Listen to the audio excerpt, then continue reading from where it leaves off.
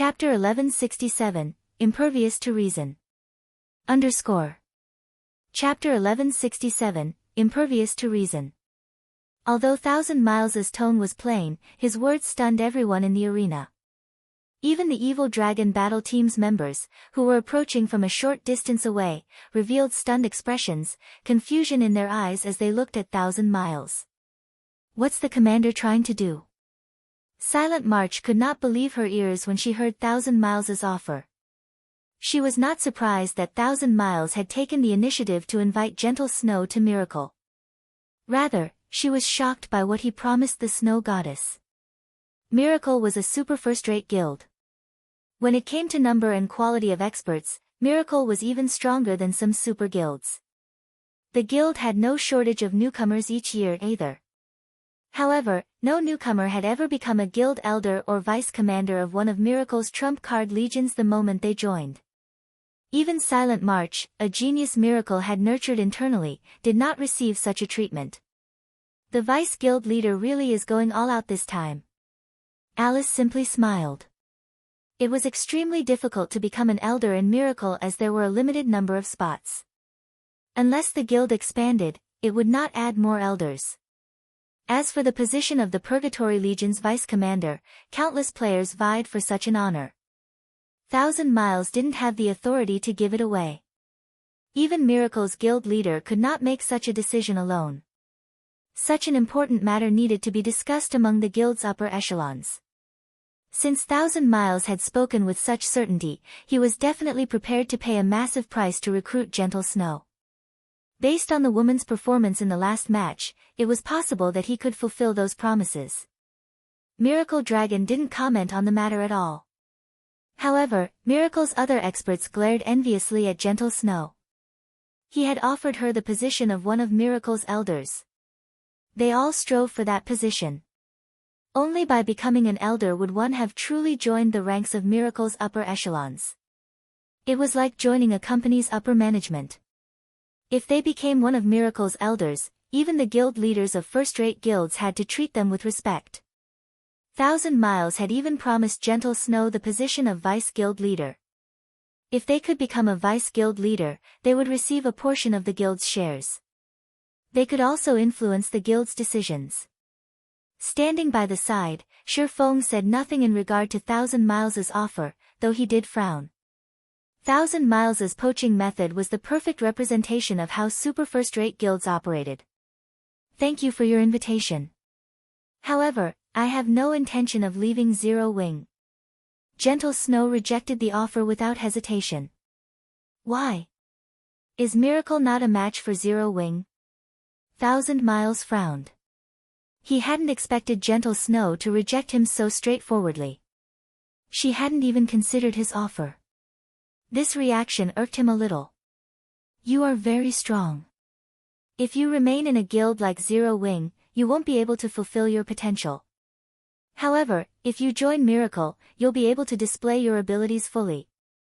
In the future, as Miracle continues to develop, you will even have the opportunity to become a branch guild leader and manage an entire kingdom or empire. Although 1,000 Miles hadn't been loud, the many expert players present could hear his words clearly, and they all gasped in shock. Many upper echelons and guild leaders stared at Gentle Snow enviously. They all wished they were standing in her shoes. Everyone knew that God's domain was massive and that even super guilds could not single-handedly rule over the entire game. Hence, superpowers would create branch guilds in the various kingdoms and empires to develop and expand their guilds as a whole. These branch guilds' management would be left to the branch guild leaders. Becoming a branch guild leader was the equivalent of establishing a guild of their own. Moreover, this guild would have the support of a super guilds. Becoming one of Miracle's branch guild leaders was many times better than becoming a vice guild leader. Even the main headquarters guild leader would have to treat them with respect. This was far better than being the guild leader of a measly first-rate guild. How about it? Won't you consider my offer? 1,000 Miles had already investigated Gentle Snow's situation. He knew that Blackwater had annexed Ouroboros. Ouroboros no longer existed in the virtual gaming world. However, if Gentle Snow became a branch guild leader, she would be fully capable of establishing another Ouroboros. Only, said Ouroboros would bear the name Miracle's name. He believed that this offer could tempt the snow goddess. It was certainly a higher honor than being Zero Wing's vice guild leader. Thank you for your high evaluation, Vice Guild Leader Miles. However, I've already stated that I will not leave Zero Wing. If you have nothing else to discuss, I will be on my way, Gentle Snow said.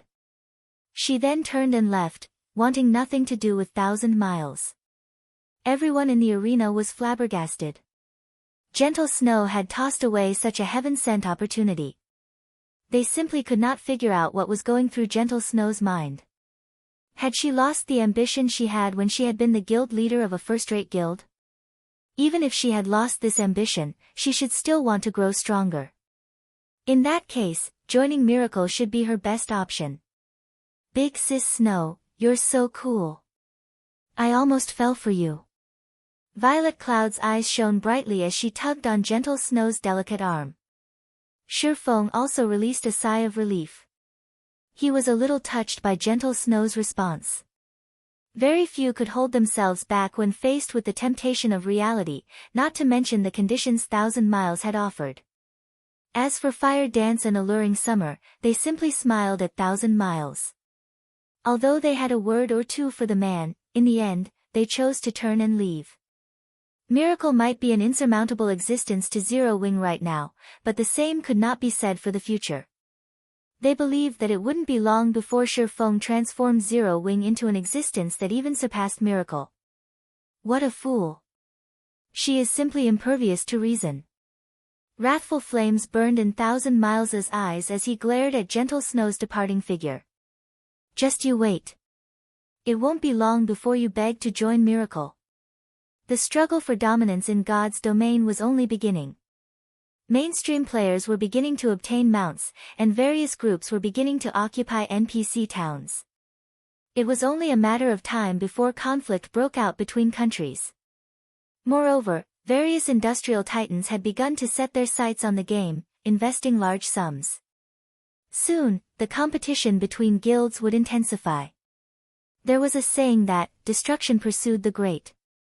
In such a competitive environment, it would not be surprising for today's Overlord to vanish from the game tomorrow. At the end of the day, only superpowers like Miracle would continue to stand tall. Following which, 1,000 Miles led his subordinates out of the arena and headed for the Dark Arena's auction venue. Meanwhile, inside a VIP room upstairs, the Midnight Tea Party's members had watched every second of the competition. What an interesting guild. Endless Scars's cherry-red lips formed a joyful smile as she looked at the Azura battle team members. Due to this incident, Endless Scars's interest in the guild known as Zero Wing had grown. Her opinion was the opposite of those who were shocked and confused. The fact that an upstart guild could keep a former guild leader of a first-rate guild from leaving showed that this upstart guild held something even more attractive than what a super first-rate guild could offer. There was no other reason that someone, who had once led their own guild, would dismiss a rare opportunity to display their abilities on a larger stage, preferring the small state that no one paid much attention to. After the competition had ended, Shifeng headed towards the Dark Arena's exchange counter. Before the competition had begun, he had brought all of the guild's resources with him. Afterward, he had deliberately agreed to Miracle Dragon's challenge to push the Dark Arena's host to increase the competition's payout rate.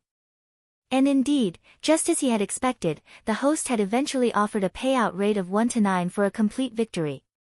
After that, he had bet everything he could afford to lose on the Azura battle team. Here's my ticket. I would like to redeem my resources. Shifeng smiled as he handed over the ticket the Dark Arena's host had issued him to the female player manning the counter. He had bet 300+ pieces of level 40 dark gold equipment, 800+ pieces of level 40 fine gold equipment, as well as plenty of high-tiered magic scrolls and rare materials. The total value of his bet easily exceeded 90,000 gold. Sir, the woman manning the counter nearly jumped in shock when she saw Shifeng's ticket. Chapter 1168, Dark Auction. Chapter 1168, Dark Auction. Is there a problem? Shi Feng asked the female receptionist. No, the amount is just a little too high for me to handle. I'll have to ask my superiors before I can transfer the resources, the receptionist said, smiling bitterly. The amount of resources recorded on the ticket Shi Feng produced was frightening. There were usually many bets placed in the dark arena, and it was not uncommon to see players gamble several hundred or even over 1,000 weapons, equipment, rare materials, and tools. However, Shi Feng's wager was completely outside of the norm. Just the level 40 dark gold equipment he had bet numbered more than 300. Various large guilds' mainstream equipment was still level 35. Level 40 weapons and equipment were still rare, much less level 40 dark gold weapons and equipment. Normally, guilds let their experts use these items. Very few guilds would be willing to gamble these items. In this competition, although there were quite a few first-rate guilds that had level 40 dark gold equipment, they had only bet around 20 to 30 pieces at most. Even then, it was considered an extravagance. Overall, the majority of the guild's wagers were level 35 weapons and equipment, tools, and rare materials. Most importantly, Shi Feng had bet on the Azura battle team's complete victory. The Dark Arena had to compensate him with 9 times the resources he had bet. According to the Dark Arena's rules, players would get priority over resources of the same rank when claiming their winnings. In other words, if a player had bet level 40 dark gold equipment, once the competition was over and said player collected their winnings, the Dark Arena would give that player the level 40 dark gold equipment that had been wagered on the losing team. Only when the Dark Arena was out of level 40 dark gold equipment would it compensate the player with items of a lower rank. Meanwhile, this competition was unusual. Rather than relying on the system, the Dark Arena's host was the bookkeeper. As a result, the bets did not follow the natural payout rates, which resulted in an unbalanced payout ratio. If the bets on the losing battle team were not enough to cover the bets placed on the winning battle team, the host would have to cover the rest. Shi Feng had bet over 300 level 40 dark gold weapons and pieces of equipment. In other words, the Dark Arena had to pay him over 2,700 level 40 dark gold equipment. Shi Feng was also going to redeem over 7,000 level 40 fine gold weapons and equipment. He was definitely going to wring the host dry. With so many weapons and equipment, one could easily arm a legion of 1,000 level 40 experts and have plenty to spare. Even the Dark Arena's host couldn't collect so many items within a short time. As the Dark Arena, there was a minimum requirement of the quality of the items wagered. For example, level 35 secret silver equipment would not be accepted. The bare minimum was level 35 fine gold weapons or equipment. The same was true for rare materials and tools. Although many had bet on the Evil Dragon battle team, there were still a few players who had bet on the Azura battle team's complete victory. In fact, one person had even gambled an epic item. After considering all of the bets, the remaining resources would not be enough to pay off Shi Feng's claim. After a moment, the receptionist finally received feedback from her superiors. Turning to Shi Feng, the receptionist awkwardly reported, "Sir, as your wager was somewhat large, so we aren't able to transfer all of the required resources within a short period. Aside from resources of the same rank, may I know if you are willing to accept a portion of the payment in coins or magic crystals?" "That's fine. I'll take payment in both coins and magic crystals." Shi Feng nodded. He was not particularly surprised by this outcome. The host had set the payout rates too high. Even if a lot of people had gambled on the Evil Dragon battle team winning, there were bound to be a few who tested their luck. It was only natural that the host was in a predicament. After all, it was not that easy to procure top-tier resources. Even super guilds were not immune to the difficulty. In fact, the only reason he had so many items lying around was thanks to Pantheon, Blackwater, and Heaven's Burial. If he had not trapped and killed so many of their expert and elite players, he wouldn't have been able to collect so many items either. After all, when he placed items of such rank in the guild warehouse, guild members traded in their GCPs very quickly. Unless, of course, the host was willing to let their own guild experts go naked. Obviously, this was impossible. Afterward, Shifeng had Fire Dance and the others transport his winnings. In total, Shifeng had won tens of thousands of weapons, equipment, tools, and rare materials. Even his own bag space couldn't hold that many items. Guild leader, did you just rob the Dark Arena's warehouse?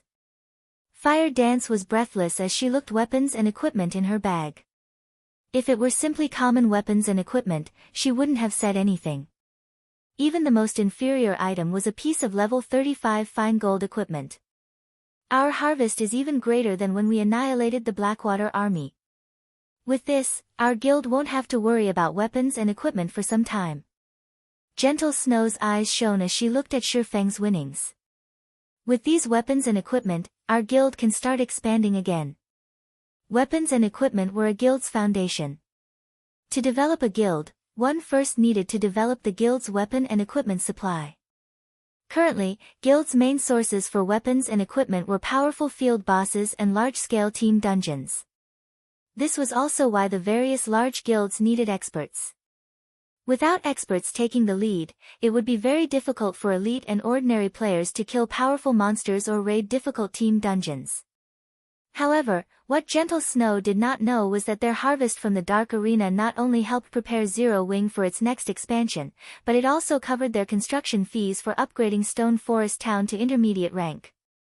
Next, Shifeng simply needed to pay the construction fees and NPCs would begin rebuilding Stone Forest Town according to the Grandmaster town design. Transport these items back to the guild for now. I'll go and participate in the auction. When Shifeng glanced at the time, he noticed there were less than 10 minutes before the dark auction began. It would be a huge loss to miss out. Moreover, Shifeng had just obtained 420,000 magic crystals and 50,000 gold coins from the host. He had practically emptied the host's pockets.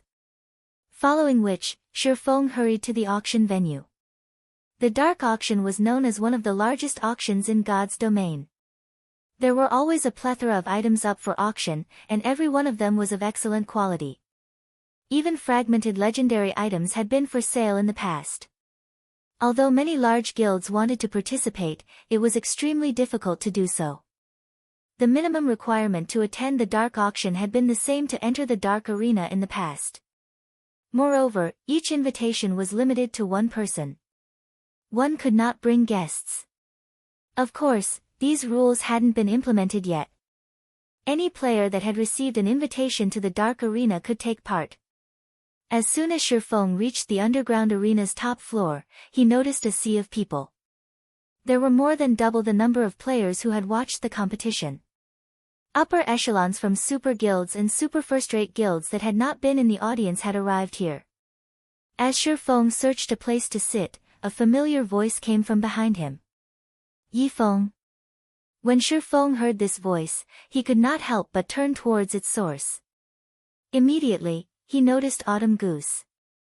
She had already risen to level 41 and wore silver armor trimmed in red.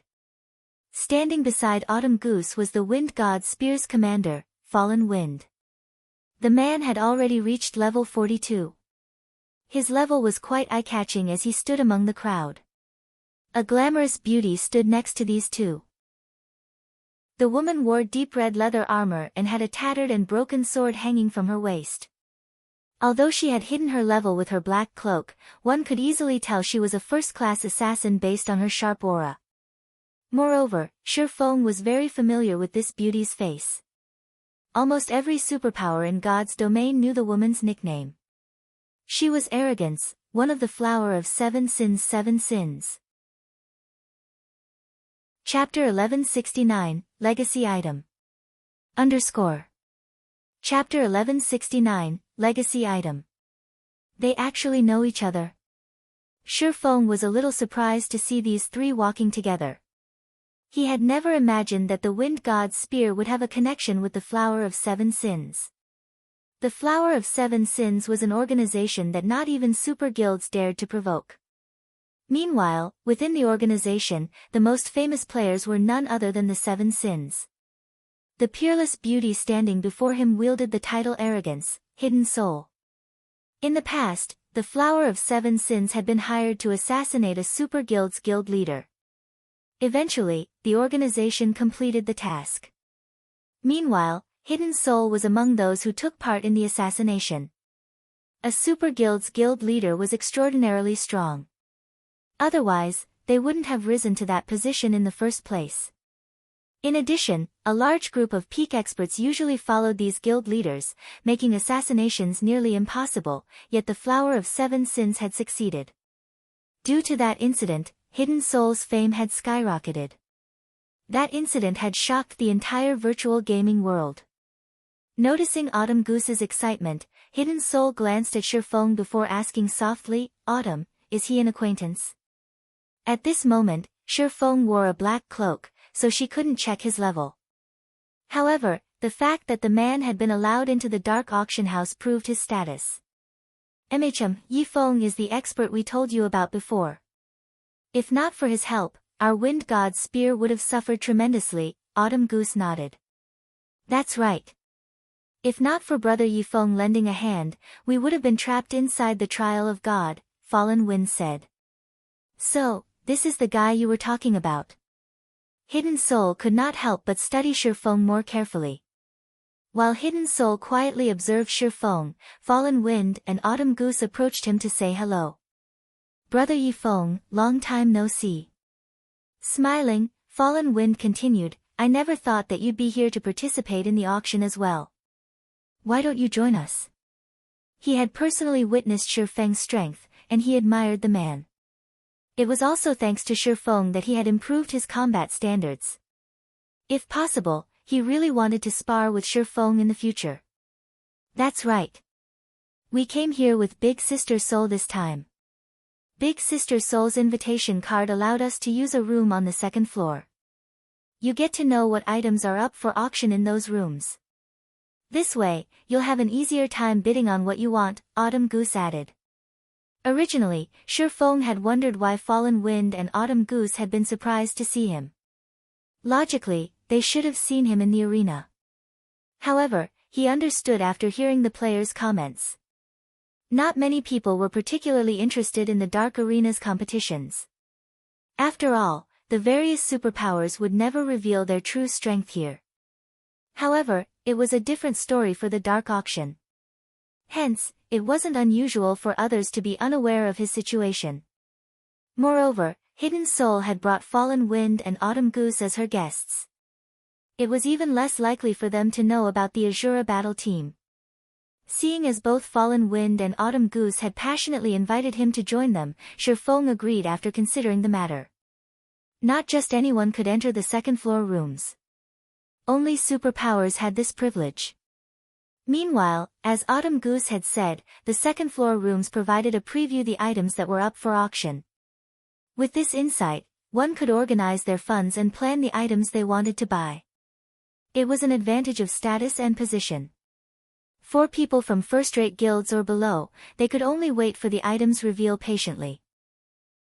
While Shifeng chatted with Fallen Wind as they walked upstairs, Hidden Soul pulled Autumn Goose to a side and asked softly, Little Autumn, did you say that Rain refused to leave her guild because of him? I'm not sure. I only know that Yifeng has quested with Rain several times.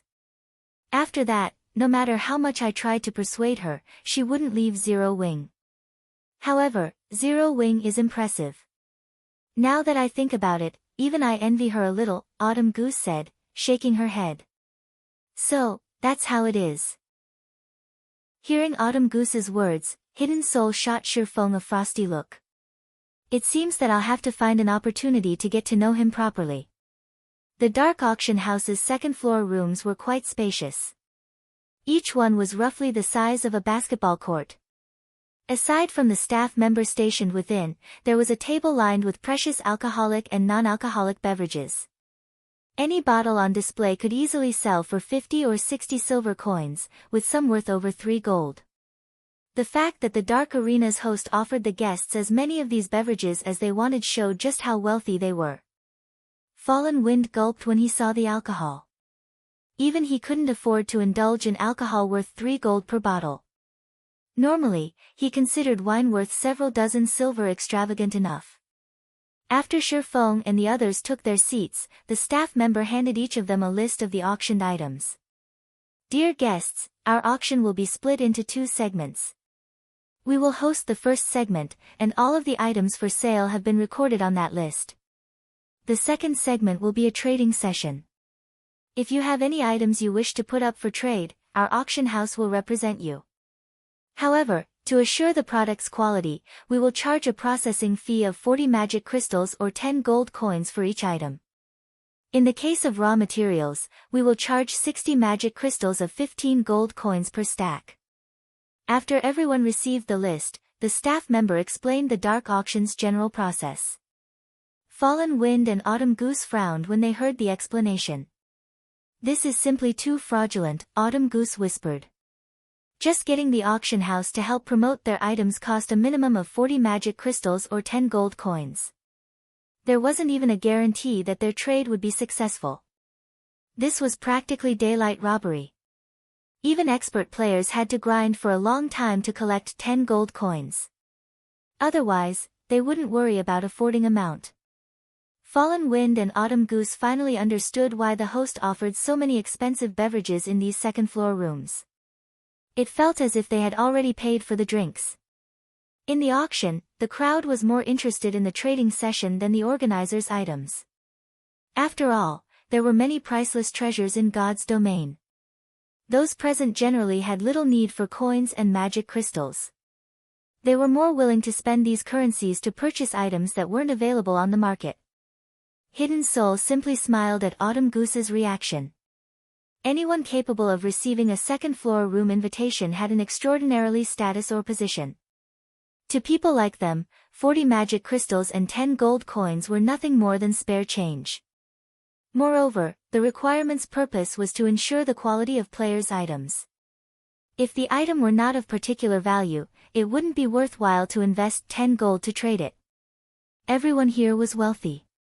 They naturally would not waste their time checking out worthless items.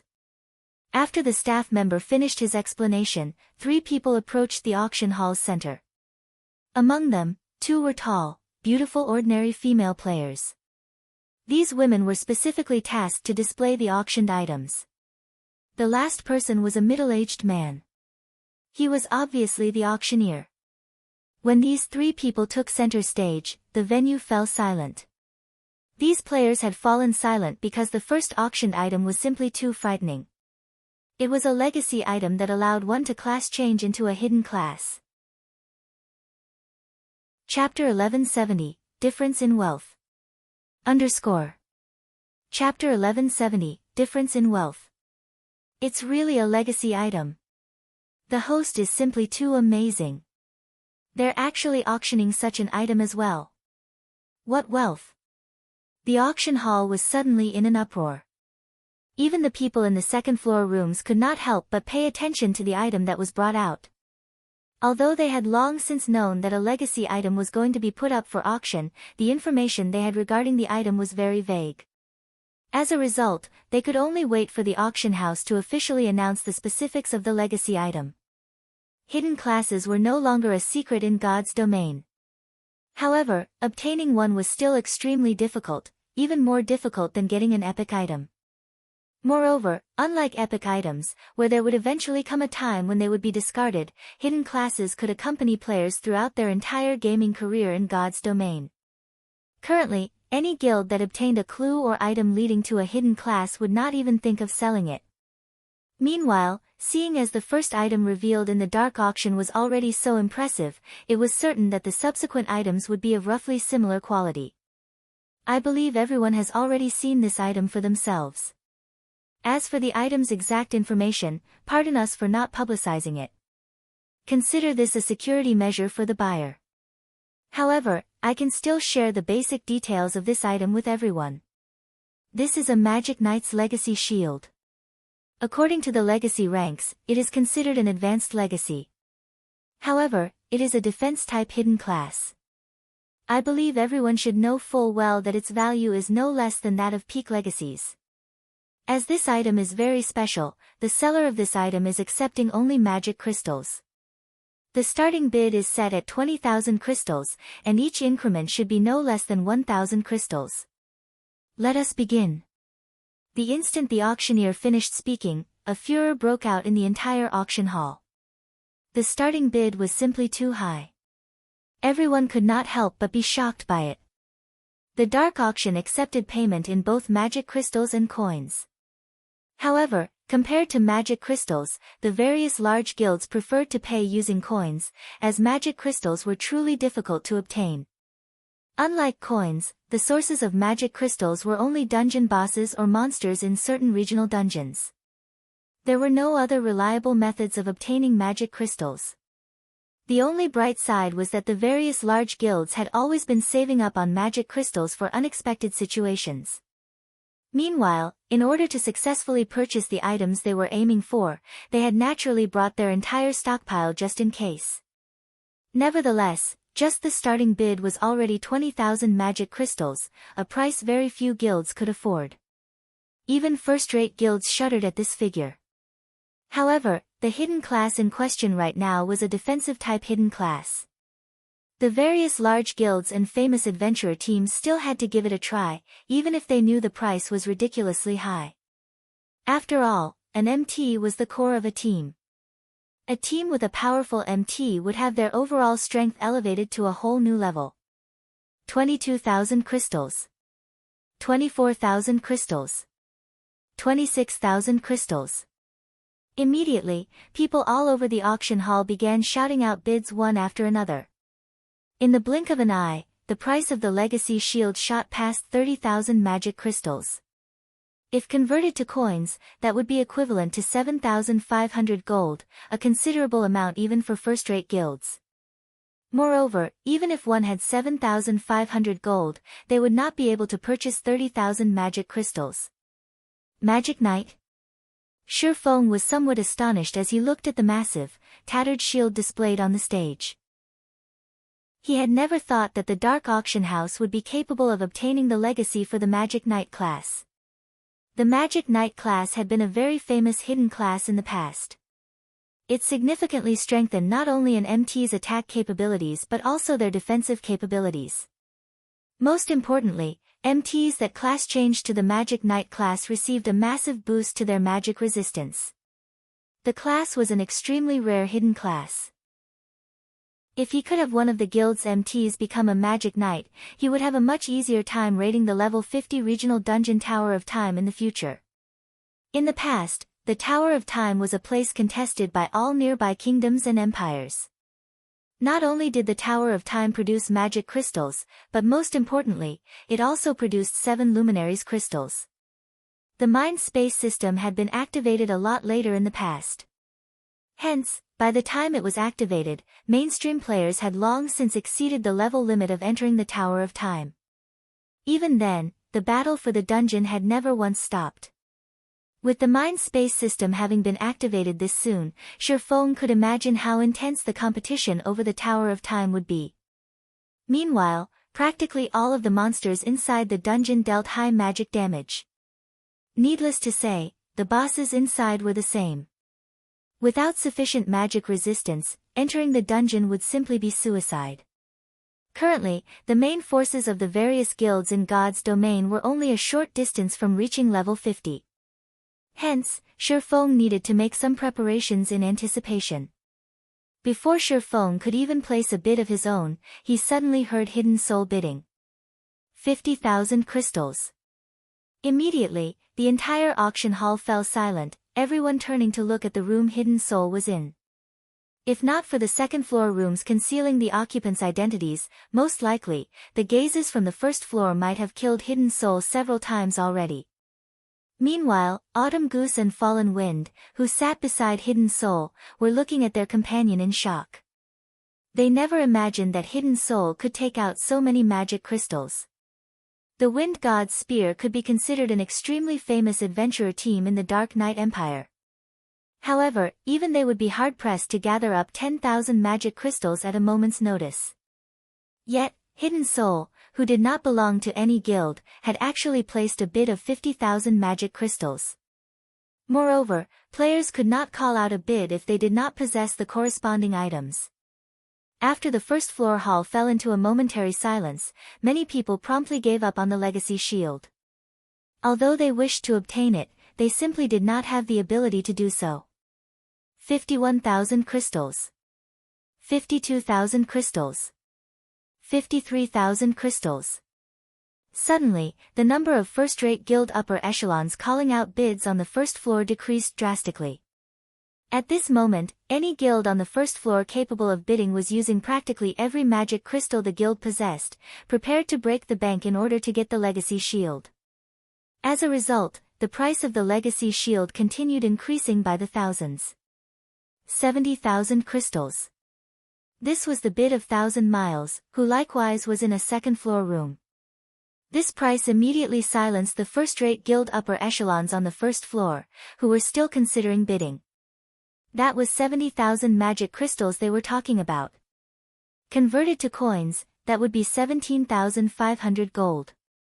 With that kind of money, they could even purchase a good plot of land in the imperial capital of an empire. 80,000 crystals. At this time, a new bid came from another room. This time, the bid increased directly by 10,000 magic crystals. This situation stupefied the players on the first floor. Just taking out 50,000 magic crystals had already sunk the various first-rate guilds present into a financial crisis. Yet, from the behavior of those in the second-floor rooms, they were just getting started. The disparity in the economic strength of both sides was like the difference between heaven and earth.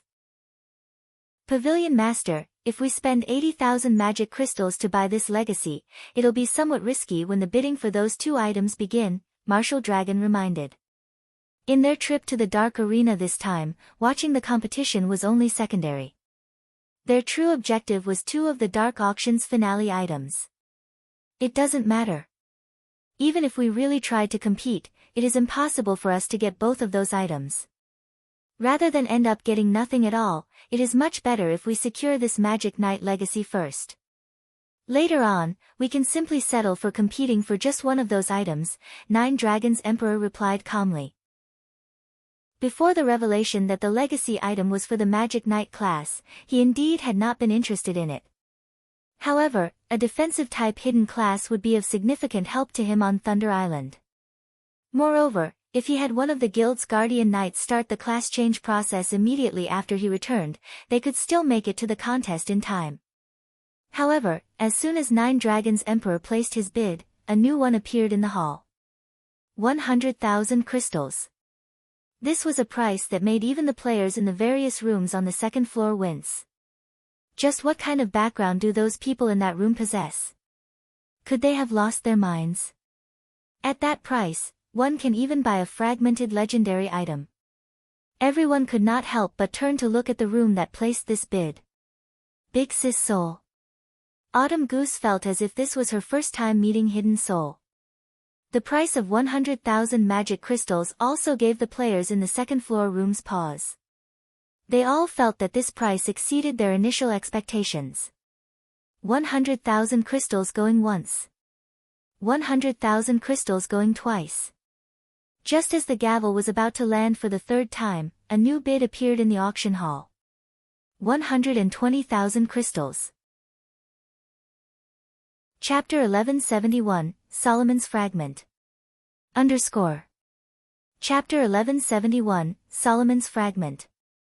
The words, 120,000 crystals, echoing throughout the quiet auction hall caused a sudden commotion. Just who is it that's so rich? You can buy several epic items at that price. This is crazy. 120,000 crystals. That is already double our guild's stockpile. Everyone present was shocked by the price of the Magic Knight legacy. Meanwhile, 1,000 Miles, who had placed the bid, sent an anxious glance at Hidden Soul's room. Now that I've raised it by 20,000, I refuse to believe you will dare to compete with me. Initially, 1,000 Miles expected to get the legacy for only 90,000 magic crystals. Afterwards, he would still have a goodly amount of crystals to compete for the finale items. Now, however, his plans were disrupted. In order to guarantee his purchase of the legacy, he had no choice but to raise the price by 20,000 crystals to scare off any possible competitors. However, after a moment of silence, Hidden Soul called out a new bid once again. 130,000 crystals. She did not have even a shred of hesitation when calling out this bid. Sure enough, the Flower of Seven Sins really is wealthy. Shifeng was astounded as he looked at the calm woman sitting close to him. Unlike super guilds, the Flower of Seven Sins did not have countless players collecting magic crystals for them. When it came to magic crystal gathering speed, the organization should be no match for super guilds at all. Nevertheless, Hidden Soul still managed to take out 130,000 magic crystals with ease. One could tell just how powerful the assassin organization was. 135,000 crystals. 1,000 miles bellowed. This price was already nearing his acceptable limit. 140,000 crystals. Hidden Soul simply smiled as she placed an even higher bid. This price already deterred everyone else in the auction hall from competing for the legacy shield. Damn it! Just who is trying to compete with me? 1,000 Miles was burning with rage right now. The Magic Knight class was a hidden class perfectly suited to him. Yet, judging by the opponent's reactions, they still possessed plenty of funds to spare.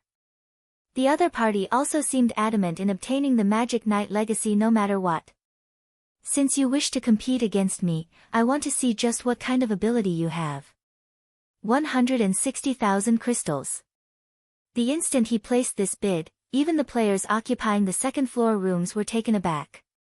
Even super guilds would need a long time to accumulate that many magic crystals. Yet, now, all these resources were being spent on just an advanced legacy. Instead of doing so, getting oneself an entire set of epic equipment would be much better.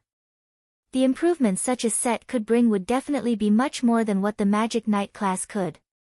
Only when the auctioneer slammed his gavel for the first time did everyone wake up from their daze.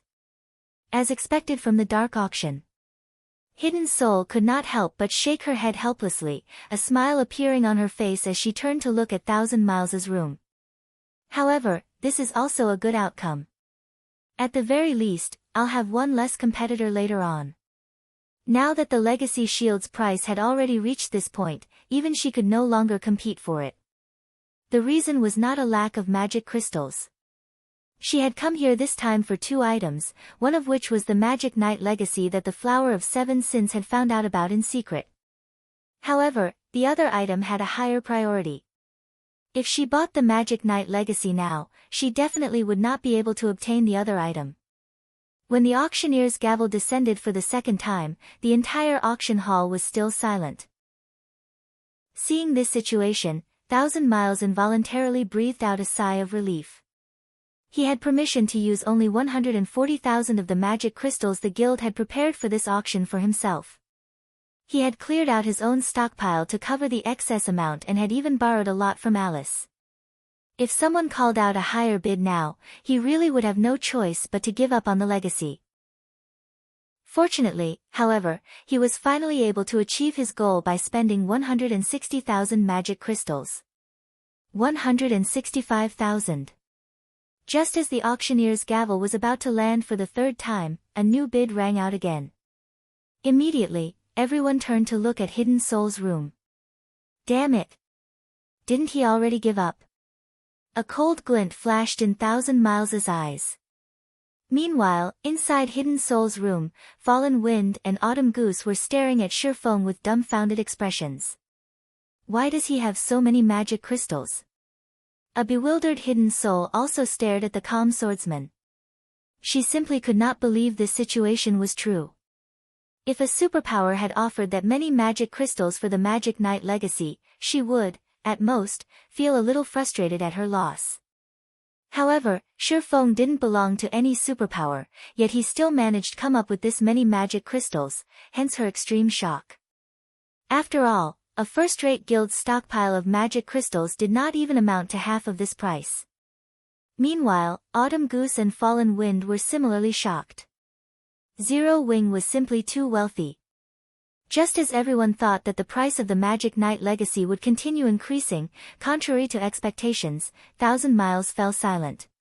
Although the price had increased by just an additional 5,000 magic crystals, this was an amount he could not come up with no matter what right now, unless he utilized the guild's prepared magic crystals.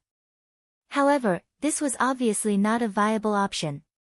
Hence, he had no choice but to watch the auctioneer knock his gavel again and again. Let us congratulate the guest in room 017 for obtaining the Magic Knight legacy. At this moment, the auctioneer was thrilled. This was only the first auction item, yet it already sold at such a good price. The rest of the auction would no doubt be even livelier. Meanwhile, Shi Feng also gritted his teeth as he paid 165,000 magic crystals to the auction house. If not for the 7 luminaries crystals in the Tower of Time, he wouldn't spend 165,000 magic crystals for the Magic Knight legacy no matter what. Following which, auction items sold one after another. However, rarely any of the subsequent items managed to attract the attention of the players in the second-floor rooms. Those who contested for these items were mainly players in the first-floor hall. The prices of these items were naturally no match for the Magic Knight legacy. However, they still sold for at least 200 gold. There was even another hidden class, however, it was only a basic legacy. Eventually, the first-rate guild Silver Knights purchased it for 18,000 magic crystals. Aside from that, a complete level 40 dark gold set equipment also went up for auction. The various superpowers of God's domain considered level 40 set equipment among the best equipment currently available. When the set equipment appeared, it immediately set off another bidding war in the auction hall. Eventually, Nine Dragons Emperor bought the 8-piece Wild Claws set equipment for 4,450 gold. At this price, one could already purchase an epic item. As the auction proceeded, the finale items of the day were finally ushered into the auction hall. There were 4 finale items in total, every one of them posing a great temptation for Shi Feng. One was an ancient book, one was an epic weapon, one was an epic tool, and the last one was a secret technique tablet. When Shi Feng had seen the list of items for auction, he nearly had jumped up in fright. He could not help but admit that the dark auction house was really powerful. Every one of these items could only be encountered by luck. Epic weapons were much more valuable than epic equipment. After all, weapons were things that could significantly improve a player's damage output. Meanwhile, epic tools were even rarer than epic weapons. Moreover, they would not occupy a player's equipment slots. Even an epic tool of average attributes would be far more valuable than an epic weapon. All 4 of the finale items were simply things that usually could not be bought even if one had the money to do so. This was especially true for the secret technique tablet. This was something highly sought after by all the various superpowers.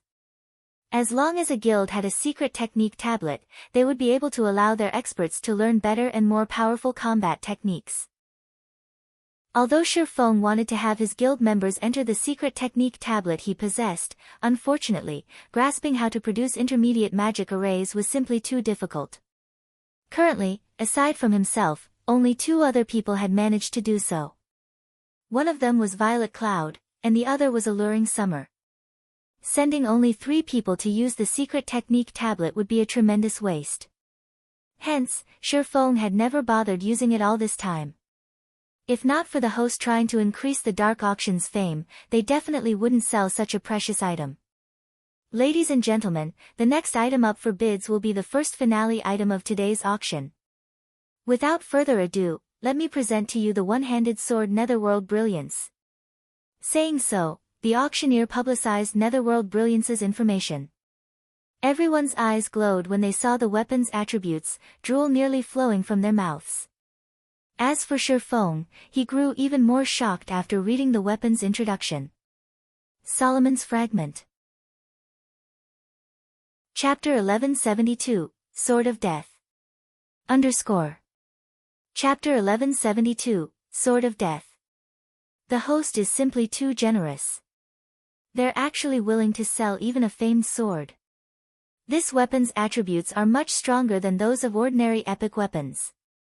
This is definitely the most amazing one-handed sword I've seen. Everyone gasped when they saw the attributes of Netherworld Brilliance. Players that used one-handed swords could not help but wish they could grab the weapon and give it a few swings right this instant. They really are going all out this time. There are only a total of 36 famed swords in God's domain. They are all unique epic weapons. Every one of them is a weapon that countless swordsman experts dream of obtaining. Yuan Tiexin, who was seated inside a second-floor room, was slightly astonished when he saw Netherworld Brilliance. Practically everyone in the second-floor rooms came from one of God's domain's superpowers. To them, epic weapons were indeed rare but not entirely out of their reach. Getting one of their own was only a matter of time. However, famed swords were a different story. These were weapons adored by sword-wielding experts. If utilized properly, one could draw in those sword fanatics who were normally very difficult to recruit. Among the 8 sword meisters on the God's Domain experts list, 3 were independent players. If the secret pavilion used a famed sword as bait, recruiting one of them might really be possible. Netherworld Brilliance, One-Handed Sword, Epic Rank. Level 40, Level 110, Level 40. Equipment requirement, Strength 700, Agility 400. Attack power plus 1340. Strength plus 101, Agility plus 72, Endurance plus 60. Attack speed plus 15. When attacking, 20% chance to trigger heavy crash, increasing strength by 30% and attack speed by 20%. 20% chance to trigger blur, making the attack impossible to be parried or blocked. 30% chance to trigger double critical. When equipped, strength increased by 10%. Agility increased by 5%. All sword-related skills plus 3 levels. Ignore levels plus 15. All sword-related skill completion rates increased by 2%. Additional passive skill 1-. Death Devour, any creature that dies within 200 yards will provide wielder with a Death Devour buff, increasing wielder's attack speed by 1% and all sword-related skill completion rates by 0.1% for 30 seconds. Buff can be stacked up to 30 times. Additional passive skill 2-. Death's Phantom, wielder's physique improves as HP decreases. Physique can improve up to a maximum of 20%. A sword of death created by famed Smith Jax using a piece of mysterious sword fragment. Netherworld Brilliance is one of the 36 famed swords of God's domain, ranking 30th. Anyone that wields this sword will be enveloped in an aura of death, decreasing all their attributes by 20% and doubling the death penalty they suffer. Can be evolved. Cannot be destroyed. However, when everyone was finally done reading through the weapon's introduction, they all shook their heads and sighed. Netherworld Brilliance was indeed an amazing weapon. This was especially true for the increase to sword-related skill completion rates. Although it was only a meager 2%, boosting an 88% completion rate to 90% would allow a skill to undergo a qualitative transformation. Unfortunately, not only did the weapon decrease its wielder's basic attributes by 20%, but it also doubled the death penalty they would suffer, which was something most people wanted to avoid. Leveling up was extremely difficult in God's domain.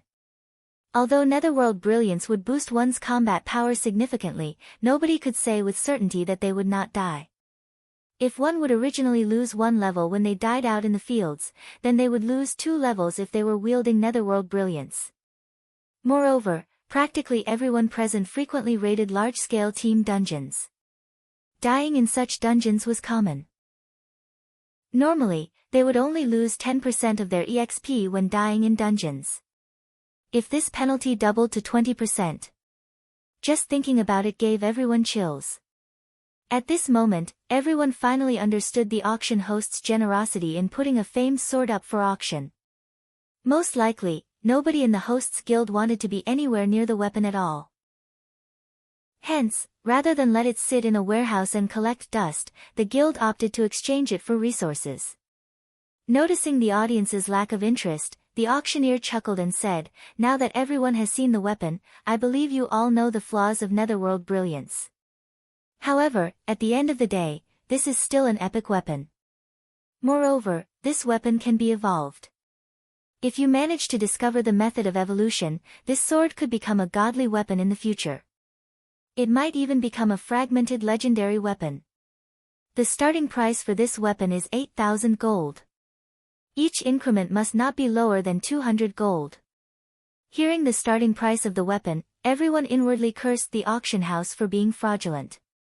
If not for the famed sword's flaws, not to mention 8,000 gold, even spending 18,000 gold to obtain it wouldn't be a problem. After all, it was an epic weapon that could be used all the way to level 110. In addition, there was the possibility of evolving it. Alright, then. I'll get it as a collection item. I bid 8,000 gold. I can attract quite a number of people if I put it on display in my guild. I'll bid 8,200 gold. 8,400 gold. The audience in the auction hall was not particularly active in bidding for Netherworld Brilliance. After a dozen or so bids, the price eventually stopped at 11,000 gold. Shifeng's heart began beating madly as he looked at the weapon displayed on the stage. To others, this weapon would indeed be of little value. To him, however, it was a priceless treasure. Solomon's sword had been broken into 5 fragments. Among them, 3 were in locations that current players could not reach. Meanwhile, of the 2 remaining, Shifeng had already obtained one of them, the sacred sword killing ray. The last fragment was none other than this Netherworld Brilliance. Originally, Shifeng had planned on thinking of a way to obtain Netherworld Brilliance. However, he never imagined that the Dark Arena's host had actually gotten it already. Moreover, they even put it up for auction. This was one of the 10 great legendary weapons they were talking about. As long as he could gather all 5 fragments, he could reproduce the God's Sword of the past once again. Just thinking about it excited Shifeng. 12,000 gold. Shifeng raised the price slightly. Obviously, no one was that interested in Netherworld Brilliance. However, as it was a famed sword and also had the potential to evolve, there were still some people who were willing to bet on that possibility. Hence, he would not raise the price by too much. If he suddenly raised it too high, people would no doubt become suspicious. Thus, when calling out his bid, he could not offer too high or too low. What rich people! I don't want it anymore. Amazing. Someone's actually betting 12,000 gold on luck. Just as the other bidders were giving up one after another, a voice suddenly resounded throughout the entire hall. 13,000 gold. Meanwhile, the person who had placed this bid was none other than 1,000 Miles. You stole my legacy away. Do you think I'll let you get that weapon so easily? 1,000 Miles sneered as he looked at the room Shifeng occupied. Although 1,000 Miles did not know who was occupying the room, he could easily tell which room had placed the 12,000 gold bid. After noticing Shifeng's interest in Netherworld Brilliance, he naturally could not allow him to have an easy time.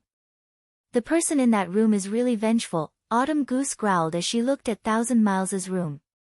Brother Yifeng, if you don't have enough money, just say the word. I can lend you all the money I have. Fallen Wind also grew indignant at 1,000 Miles's behavior. Thanks. I'll definitely borrow from you if I need to, Shifeng said. He then proceeded to place a new bid. 20,000 gold. This is madness.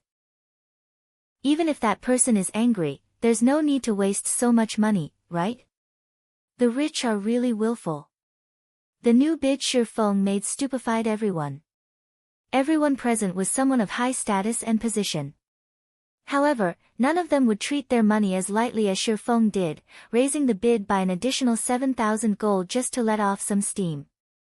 One could already buy another epic weapon with that kind of money. Wow! How rich! Alright, then. I'll let you have it. 1,000 Miles laughed over this situation. However, he no longer dared to continue bidding as this might be a trap for him. He was already satisfied with getting Shifeng to waste an additional 8,000 gold. Following which, the auctioneer knocked his gavel 3 times. Let us congratulate the guest from room 017 for obtaining the famed sword Netherworld Brilliance. At this moment, the auctioneer was close to laughing out loud in joy already. Originally, he thought that getting to sell the famed sword for 12,000 gold was already plenty good. Now, he had actually sold it for 20,000 gold. On the other hand, after Shifeng paid the 20,000 gold and obtained Netherworld Brilliance, he too was inwardly jumping for joy. He couldn't care less about what others thought of him. He had just spent 20,000 gold to purchase one of the 5 fragments of Solomon's sword, one of the 10 great legendary weapons. This was an unimaginably low price. If the Dark Arena's host knew what they had just done, they would surely faint from shock. In the past, every fragment of legendary items put up for auction, regardless of whether they were usable or not, had readily sold for at least 50,000 gold, not to mention the fragment of one of the 10 great legendary weapons. The epic tool subsequently auctioned was roughly the same as Netherworld Brilliance in that it was somewhat useless. However, it could still be used to brew magic wine, which provided effects similar to the high-density mana environment in Stone Forest Town when consumed. However, the wine required rare materials for brewing. As a result, its production was fated to be low, only enough for the members of one's own guild, at most. However, for guilds that did not possess the magic tower, the magic wine was undeniably an excellent way to improve the strength of their guild members. In the end, Phoenix Rain bought the tool for 14,000 magic crystals. As for the ancient book, Shifeng spent 70,000 magic crystals to purchase it. Ladies and gentlemen, I believe that many among you have come here today for this last item. I won't waste words giving you an introduction. The starting bid for the secret technique tablet will be 200,000 magic crystals. Each increment must be at least 2,000 magic crystals. Let us begin. Chapter 1173, Legacy of Ancient Gods. Chapter 1173, Legacy of Ancient Gods. 200,000 magic crystals for a stone tablet. The players in the first floor hall clamored when they heard this. 200,000. I didn't mishear, right? What is this stone tablet? This is a joke, right? The majority of the players in the first floor hall were curious about the secret technique tablet. The most expensive item sold in the auction thus far was the Magic Knight Legacy. Even then, it still sold for less than the minimum price of the secret technique tablet. Everyone just could not figure out what kind of godly purpose the tablet served. However, none of the players occupying the second floor rooms was surprised by this price at all.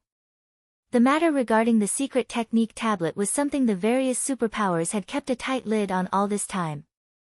Even the first-rate guilds that knew about this secret were extremely few, not to mention other guilds. Following which, the auctioneer revealed the appearance of the secret technique tablet to everyone.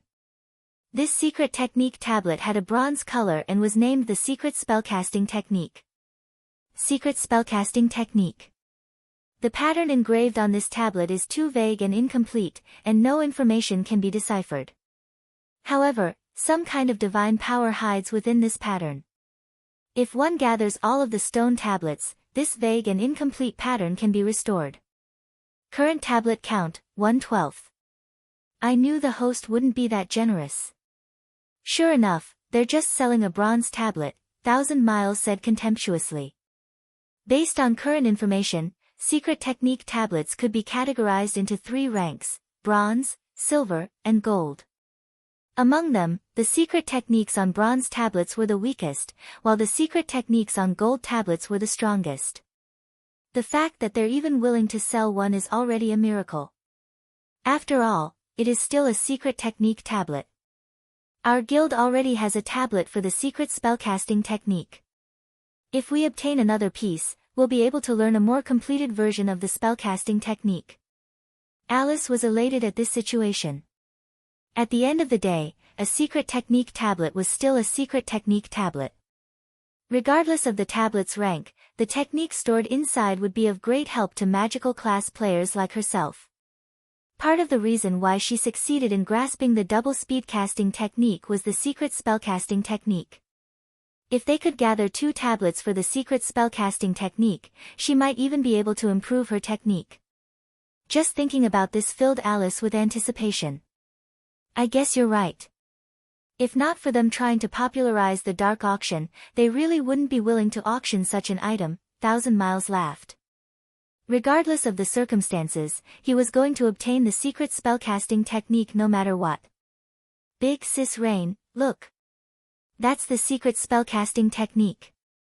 Our guild doesn't even have a tablet for it right now. Blue Phoenix's eyes glowed as she looked at the bronze tablet. Although the Dragon Phoenix Pavilion had obtained a few secret technique tablets, they all catered to physical classes. Not one of them suited magical classes.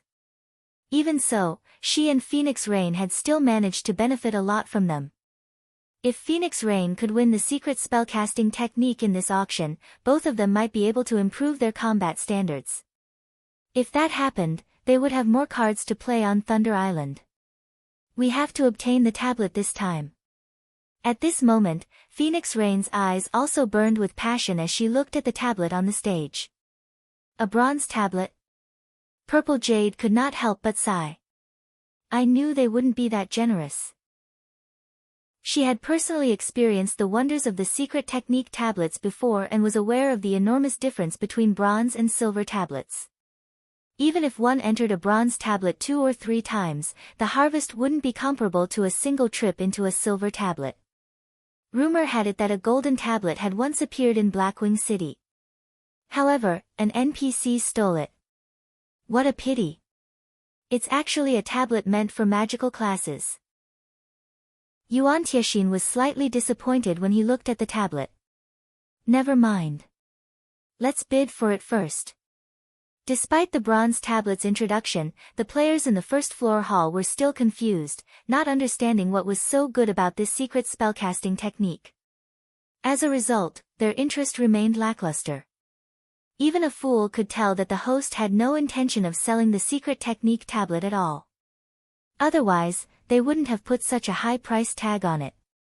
Even a super guild would be hard-pressed to pull out this many magic crystals at a time. Not to mention, this was only the starting price.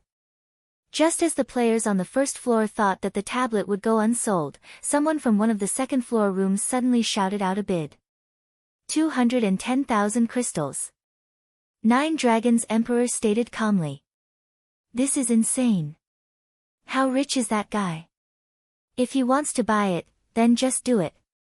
Is there a need to increase the price by an additional 10,000 crystals? Does he have too much money to waste? As expected of a superpower. They really are wealthy. 9 Dragons Emperor's bid shocked the players on the first floor. This amount of magic crystals was already more than 3 times what some first-rate guilds possessed. Meanwhile, 9 Dragons Emperor was actually spending so many magic crystals just for one stone tablet. Even fragmented legendary items wouldn't cost so much. However, even before the auctioneer could knock his gavel for the first count, the occupants of the other second-floor rooms began calling out bids one after another. 220,000 crystals. 230,000 crystals. 240,000 crystals. At this moment, it was as if magic crystals were no different from copper coins. Big Sis Endless, have these guilds gone insane? Isn't it just a stone tablet? Is there a need to spend so many magic crystals? Cloud Yarn gaped in shock when she heard the bids. In the past, she had considered the Midnight Tea Party plenty rich. After all, just the magic crystals they had stockpiled numbered over 20,000. Even if they splurged at the Divine Colosseum every day, they wouldn't be able to exhaust their stockpile within a short period. However, after arriving at this dark auction, she suddenly felt that the Midnight Tea Party actually seemed beggarly. They're not stupid. This isn't just any ordinary stone tablet. Legend has it that these stone tablets are legacies left behind by ancient gods. Even if you obtain just one complete set, you'll have no problems establishing an empire in God's domain, Endless Scars explained as she looked at the secret technique tablet on the stage. The secret technique tablet was also something mentioned in the ancient book the Tea Party had. Although the information recorded about the tablets was sparse, it was enough to conclude that the tablet's value was no less than that of legendary items. According to the information in the ancient book, the Fire Dragon Empire, one of God's domain's 4 great empires, had managed to rise to its position today precisely because the first ruler of the empire had managed to collect a complete set. One could see just how amazing secret technique tablets were. If possible, Endless Scars wanted to obtain a piece for herself as well. However, looking at its price, even if she mobilized the Blackwater Corporation's power, it was unlikely she could get her hands on it. After all, the Blackwater Corporation's roots in God's domain were still too shallow. It could not yet compete with the various superpowers of the virtual gaming world. While Endless Scars was explaining the secret technique tablet, the price of the secret spellcasting technique had gone up to 296,000 magic crystals. This was a price that even those occupying the second-floor rooms felt was a little excessive. As a result, instead of bidding in increments of 10,000 crystals, they now began raising their bids by 2,000. It seems the other guilds haven't prepared much at all. 1,000 Miles laughed disdainfully. 310,000 crystals. The moment the bid of 310,000 magic crystals was placed, the entire auction hall fell silent. Even Phoenix Rain, who had earned quite a fortune from the competition before, was helpless about this price. It seems that Miracle has prepared plenty this time. Fortunately, the guild leader had anticipated this, Yuan Tiexin said, chuckling. 330,000 crystals. If one were to say which guild made the most money in the entire God's domain, then it would definitely have to be the Secret Pavilion. When Shifeng heard the bids everyone was calling out, he could not help but fall speechless.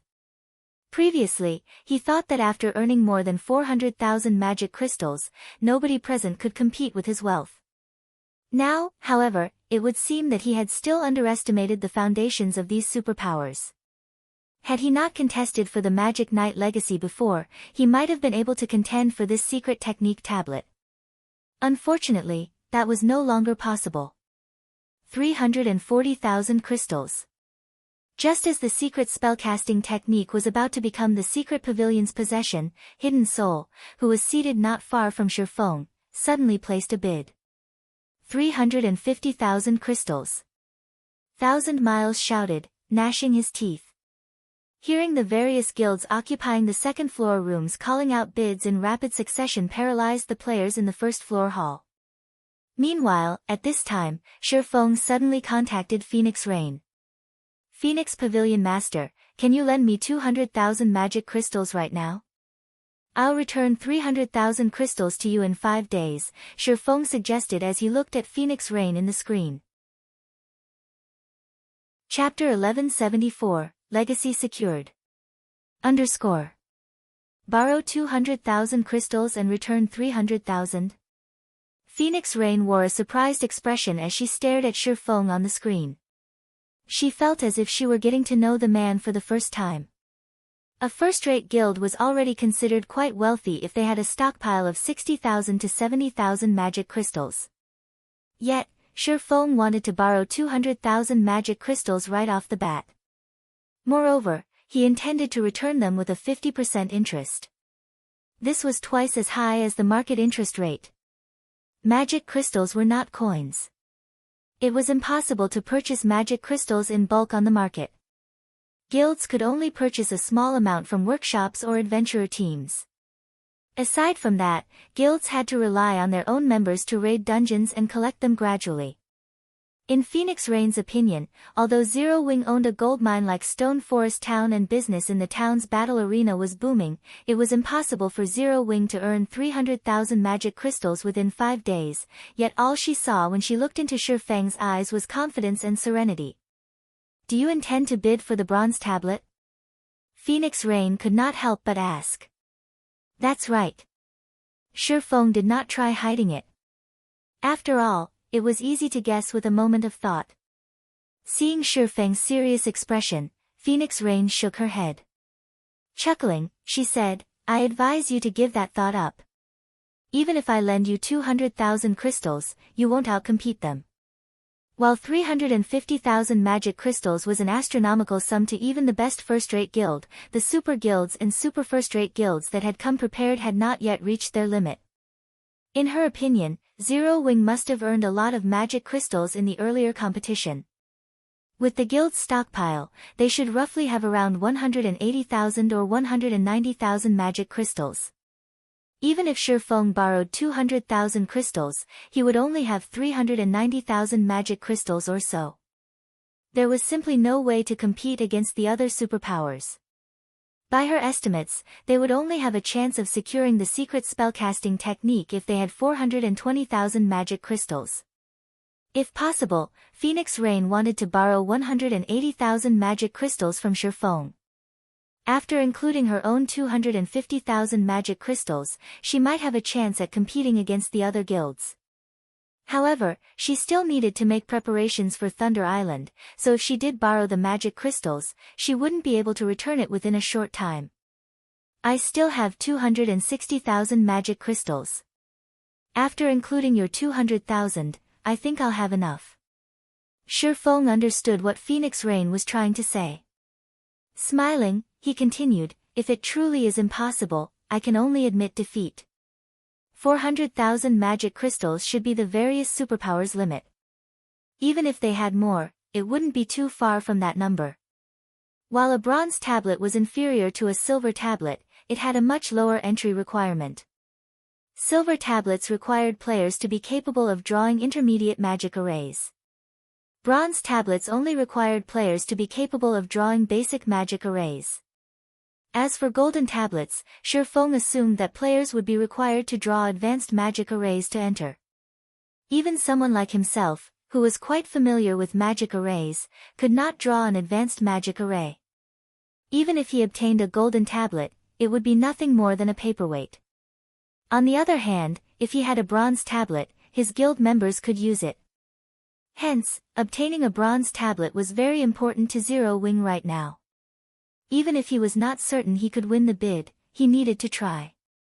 260,000. You have that many? Phoenix Rain gasped. She never thought that Zero Wing would have even more magic crystals than her. Immediately, her lips curled into a smile as she said, let's do it like this, I'll lend you 250,000 crystals. I won't ask for any interest, either. Just pay me back in full in 5 days. However, I want 10 slots to enter the bronze tablet. We'll split the slots into 2 months, with 5 people entering each session. Secret technique tablets could only be used once a month.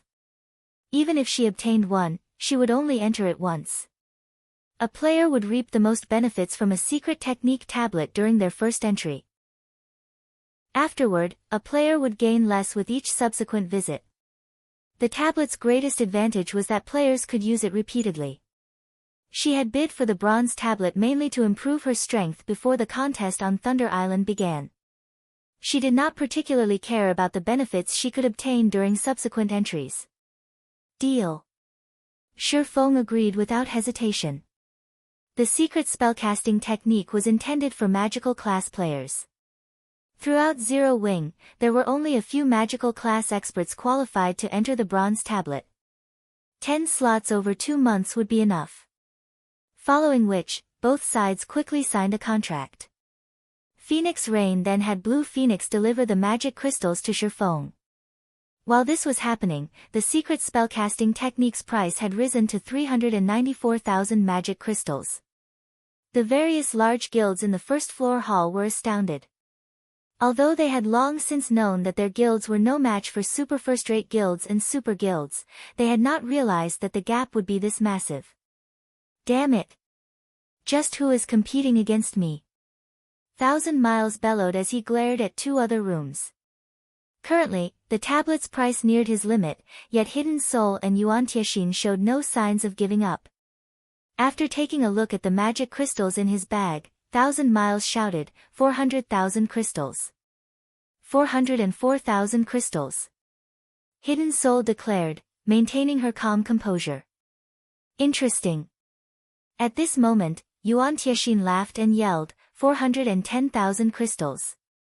Immediately, the auction hall became a battlefield for these 3 people, the atmosphere growing extraordinarily chilly. 440,000 crystals. 1,000 Miles no longer planned on holding back as he directly raised the price by 30,000 magic crystals. He hoped to scare Hidden Soul and Yuan Tiexin off. Uncle Yuan, the price is already at 440,000 crystals. This is far above the tablet's actual value, Purple Jade said. The secret technique tablet would massively benefit players. However, the secret spellcasting technique was only bronze rank. In reality, a tablet for that technique should only be worth around 300,000 magic crystals. It was simply not worth 440,000 magic crystals. I understand, Yuan Tianxin said. He had simply bid 410,000 to probe his opponent's limits. In another room, Hidden Soul frowned. Let's give it another try. If it really isn't possible, I can only give up. Hidden Soul also felt that the price was a little too high. Immediately, she shouted, 444,000 crystals. Damn it! Damn it all! Why hasn't he given up? We are already at 440,000. 1,000 Miles burned with rage. If not for Miracle already having a tablet for the secret spellcasting technique, he wouldn't be willing to pay the astronomical price of 440,000 magic crystals. However, the guild leader had told him to go all out for the secret spellcasting technique. Hence, he had no choice, he even had to bleed his own stash. This must be that guy's limit. Otherwise, he wouldn't have risen the price by just 4,000 crystals. Even the Witch of the West herself was slightly anxious. 450,000 crystals. 1,000 Miles decided to give it one last try. This was also his limit. The moment 1,000 Miles called out his bid, the venue fell deathly silent. Just when is he going to reach his limit? Are magic crystals really that easy to obtain? The various guild upper echelons in the first floor hall lost their minds over this situation.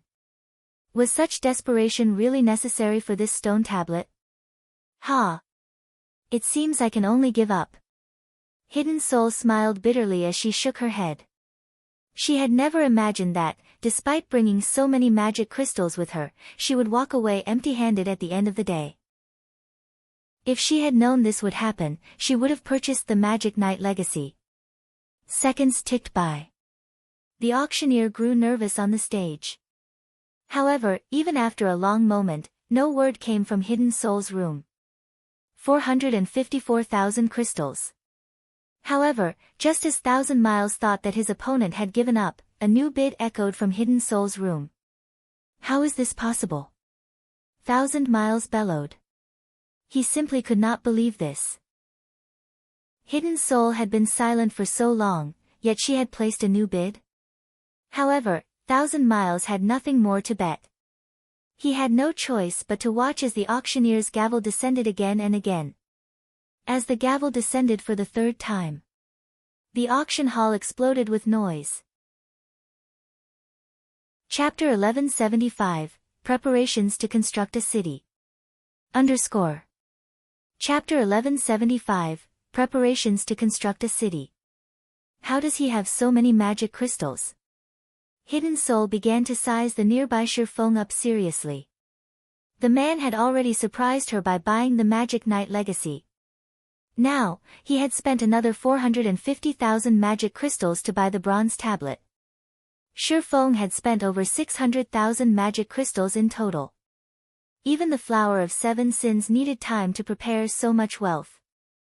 It seems that we will need to investigate this Zero Wing.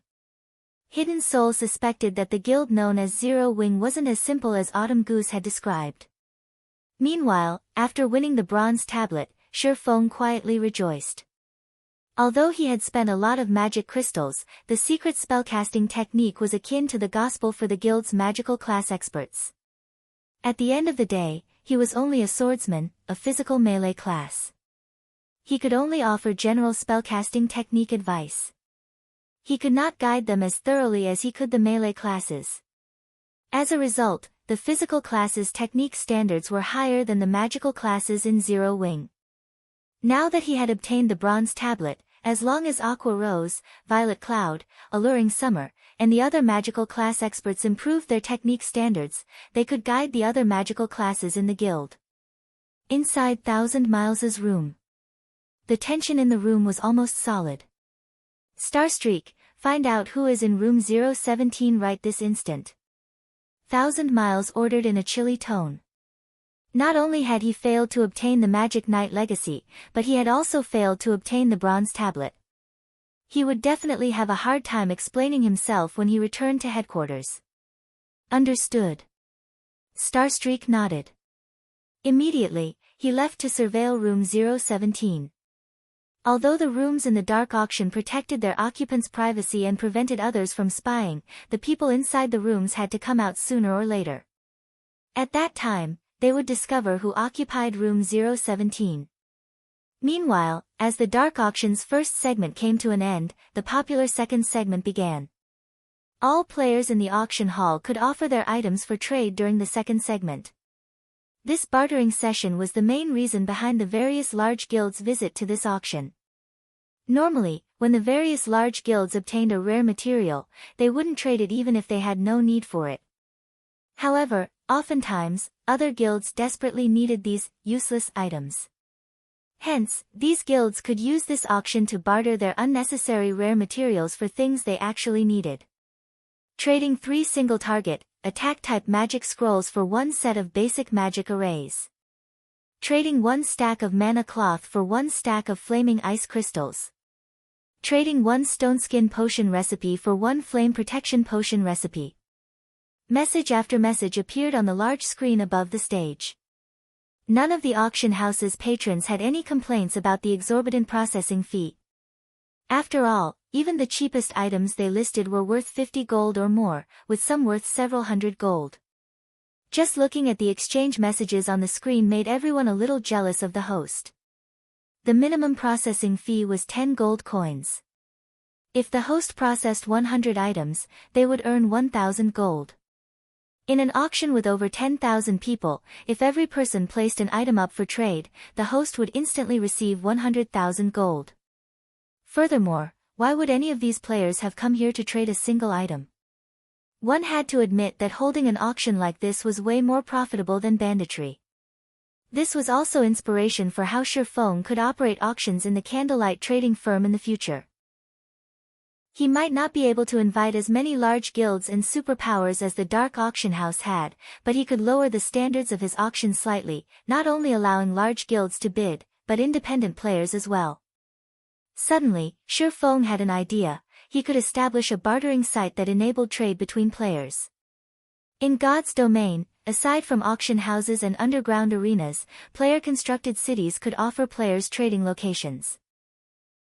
Players could not purchase locations such as auction houses and underground arenas in NPC cities. However, as long as players had their own cities, they could construct their own bartering sites. The city could then allow bartering through the system. In the past, there were no such specialized bartering sites in God's domain. This was due to the various large guilds. When independent players obtained rare items, if they wanted to trade them for good items, their best option was to go to a large guild. After all, independent players were not necessarily well connected. With this, the various large guilds could buy rare items at a cheaper price. If a specialized trading post were constructed, however, the various large guilds would have a hard time obtaining rare items cheaply. The lack of such locations had also been due to how rarely independent players got their hands on valuable items. In addition, due to geographical restrictions, players generally only traded in their own country. As a result, there were even less rare items available for exchange. Hence, even after the various large guilds had established their own cities during the mid-late stages of the game, they had not bothered to construct these locations. Even if a guild established a trading post in their city, other guilds wouldn't prosper over much. The amount of money one could earn from such a bartering location would be so pitiful that they would be better off trading with independent players privately. However, Sure Feng's situation was slightly different.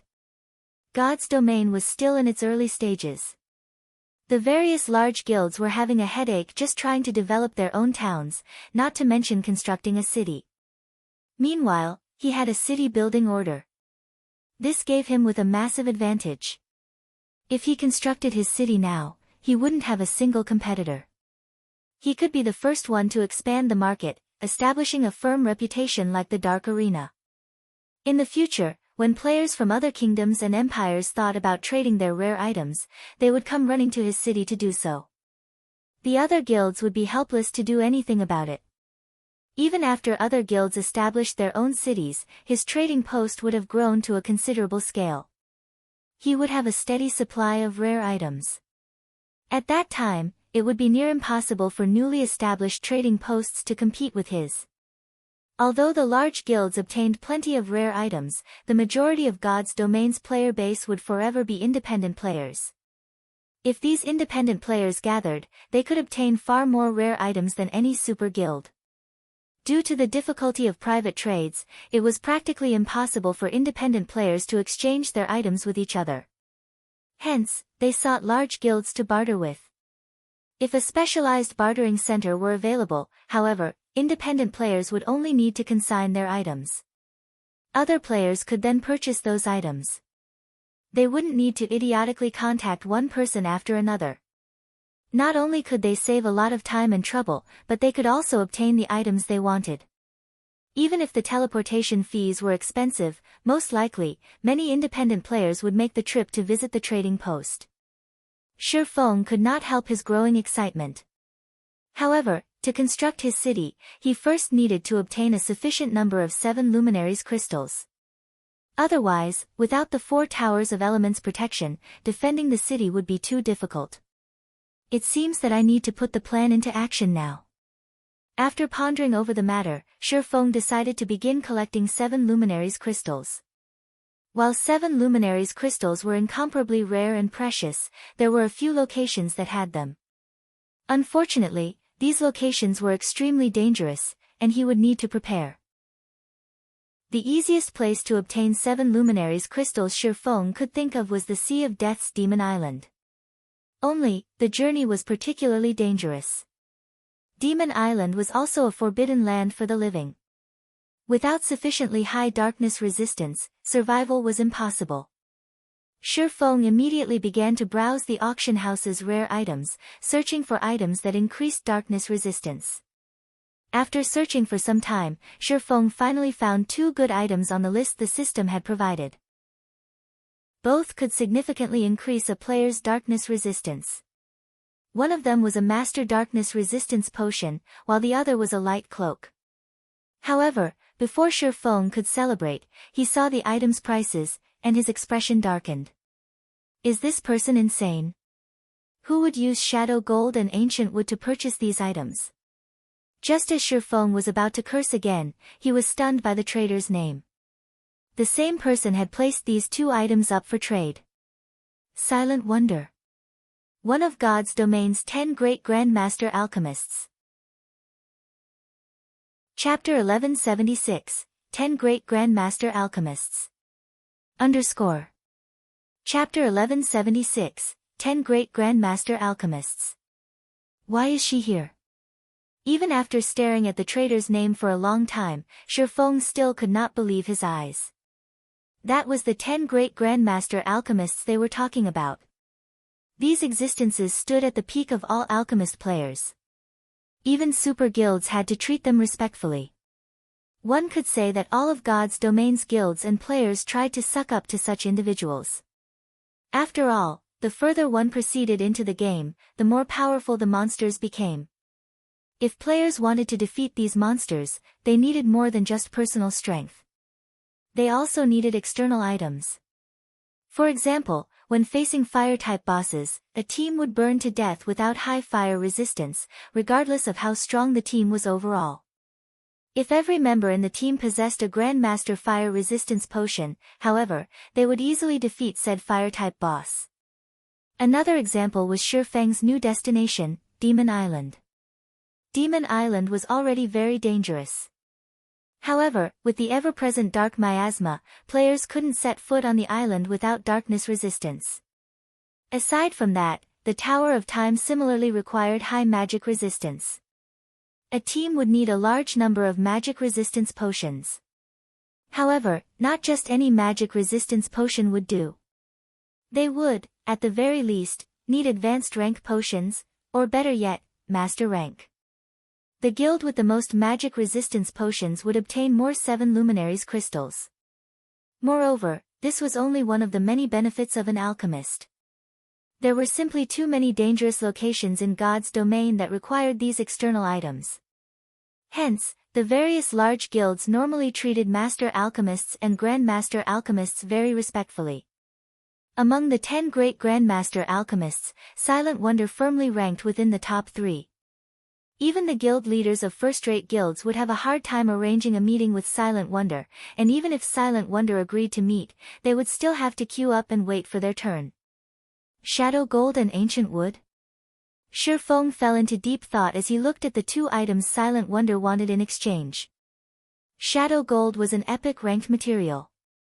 If one added a piece of it when crafting weapons and equipment, the weapons produced would deal additional darkness damage, while equipment would provide additional darkness resistance. It was an exceptional material specifically used for producing darkness resistance equipment.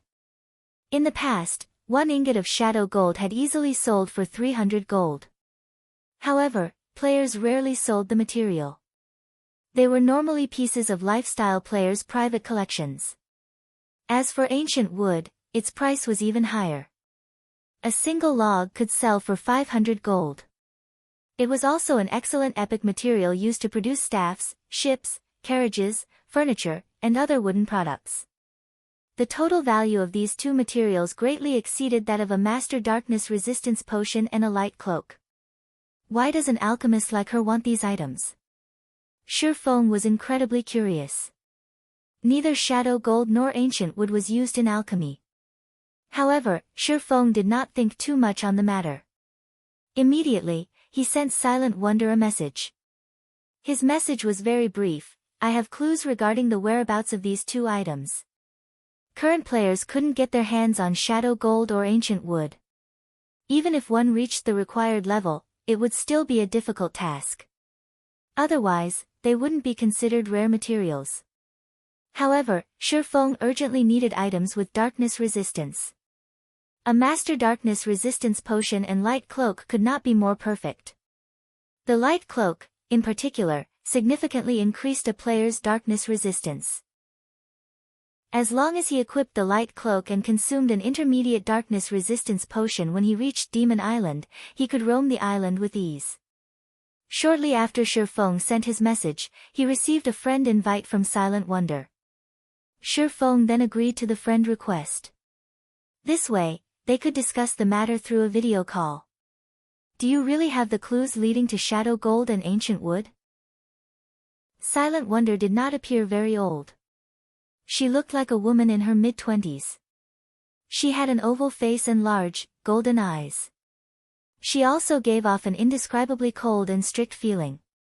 Shadow gold can be used to craft darkness resistance equipment, and ancient wood can be used to produce a staff that possesses the power of the ancients, which amplifies the effects of the wielder's spells. Am I correct? Shi Feng said, smiling. Hearing this, joy illuminated Silent Wonder's golden eyes.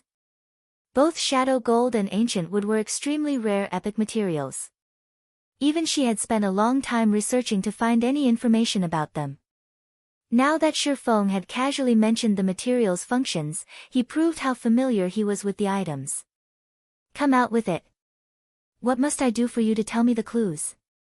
Silent Wonder asked straightforwardly. She had spent a lot of effort in her search for these materials. She had used every connection she had, yet she hadn't learned anything that would lead to their locations. She had simply come to the dark auction to try her luck. She hadn't expected anyone to know anything about these 2 items.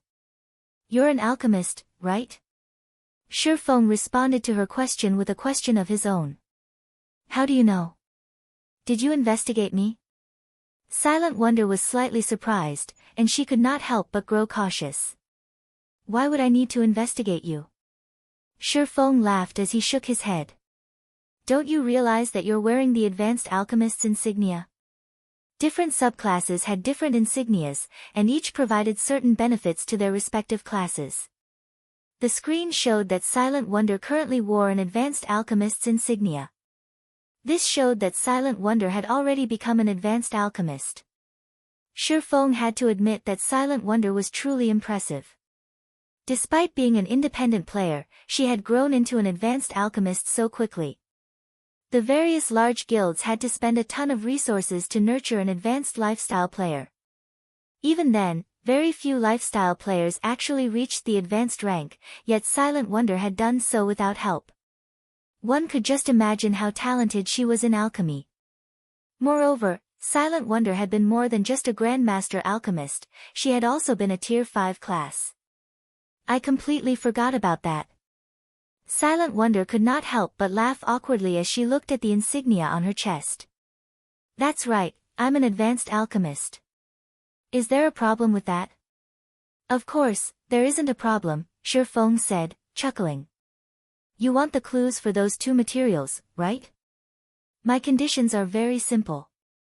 Give me the Master Darkness Resistance Potion and Light Cloak and craft potions for me for 1 month. I'll provide the raw materials. Are you kidding me? Silent Wonder rolled her eyes. It would have been fine if Shifeng had only wanted the 2 items. However, he also wanted her to work for free for a month. He must be crazy if he thought she would agree to such conditions. I never joke around. Shifeng understood what was going through Silent Wonder's mind. Immediately, he sent Silent Wonder a message and said, "Take a look at this. If you still think my asking price is too high, you can reject it." Are you that confident? Silent Wonder felt as if she had just encountered a lunatic. First, the man wanted her items. Next, he wanted her to work for free for a month. Did he really think he could get her to agree by sending a single message? Following which, Silent Wonder impatiently opened Shifeng's message and read it. However, only after reading a few words, her expression tensed. Why do you have such an item? Silent Wonder felt as if she were dreaming. Shifeng had sent to her none other than the records of potions, which he had obtained shortly after joining God's domain. All alchemists dreamed of owning this treasure. Yet, now, it had been placed before her. The records of potions even tempted the brilliantly talented Silent Wonder. Chapter 1177, Reconstructing a Town. Chapter 1177, Reconstructing a Town. This is still only a part of it. How about it? Interested in my offer now? Shifeng smiled calmly as he quietly looked at Silent Wonder's joyful expression. Like the Book of Forging, the records of potions was a treasure that could improve one's alchemy success rate. Moreover, it contained basic information about potion crafting. With the records of potions, players would not have to explore basic alchemy techniques blindly, it could pave the way for becoming a master alchemist. As for whether one actually became a master alchemist, however, that depended on the player's talent. Silent Wonder did not have the support of a guild. According to Shifeng's memory, in the past, Silent Wonder had obtained practically all of her alchemy materials by herself. Also, unlike guild alchemists, who could confide in each other regarding alchemy techniques and improve together, Silent Wonder had gained her alchemy techniques without any assistance. Moreover, ordinary NPC cities also did not possess facilities like special workshops. Needless to say, the various large guilds didn't allow non-guild members to use their limited special workshops. After all, they didn't even have enough to nurture their own lifestyle players. Furthermore, independent players had no access to NPC cities with special workshops. Take the holy city of Titan for example. Without sufficient strength and luck, reaching the city was simply impossible for an independent player like Silent Wonder. I'll say this first. Once I've fulfilled my 1-month contract, I'll leave immediately, Silent Wonder stated. With her alchemy skills, she could easily join any large guild. Even super guilds would willingly accept her. However, she hated the various restrictions that came with joining a guild and disliked doing work that didn't interest her. Hence, she had opted not to join a guild. You're overthinking things. It isn't even certain if you are capable of remaining in my employment after a month, Shifeng said, chuckling as he shook his head. Hearing Shifeng saying so, Silent Wonder frowned. This was her first time being underestimated like this. She was a bona fide advanced alchemist. She would be an important member of any guild she joined. In fact, she had gained an invitation to the Dark Auction, to begin with, because a large guild wanted to recruit her. In her opinion, Shifeng was trying to use reverse psychology. However, such means were useless against her. Once the month was over, she would definitely leave. Following which, Feng and Silent Wonder signed a contract. The contents were very simple. Silent Wonder would hand over the Master Darkness Resistance Potion and Light Cloak. Afterwards, she would work at the Candlelight trading firm for a month. In return, Feng would share the clues leading to the Shadow Gold and Ancient Wood with Silent Wonder. After Silent Wonder confirmed that there were no problems with the contract Feng had sent her, she signed it. You can tell me the clues leading to the materials now, right? Silent Wonder asked coldly. If not for the records of potions, she wouldn't have made such an unworthwhile trade. After all, the Master Darkness Resistance Potion and Light Cloak were both precious items she had obtained after completing a difficult quest. Trading these two items for 2 clues was a loss. Only level 70 and above Darkness-type bosses have a chance of dropping Shadow Gold. Moreover, the bosses must be Grand Lord rank or above. Ancient Wood can be found near the lake in the deepest parts of the neutral map Stuyak. That area is home to elves. They aren't fond of humans, so it won't be easy to get past them. Feng revealed the information. The 2 locations he mentioned were the easiest places to obtain Shadow Gold and Ancient Wood. The other places he knew about were far more dangerous, and even if Silent Wonder was quite strong, she couldn't obtain the materials by herself. Stuyak? Silent Wonder checked the system map. When she found Stuyak, she was speechless. Stuyak was an ancient forest located north of the Frostwolf Empire. The forest had always been the biggest threat to the Empire. You had to be at least level 80 to enter. Moreover, the neutral map's size rivaled that of a medium-sized kingdom. She simply did not know what to say about this. With her current strength, it was impossible for her to act on any of the information she had just received. I've already told you the clues. You are to report for duty at Star Moon Kingdom's Candlelight trading firm by tomorrow night at the latest. After Feng was done speaking, he immediately disconnected the call. Shadow Gold and Ancient Wood were both epic ranked rare materials. If Silent Wonder wished to obtain them, she needed to reach level 80 at the very minimum. Particularly, Ancient Wood was highly sought after by even super guilds. If Silent Wonder wished to procure some all by herself, she could not even consider doing so before reaching level 100 and class changing to her tier 3 class. Hence, Feng had not spoken in detail when he mentioned the clues to Silent Wonder. If he told the woman the minimum strength required to obtain these materials, she would most likely lose her mind. Afterward, Feng received the Master Darkness Resistance Potion and Light Cloak, delivered to him by a staff member. Without waiting for the dark auction to end, he said his goodbyes to Fallen Wind and Autumn Goose before returning to White River City. Although there were many rare items up for trade in the dark auction, there wasn't anything that Feng was particularly interested in. So, there was no need for him to stay behind. Shortly after Feng exited the room, Starstreak, who had been in a stealth state this whole time, appeared a short distance away from room 017. Why is it him? Starstreak found it somewhat unbelievable when he saw Feng coming out of room 017. In his opinion, anyone capable of spending over 600,000 magic crystals within a short period of time must be an upper echelon of a major power. Yet, the buyer of both the Magic Knight Legacy and Bronze Tablet was actually Zero Wing. However, Starstreak did not ponder too much on the matter. Immediately, he forwarded the information to 1,000 Miles. What? Zero Wing was the one who bought those 2 items. Starstreak was given a fright by this message. However, he quickly revealed the sneer on his face as he said, "Good. Very good. Starstreak, go and make some preparations. Get Cleansed Maple to assist you in leading the Departed Legion, and kill Zero Wing's experts. Make sure to steal that Magic Knight Legacy, as well as those epic weapons and equipment from them. Any large guild that obtained a bronze tablet would definitely store it in their guild warehouse. Unless they burnt down the guild residence storing the bronze tablet, it would be impossible for them to obtain it. However, it was a different story for the Magic Knight Legacy item, and epic weapons and equipment. If one wanted to obtain the Magic Knight Legacy, they would have to complete the Legacy quest. As long as Zero Wing's experts left their guild residence, there would be plenty of chance to strike at them. Starstreak was momentarily stunned by Thousand Miles's words. Very quickly, however, he nodded and said, "Understood." The departed legion was Miracle's Assassination Legion. It was a legion specifically formed to target the upper echelons of the various superpowers. In Starstreak's opinion, they were simply making a mountain out of a molehill by mobilizing the legion against Zero Wing.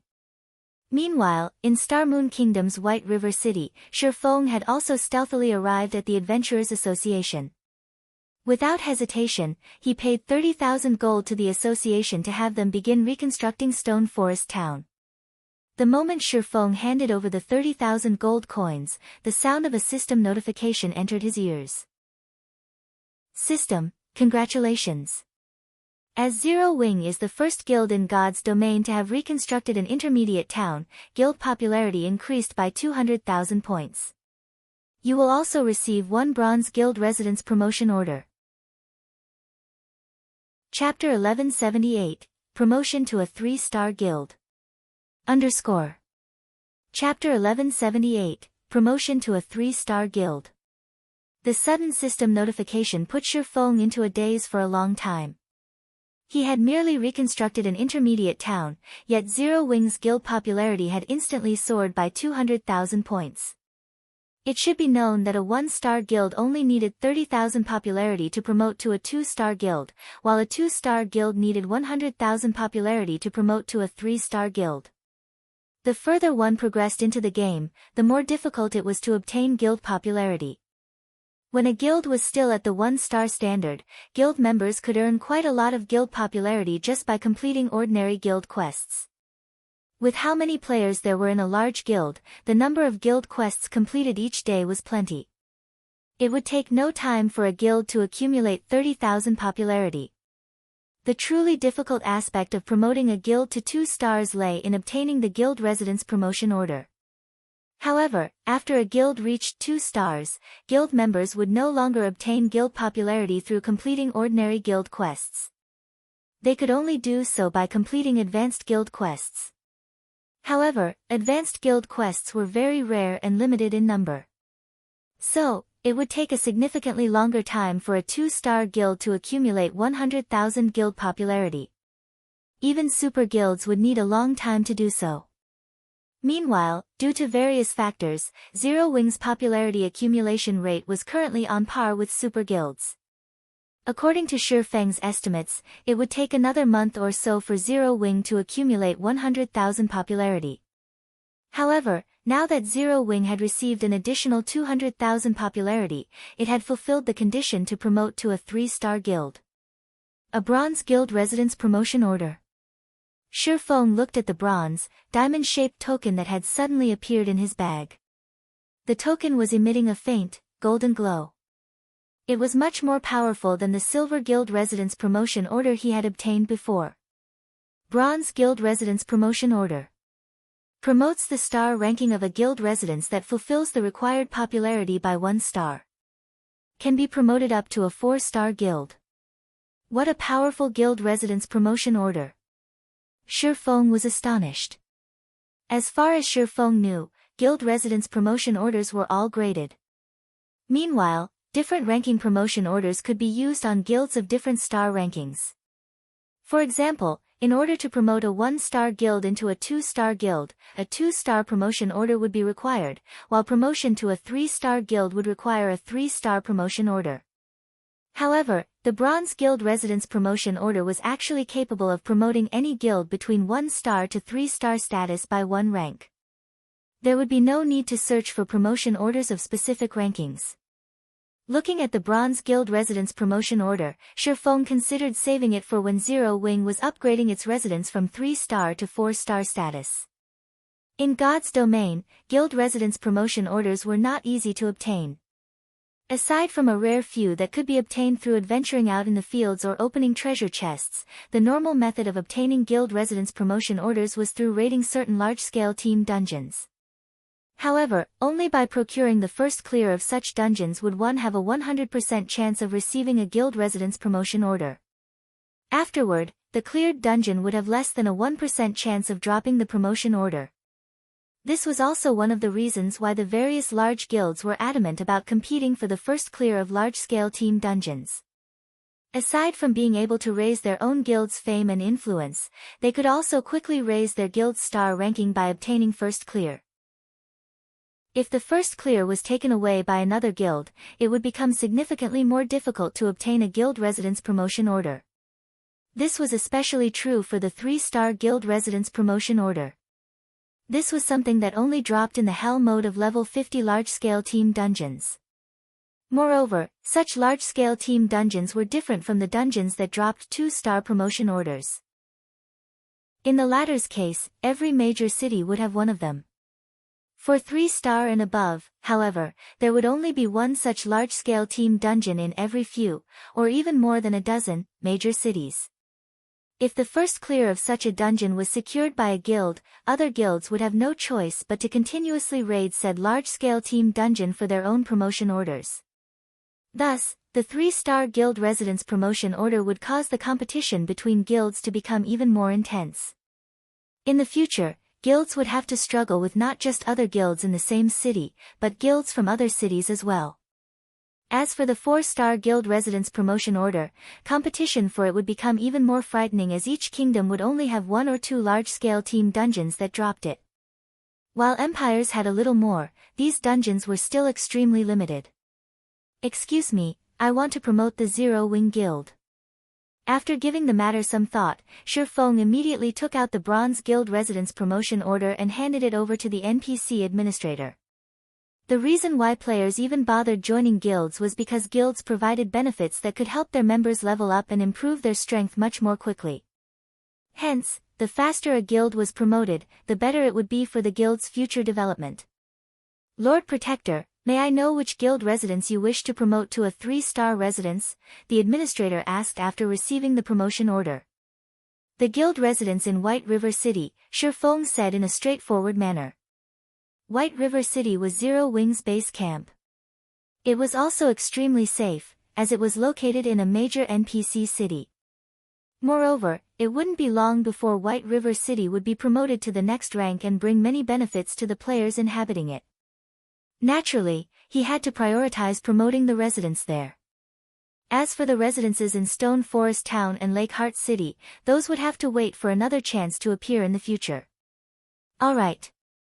Promoting a 2-star guild residence into a 3-star guild residence will require a 5,000 gold reconstruction fee, the administrator said. However, as a city protector, our association will offer you a 20% discount, so Lord Protector only needs to pay 4,000 gold. Shi Feng took out another 4,000 gold without hesitation. After the handsome administrator confirmed that there were no problems, a series of system announcements rang out in Shi Feng's ears. Star Moon Kingdom System Announcement. Congratulations to Zero Wing for becoming the first guild in Star Moon Kingdom to own a 3-star guild residence. Guild emblem upgraded to bronze rank. Rewarding guild with 1 set of basic defensive magic array, 1,500 gold in guild funds, and 1 employment center building order. White River City System Announcement. Congratulations to Zero Wing for becoming the first guild in White River City to own a 3-star guild residence. Rewarding guild with 1 training room promotion order. The system announcement repeated 3 times, echoing loudly in everyone's ears. What? A 3-star residence? That's impossible, right? Most guilds are just beginning to promote their residences to 2-star. How does Zero Wing already have a 3-star residence? Zero Wing is too amazing. As expected of Star Moon Kingdom's #1 guild. I must join Zero Wing, no matter what. The benefits of a 3-star residence will definitely be spectacular. The players throughout Star Moon Kingdom were stunned by the rewards stated in the system announcement. This was especially true for the members of the various large guilds. They were all greatly envious of Zero Wing. Zero Wing's guild emblem was directly upgraded to bronze rank. A guild emblem wasn't just the symbol of a guild. Similar to the insignia of lifestyle classes, the guild emblem also possessed some functions. A common guild emblem did not carry with it any functions at all. However, once a guild emblem reached bronze rank, it came prepared with some functions. A bronze guild emblem had two functions. The first function was a teleport ability. Even without a guild transfer scroll, guild members could directly teleport to any guild residence. There was no need to buy the guild transfer scroll of a specific guild residence. Not to mention, players could only carry one guild transfer scroll at a time, making it very inconvenient. The second function increased the attributes of guild members. As long as there were over 20 guild members within a 100-yard radius, the guild emblem would increase the wearer's maximum HP by 3% and attack power by 1%. Although the increase seemed minor, once players reached higher levels, even 1% could make a huge difference. This was especially true when players were raiding team dungeons. Less than a minute after the system announcement ended, news of Zero Wing obtaining a 3-star guild residence began spreading like wildfire. In just a short 10 minutes, whether it were the guilds in Starmoon Kingdom or the guilds in the neighboring kingdoms and empires, they all held an emergency guild meeting. At the same time, the various large guilds currently bartering for rare items in the dark auction also received news about this situation. What? Zero Wing has just obtained a 3-star guild residence. Phoenix Rain's eyes widened in shock as she read the message she just received. She simply could not believe this to be true. How could this be possible? Chapter 1179, General Trend. Chapter 1179, General Trend. Big Sis Rain, what happened? Blue Phoenix asked when she noticed the strange expression on Phoenix Rain's face. I just received news stating that Zero Wing already has a 3-star guild residence now, Phoenix Rain said enviously. With this, Zero Wing is now the undisputed #1 guild of Starmoon Kingdom. Blue Phoenix was momentarily stunned when she heard this. Quickly, she reacted and said, how is this possible? Didn't they say that 3-star guild residence promotion orders can only be obtained from the Hell mode of level 50 large-scale team dungeons? Although there was only a single rank separating a 3-star guild residence and a 2-star guild residence, there was a qualitative difference between the two. It was similar to shops that were promoted from 2-star to 3-star status. For 3-star shops, aside from having more special workshops, they also had the basic meditation rooms that were very beneficial towards the development of subclasses. In the case of a 3-star guild residence, the guild would receive a qualitative improvement on all its existing benefits.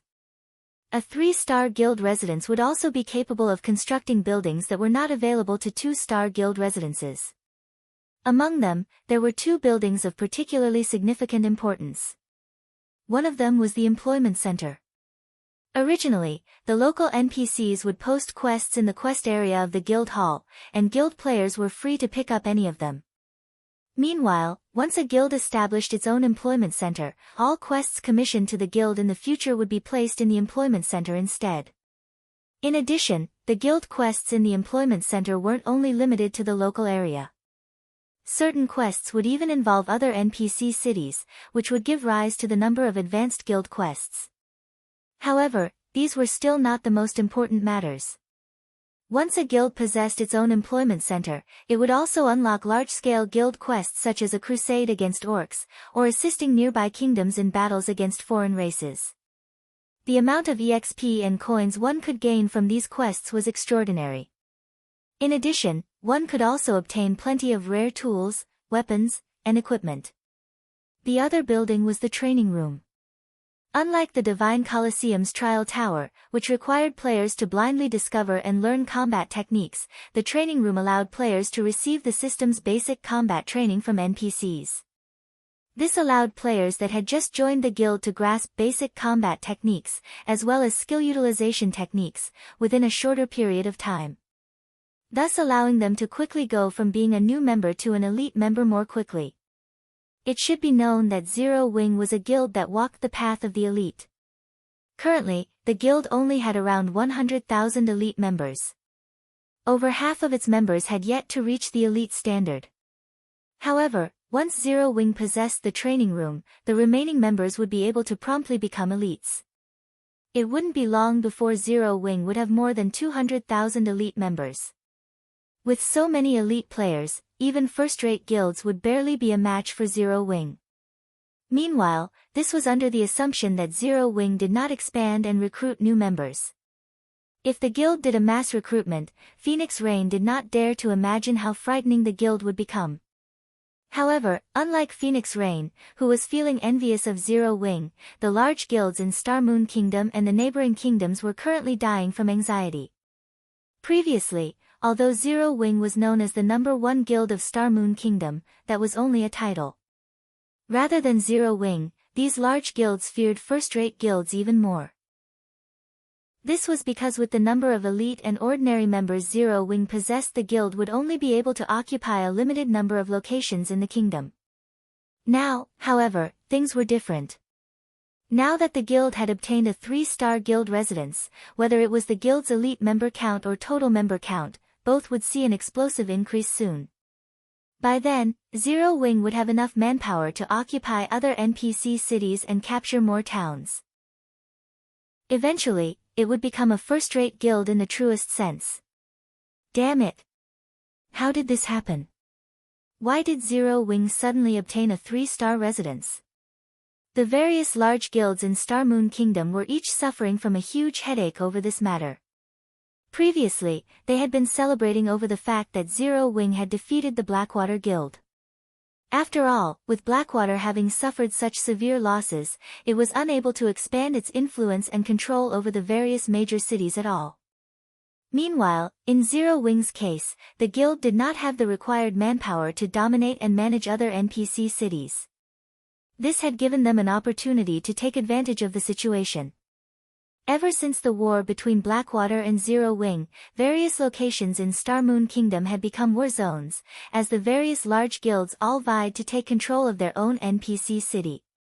However, the current situation had greatly exceeded the numerous large guilds' expectations. Inside Overwhelming Smile's residence in Maple City. Due to Zero Wing obtaining a 3-star guild residence, Overwhelming Smile was forced to hold an emergency meeting. Yulan, are you trying to betray Overwhelming Smile? Feng Xianyang screamed angrily as he smacked his desk. Just now, Yulan had actually had his subordinates transfer from Gale City and Twin Lion City to a border city on Star Moon Kingdom's western area. He had gone to great lengths in order to get Gale City and Twin Lion City up and running. Yet, shortly after he had built up some of his own foundations, without any warnings, Yulan had suddenly come and told him to go to a border city. Moreover, the city was a small one with a player population of around only 300,000. This was no different than stabbing a knife into his heart. This can't be helped. I believe you should have a greater understanding than I do on what kind of functions a 3-star residence possesses. Gale City and Twin Lion City are simply too close to White River City. Rather than waste time fighting against Zero Wing, it will be much better for you to focus your strength in a place that you can take complete control over. Furthermore, it is simply impossible to stop Zero Wing's rise now. The higher-ups have already agreed on this point. Hence, they are having you go to a city on the western border. That place is very close to the Bloodhoof Empire. Currently, we have already taken control of over half of the empire. In the future, when players reach higher levels, we'll be able to open a trade route between the Bloodhoof Empire and Star Moon Kingdom. Yulan was not affected by Feng Xuanyang's angry bellows at all. In reality, she even secretly felt gratitude towards Zero Wing. Due to Zero Wing's residence getting promoted to 3-star status this time, Underworld had finally decided to give up on taking control of Star Moon Kingdom and instead shifted to secretly developing its economy. Meanwhile, Yulan herself was transferred to Underworld's true headquarters, the Templar Empire, and was tasked with managing Underworld's trading firm. She could be considered to have truly set foot into Underworld's upper echelon now. When Feng Xianyang heard that this was an arrangement made by the higher-ups, his whole person seemed to age several years. It was obvious that Underworld no longer wished to waste time attempting to take control of Star Moon Kingdom. Meanwhile, aside from Overwhelming Smile, the various large guilds based in the eastern region of Star Moon Kingdom had also made similar arrangements. They all planned on shifting their focus towards the western region of the kingdom. As for the eastern region, they were naturally going to let Zero Wing develop it. Ha ha ha. The guild leader is simply too amazing. He's actually managed to have the various guilds in Star Moon Kingdom shift their focus towards the western region in just a short moment's time. With this, Zero Wing will have a much easier time taking control of the cities in the eastern region. Aqua Rose, who had just exited the inferior legendary treasure chest, was greatly excited when she received news of the latest developments. Originally, she had planned for Zero Wing to gradually whittle away at the various large guilds based in the eastern region of Star Moon Kingdom before eventually taking control of the cities here. However, the instant Shifeng revealed the 3-star guild residents, these various large guilds all took the initiative to withdraw their forces without putting up a fight. Inside an NPC town within the vicinity of Star Moon City. Currently, this town had already been occupied by evil beasts. The town's surroundings were filled with level 60+ evil beasts. Among them, there was no lack of chieftain and lord-ranked monsters. Meanwhile, the town itself was also enveloped by a massive magic array, which gave off a frightening pressure. If Shifeng was here right now, he would definitely find this pressure very familiar. This was due to the pressure being emitted by the magic array having a strand of divine might mixed into it. Meanwhile, 2 players suddenly appeared outside this town. These 2 people were none other than Abandoned Wave and Laughing Drunkard. Zero Wing, enjoy your fun while you can. When Abandoned Wave received the report regarding Zero Wing, a cold smile appeared on his face. He then walked into the town enveloped by the massive magic array. Chapter 1180, Prototype Sacred Land. Chapter 1180, Prototype Sacred Land. White River City, Adventurers Association. When Shifeng, who hid under a black cloak, descended the stairs from the 2nd floor, he was greeted by a sea of players crowding the first floors. The majority of these players shared one similarity: they were all guild players. Moreover, these guild were all high-leveled with good equipment. What are these people trying to do? A newcomer, who had just reached level 10 and had come to report to the Adventurers Association, asked. Is there even a need to ask? They're all here to withdraw from their guilds, a level 30+ shield warrior explained from his seat near the entrance. Why? The explanation only increased the new player's curiosity. While it wasn't unusual to see players withdraw from their guilds, this was the first time he had seen so many people from different guilds at the same time. You're new, so it's expected that you don't know. They're leaving their original guilds to join Zero Wing, the shield warrior said enviously as he watched the various guild players. Zero Wing is on a roll. Its residence already has 3-star private rooms. If you rest in one of those rooms for 24 hours, you'll accumulate 30% of double EXP buff. Moreover, it has the employment center now. I heard that Zero Wing went all out, making sure it'll be stylish. The building has 2 floors. On the first, players can pick up ordinary and advanced guild quests, and the 2nd floor allows players to pick up large-scale guild quests. The large-scale guild quests award far more than the advanced quests. Even elite members have a hard time picking up an advanced guild quest in other guilds. In Zero Wing, however, even ordinary members can pick one up. Once you become one of Zero Wing's elites, you can even pick up large-scale guild quests. As long as guild members have sufficient contribution points, they can also upgrade their guild emblem to bronze rank and get some bonus attributes. You're a newcomer, right? Now is the best time for you to join Zero Wing. I heard that as long as guild members are willing to spend some contribution points, you can receive guidance from NPCs in their new training room and learn basic combat techniques and skill utilization techniques. Those will help you become an expert quickly. The shield warrior's words immediately caught the attention of the various newcomers within the Adventurers Association. They were all new to God's domain, and they were completely new to the game's combat styles. As a result, they had a lot of trouble against monsters. Moreover, they had to learn the combat techniques on their own. When they saw players easily solo 2 or 3 common monsters simultaneously, they were jealous. Naturally, a location where they could improve their combat techniques would be tempting. May I know where I can apply to join Zero Wing? A beautiful, charming level 10 female cleric excitedly asked the shield warrior. In response, the shield warrior smiled as he pointed at a group of players that had just withdrawn from their old guilds and said, "That's simple. Just follow the players that just left their old guilds. They're all going to apply as well." When the several newcomers heard this, they immediately followed after the players that had just withdrawn from their guilds and left the Adventurers Association. Shifeng could not help his shock. He had never imagined that a 3-star guild residence would be such a powerful influence. It had only been a short time since he had upgraded Zero Wing's residence, yet so many elite players were leaving their old guilds to join his. What Shifeng didn't know was that a long line had already formed outside of Zero Wing's residence. These players were all there to apply for the recruitment test. Quite a few were even guild players from other cities. The crowd made it difficult for Zero Wing's members to enter and leave the residence. Moreover, this situation wasn't isolated to White River City, the same was happening in Stone Forest Town. Only, unlike the players in White River City, the majority of those applying to join Zero Wing in Stone Forest Town were independent players. These players weren't just applying to Zero Wing because the guild now had a 3-star residence. They were even more inspired by Stone Forest Town's massive transformation. Aside from the town's amazing mana density, Stone Forest Town had recently undergone major reconstruction. Far more merchant NPCs now visited the town. There was also the newly reopened battle arena.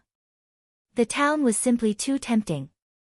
As long as they joined Zero Wing, even as an ordinary member, they could easily travel back to Stone Forest Town. Their leveling spots would no longer be limited to the Stoneclaw Mountains. Moreover, they would have a shorter waiting time when entering the battle arena. To players that loved adventure and improving their combat techniques, becoming a member of Zero Wing was ideal. While Shifeng had been in the Adventurers Association, he had also implemented a new option for Stone Forest Town, the sale of private houses. When Stone Forest Town had been a basic town, it had simply been too small. Zero Wing barely had enough space for its own development, let alone selling precious land. However, things had changed. After its promotion to an intermediate town, Stone Forest Town grew to occupy several times more land than before. As part of his plan for the town's development, Shifeng had used some space to construct private housing.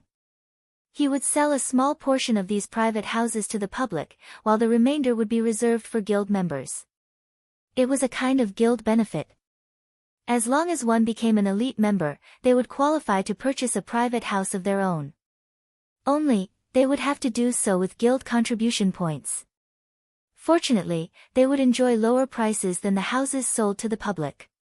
Many of God's Domain's players dreamed of owning a private house, not to mention living in a mana-dense environment like Stone Forest Town. The private houses had already become a hot topic among Stone Forest Town's players.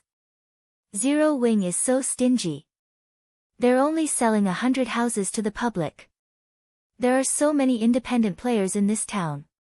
How is this supposed to be enough for all of us?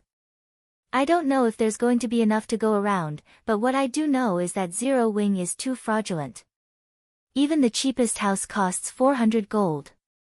This price is almost as much as an outer area shop in a minor NPC city. Even independent experts are lucky if they have 100 gold on hand. How could anyone afford such expensive houses? I know, right? However, our adventurer team is prepared to pool our funds to purchase one. This way, our guild will have a gathering point.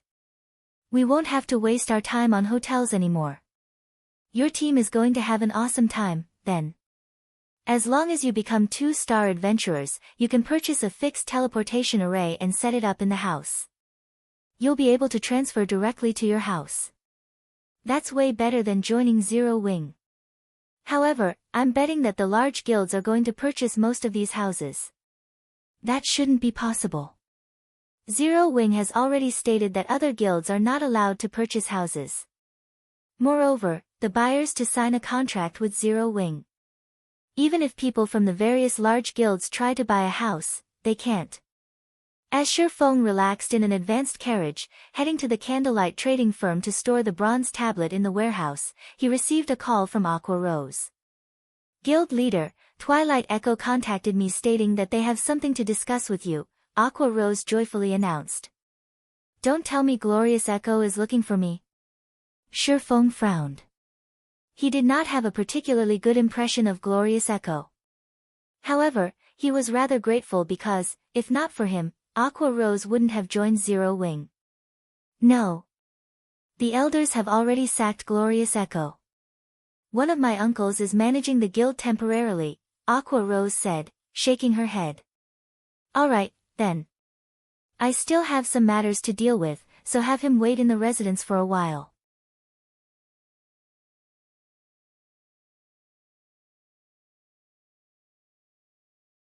Chapter 1181, New Overlord.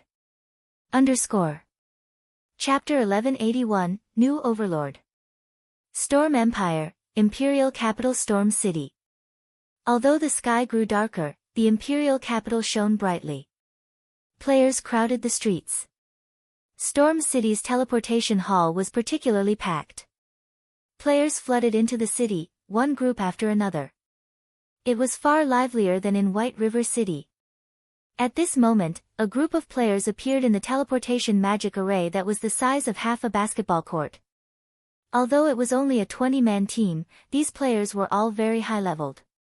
The lowest among them was level 42, and the highest was level 44. As these players did not wear black cloaks to hide their levels, the instant they appeared, they attracted almost everyone's attention in the teleportation hall. Many stared at these players with a mixture of awe and fear. Everyone was curious about this powerful group's sudden appearance.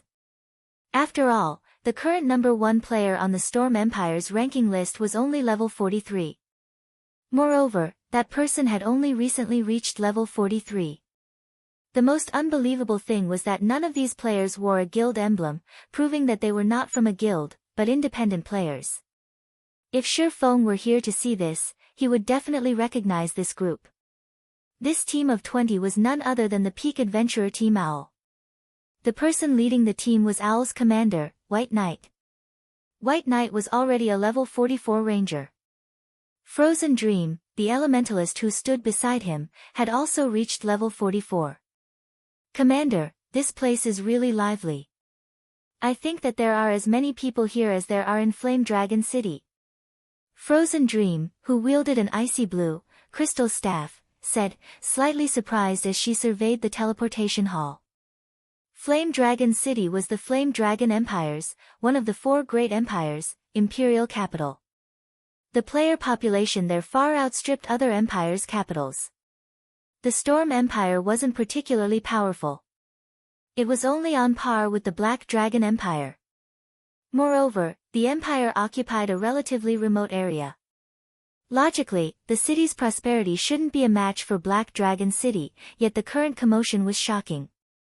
At a glance, Frozen Dream could tell that practically every player in the teleportation hall was level 38 or above. Among these players, there were even level 40 and level 41 experts. Aside from the players' high levels, there were also a considerable number of guilds. From the various guild emblems Frozen Dream could see, at least 100 guilds had gathered here. Among them, quite a few were first-rate guilds. There should be nothing surprising about this. Have you forgotten why we have come? White Knight asked calmly, chuckling. Did the Nature Hall invite them? Frozen Dream quickly came to a realization. Not exactly.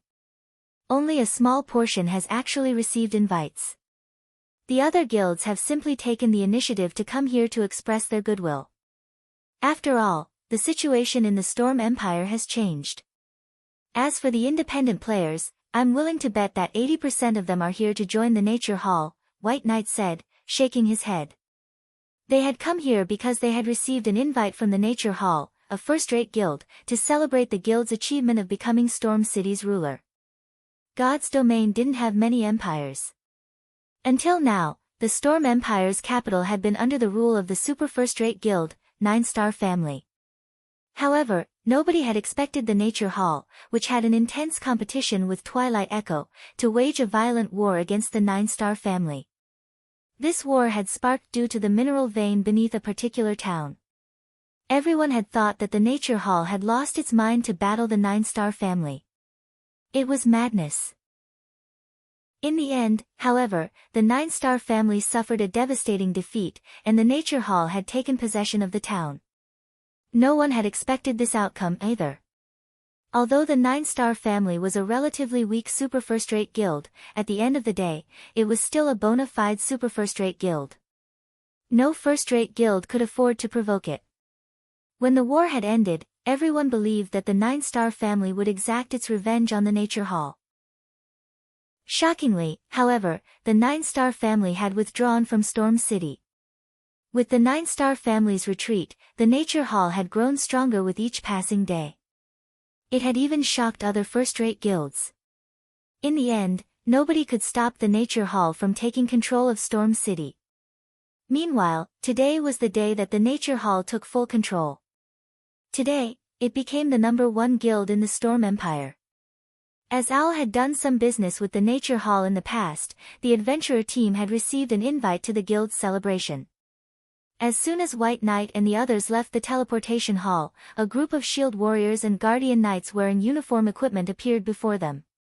A strict-looking man stood at the lead of this group.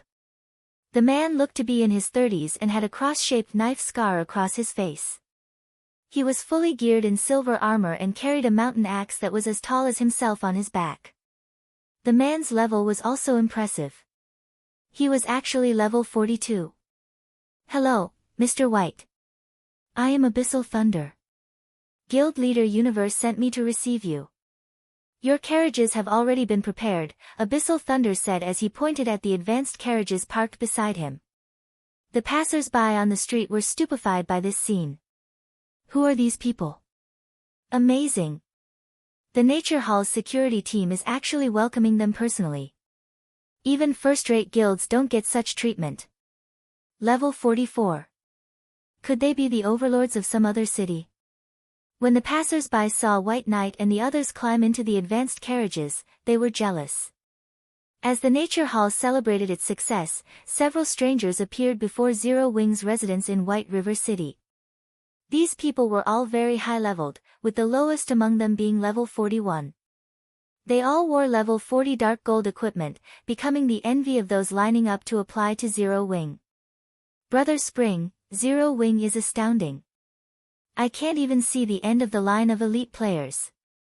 I'm afraid that it won't be long before Zero Wing's elite member count even surpasses Twilight Echo, a robust, tanned level 41 shield warrior exclaimed when he saw the crowd at the main entrance. That's right, the middle-aged man named Spring Echo said, sighing ruefully. Nobody could have imagined that, within such a short time, the little girl that left Twilight Echo had managed to develop a small, unknown guild into its current state. The family's old bastards were particularly stupefied. To elevate the family's strength, those old bastards had tried to force Aqua Rose into a marriage with Brilliant War God. Now, however, Aqua Rose was getting by even better than those old bastards. If not for Aqua Rose being Zero Wing's vice guild leader, they wouldn't be here to meet the mysterious guild leader today. Following which, Spring Echo led the 4 people behind him into Zero Wing's residence. After entering the guild hall, Spring Echo was flabbergasted by what he saw. The players occupying the first floor hall were all level 36 and above. Moreover, he could tell that the level 36 and level 37 players were only ordinary members. However, this was not the reason for Spring Echo's shock. Rather, he was surprised by the equipment these players wore.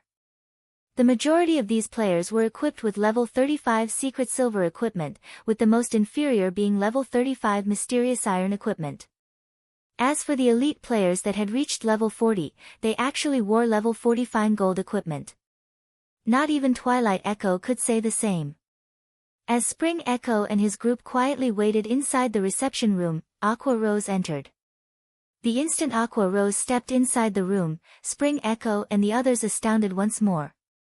At this moment, Aqua Rose did not wear a black cloak to hide her level and equipment, so everyone saw that she had already reached level 48. Chapter 1182, The Intimidating Zero Wing. Chapter 1182, The Intimidating Zero Wing. How did she reach such a high level? Spring Echo was thoroughly shocked. Level 48. Aqua Rose could definitely rank number 1 on the ranking list in any kingdom or empire in God's domain. The current known highest leveled player in the Storm Empire was only level 43. In addition, Aqua Rose's equipment was extraordinary. Ordinary experts might not recognize the woman's equipment, but as the acting guild leader of Twilight Echo, Spring Echo knew full well what Aqua Rose was wearing right now. The Tier 1 set equipment for Cursemancers, Evil Soul. They had recently encountered Tier 1 set equipment as well. It had been recognized as only inferior to Epic set equipment below level 50.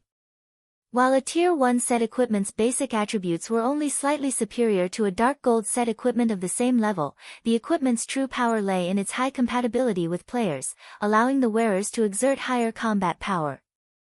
As a set equipment, its set effects were highly compatible with the class it was meant for, further enhancing the class's strengths. However, such a good set equipment was not that easy to obtain. Even a veteran first-rate guild like Twilight Echo had not managed to collect a complete set after investing a ton of manpower and resources. Yet, now, Aqua Rose wore one. Uncle Spring, I'm sorry for the long wait. The guild leader has just returned. I'll bring you to meet him now. Aqua Rose simply smiled as she looked at everyone's shocked expressions. She then led Spring Echo to the guild leader's office. While Aqua Rose led the way, the experts behind Spring Echo spoke in hushed tones. Brother Spring, your niece is simply amazing. I'm afraid that even Twilight Echo's number 1 expert, Dark Wave, can't match her now. A Tier 1 set equipment. If those elders knew about this, they'd die from envy. Despite investing all that effort into collecting Tier 1 set equipment, even now, we only have 3 pieces of our most complete set. Spring Echo could only smile bitterly in response to his subordinate's discussion. What else could he say? Before coming to Zero Wing, he had prepared himself mentally. After all, Zero Wing's battle records were incredible. This was especially true for the latest one. Not only had Zero Wing annihilated Blackwater, which had the Blackwater Corporation's support, but it had also suppressed the Super Guild Pantheon. If Zero Wing did not have a certain background, how could it possibly defeat such powerful enemies? Now, not only did Zero Wing control the gold mine that was Stone Forest Town, but it also had a 3-star guild residence. Although the guild might not be a match for Twilight Echo when it came to the number of towns and cities it controlled, in terms of potential, Zero Wing was leaps and bounds above Twilight Echo. Very quickly, under Aqua Rose's lead, Spring Echo reached the guild leader's office on the top floor. Feng, Gentle Snow, and Fire Dance all waited in the office. What kind of place is this? When Spring Echo saw the room's interior, he froze. Feng was currently wearing a black cloak, so he could not see the swordsman's level. However, Gentle Snow and Fire Dance, who stood beside him, were not wearing their cloaks. He could clearly see that Gentle Snow was level 47, while Fire Dance was level 48. As for the weapons and equipment the 2 women wore, although they had hidden the items' glow effects, Spring Echo could tell that they were monster-like experts from the women's frightening auras. Moreover, from the information Twilight Echo had collected on Zero Wing, he knew that both Gentle Snow and Fire Dance had reached the rumored realm and become true peak experts. Only now, upon meeting the women in person, did he realize how massive the gap was between them.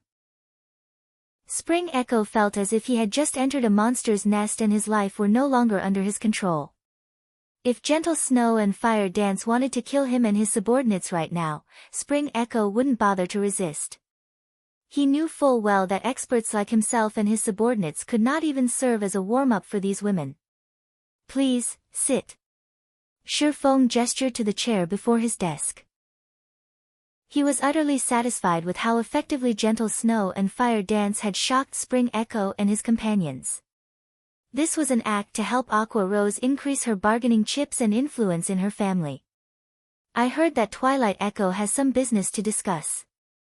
May I know what that business is? Guild leader Black Flame, I'll get straight to the point. Twilight Echo has discovered a mine in the Storm Empire. However, with only our guild's strength, I'm afraid we can't secure that mine. Hence, Twilight Echo wishes to cooperate with Zero Wing and operate the mine together. As for the profits, we'll split them 50-50. Spring Echo understood that Twilight Echo could hold no secrets from Shifeng. After all, Aqua Rose was here. However, it was also precisely because of Aqua Rose that Twilight Echo had sought out Zero Wing to cooperate. This is interesting. There's a mine that even you guys can't handle. Shifeng found the revelation somewhat surprising. No matter what was said or done, Twilight Echo was a veteran first-rate guild. The Storm Empire was already famed for its mineral production. There were plenty of mines throughout the empire, so much so that first-rate guilds had no reason to compete with each other. What if I tell you that it produces energy ore? Spring Echo asked, smiling. Are you sure? The news stunned Shifeng. Energy ore. That was an even higher ranked material than Raven's Manatite Oregon. While players had a certain chance of obtaining magic crystals when mining Manatite ore, there was an even greater chance to obtain magic crystals when mining Energy Oregon. Moreover, energy ore was an extremely rare mineral that had many uses. Currently, a stack of energy ore could sell for roughly 2 gold. If sold in an area where minerals were scarce, one could easily sell a stack for 3 gold. The high demand was due to energy ore's 2 main purposes. The first regarded forging, since it could increase forging success rate.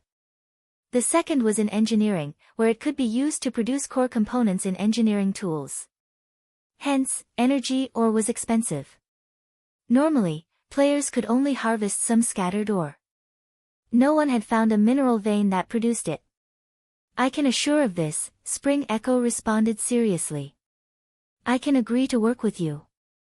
However, I want a 30-70 split, 70 to Zero Wing and 30 to you. Moreover, the nearby town must be placed under Zero Wing's control. Shifeng proposed his conditions after giving the matter some thought. When everyone inside the room heard Shifeng's conditions, they could not help but gasp. Even Aqua Rose hadn't expected Shifeng to be so demanding. Guild leader Black Flame. Aren't you going a little overboard? Despite Spring Echo being a well-mannered person, even he could not help his growing anger. He felt like Shifeng were trying to toy with him, rather than negotiate. Chapter 1183, Value of an Energy Vein. Chapter 1183, Value of an Energy Vein. The rage in Spring Echo's eyes lasted for a long while. Seeing as Shifeng was intent on remaining silent, he could not help but take a deep breath and turn to Aqua Rose, hoping that his niece could talk some sense into her guild leader. If possible, Twilight Echo didn't want anybody else having a hand in the energy mine. However, the energy mine was simply too eye-catching. Moreover, with the Nature Hall rapidly growing stronger and the long-time rivalry between the two guilds, it was only a matter of time before the Hall took action against Twilight Echo. Hence, they had decided to seek cooperation with Zero Wing. The first reason for this decision was the energy mine's defense. The second reason was that they could pull Zero Wing onto the same boat. The Nature Hall wouldn't go all out against the two guilds for fear of incurring heavy losses. Spring Echo had already investigated the energy vein and was certain it was one of the mineral veins that could produce magic crystals. A large stock of magic crystals would help improve the guild's overall strength. Moreover, the various large guilds were more willing to use magic crystals to trade for weapons and equipment. However, before Aqua Rose could say anything, Shifeng opened his mouth and spoke again. These conditions are my bottom line. If you feel that they are inappropriate, you are welcome to choose other partners. Guild leader. Aqua Rose hadn't expected Shifeng to be this determined. Not only had Shifeng asked for 70% of the mine's profits, but he also wanted full control over the mining town. No sane guild would agree to that. Currently, Twilight Echo's situation in the Storm Empire did not look too good. If properly negotiated, Zero Wing could secure 60% of the mine's profits. Obtaining the mining town, however, should be impossible. Nobody would easily hand over a town they struggled to obtain. Aqua Rose wasn't the only person shocked. Even Gentle Snow was somewhat surprised. Twilight Echo's offer was a good thing for Zero Wing. Even without taking control of the town, the magic crystal income would boost the guild's development. Although Zero Wing now had a 3-star guild residence and the training room, at the end of the day, the training room only taught players combat basics. If one wished to become an expert, they still needed the battles in the trial tower. Guild leader Black Flame, Twilight Echo is willing to give you 70% of the mine's profits at most. As for the town, we will not part with it.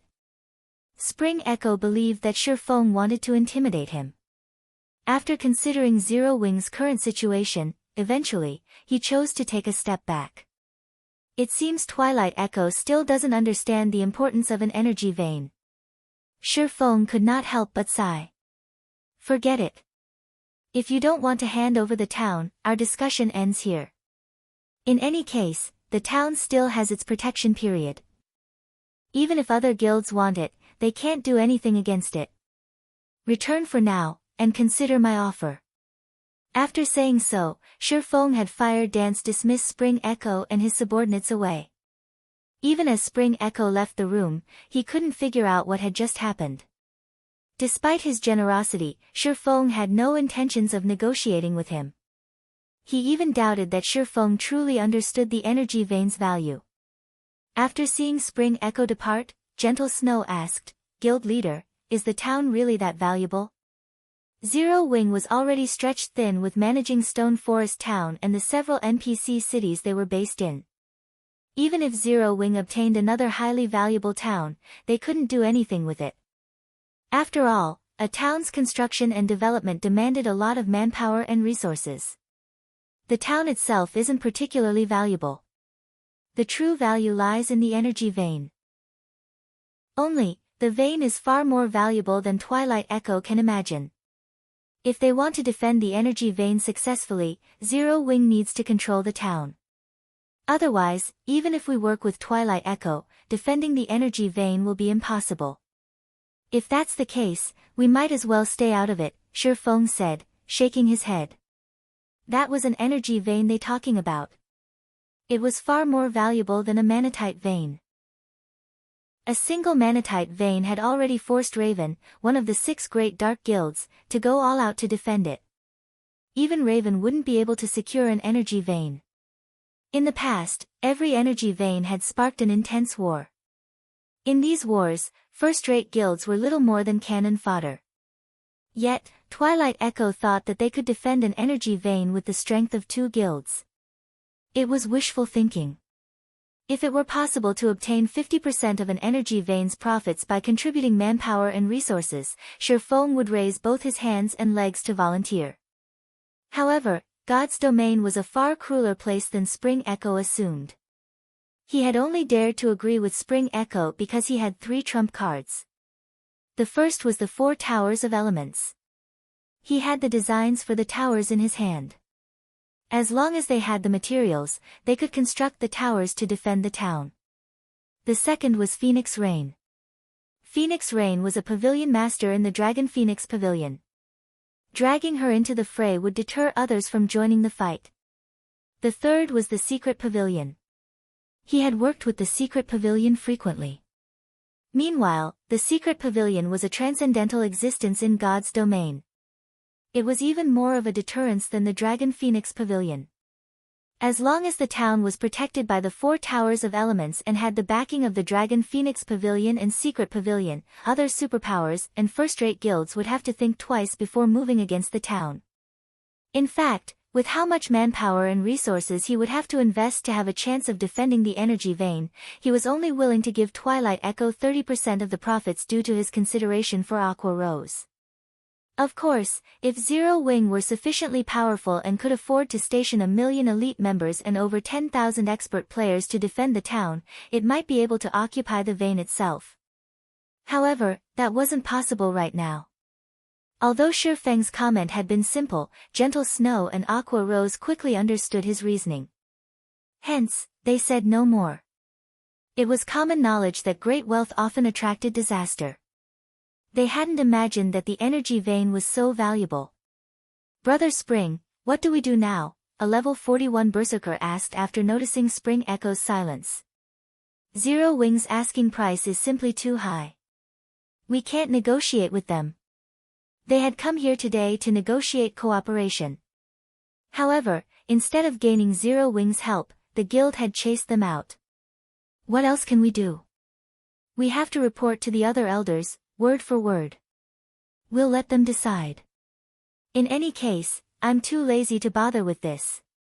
If I had known something like this would happen, I would never have agreed to become acting guild leader, to begin with. Spring Echo's mood deflated as he rolled his eyes at the brawny man beside him. Following which, Spring Echo retrieved a return scroll and departed from White River City. Elsewhere, Shifeng used the teleportation array in the residence's basement to teleport to the savage wildland. He was prepared to set out towards the Sea of Death.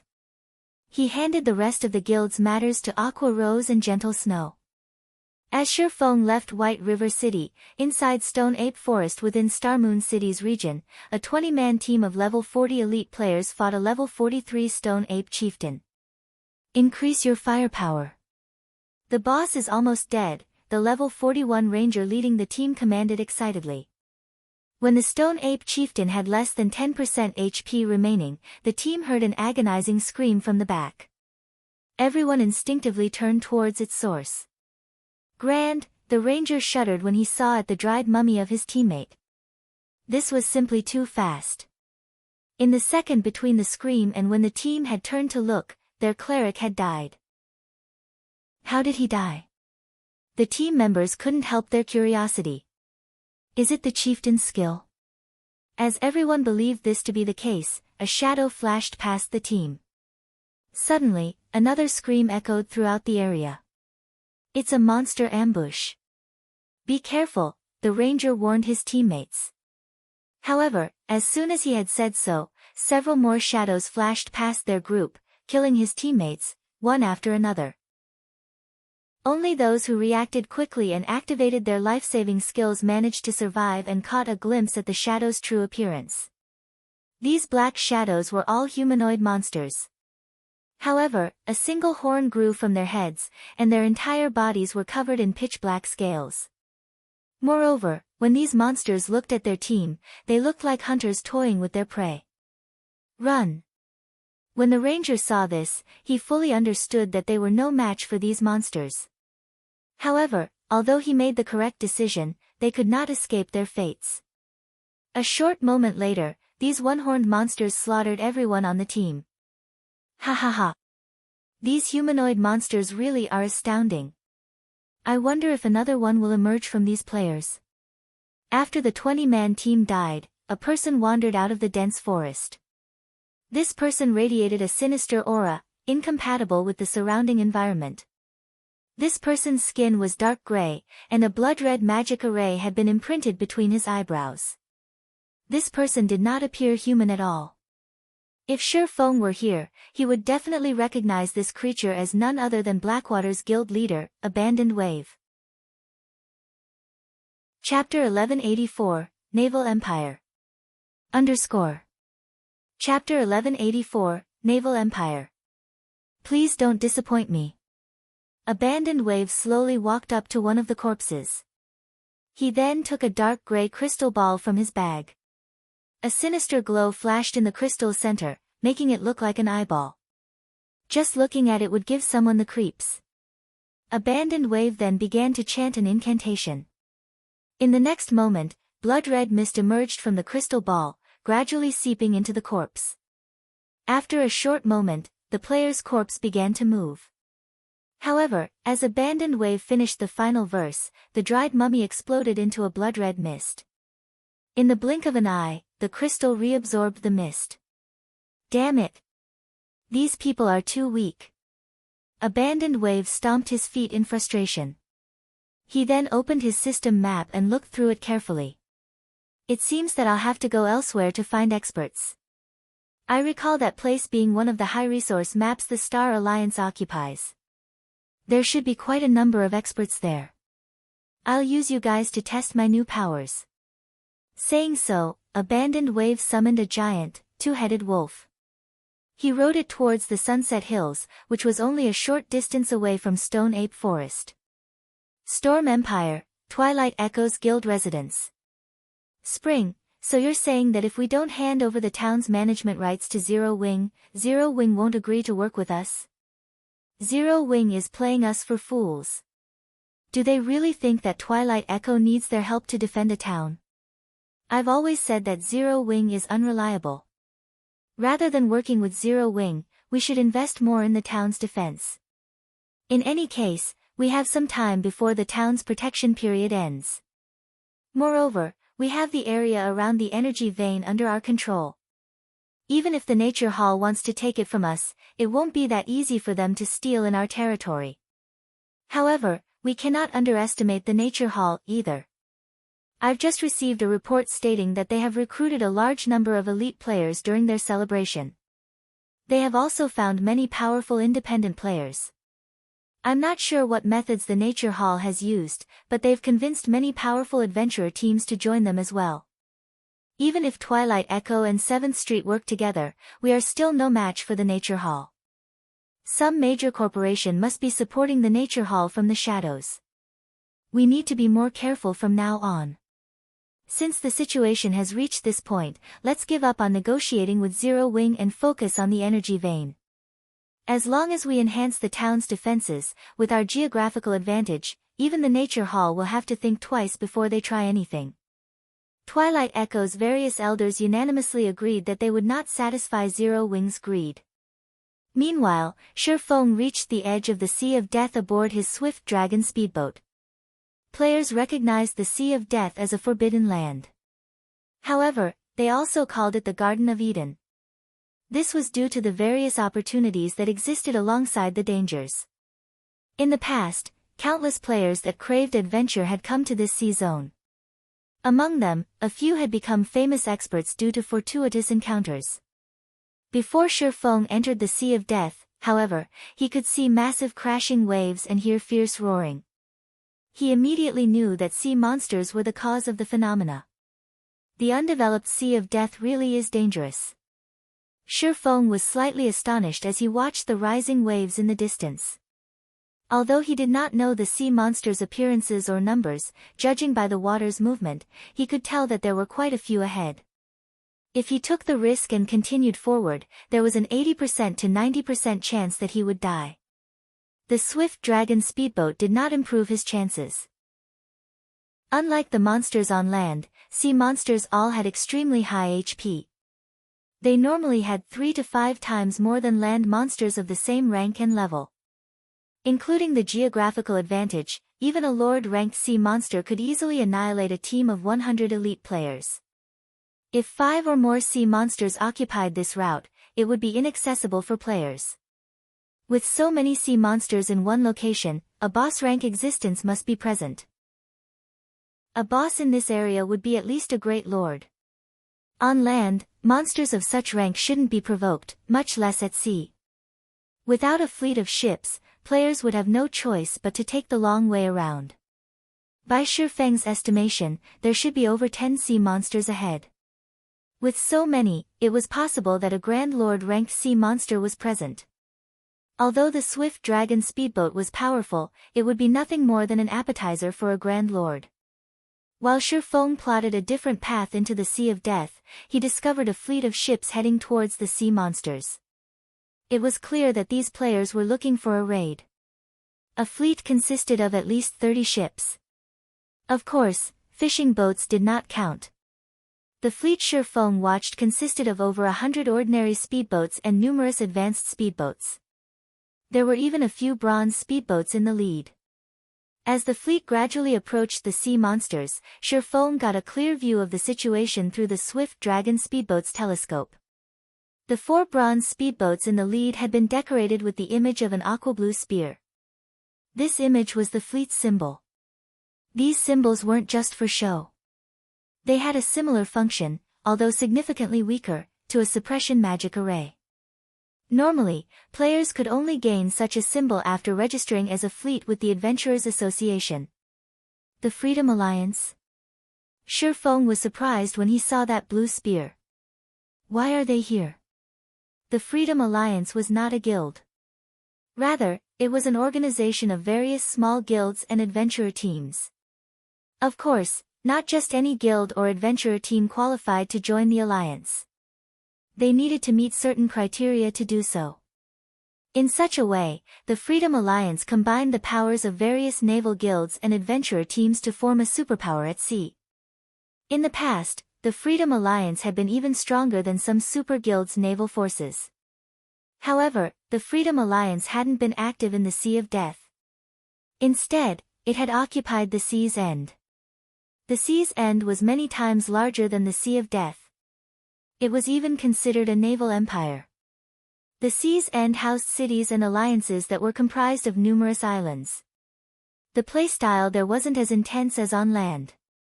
Rather, competition between players there wasn't particularly intense. However, the area was far more dangerous than on the mainland. Moreover, players that lived in the Sea's End had been inseparable from naval combat since the moment they joined God's domain.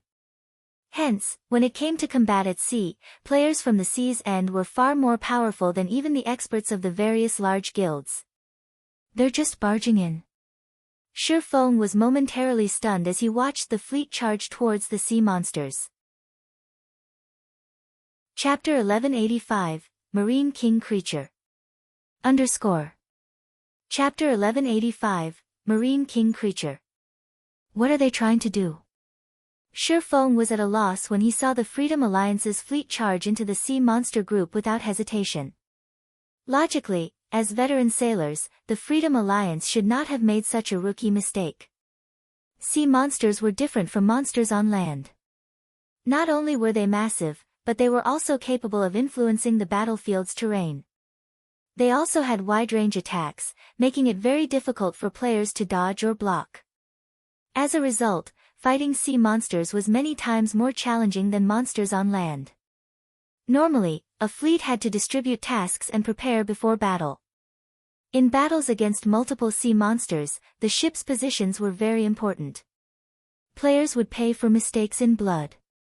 Players would be asking for a beating if they simply charged into battle. In the majority of land battles, at most, players would pay for mistakes with their lives. However, a mistake out at sea would destroy their ships. Even if the ship survived after being struck by sea monsters, the ship would lose durability. When a ship's durability fell to a certain point, like weapons and equipment, it could no longer be repaired. Not to mention, the price of repairing a ship was much higher than weapons and equipment. In addition, repairing a ship was more time-consuming. However, as Shi Feng's curiosity about the Freedom Alliance's actions grew, the Alliance's players discovered Shi Feng's swift dragon speedboat. Commander, there's a speedboat starboard side. By the looks of it, the speedboat should be considerably high quality.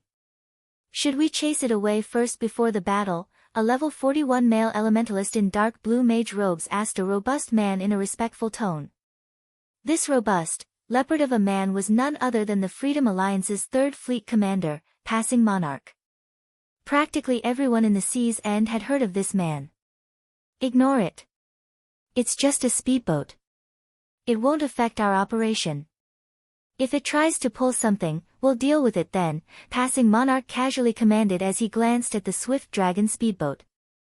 Alright, enough. We'll proceed according to plan. They had a total of 120 ships. Among them, 24 were advanced speedboats. In addition, they had 4 bronze speedboats. A single speedboat could not disturb their operation. If they wanted to, they could sink it with little more than a thought. Understood. Immediately, the fleet spread out and gradually circled the group of sea monsters. Roar! The sea monsters soon noticed the Freedom Alliance's fleet. They began to surface, revealing their true appearances. Among the sea monsters, one was a massive sea serpent king.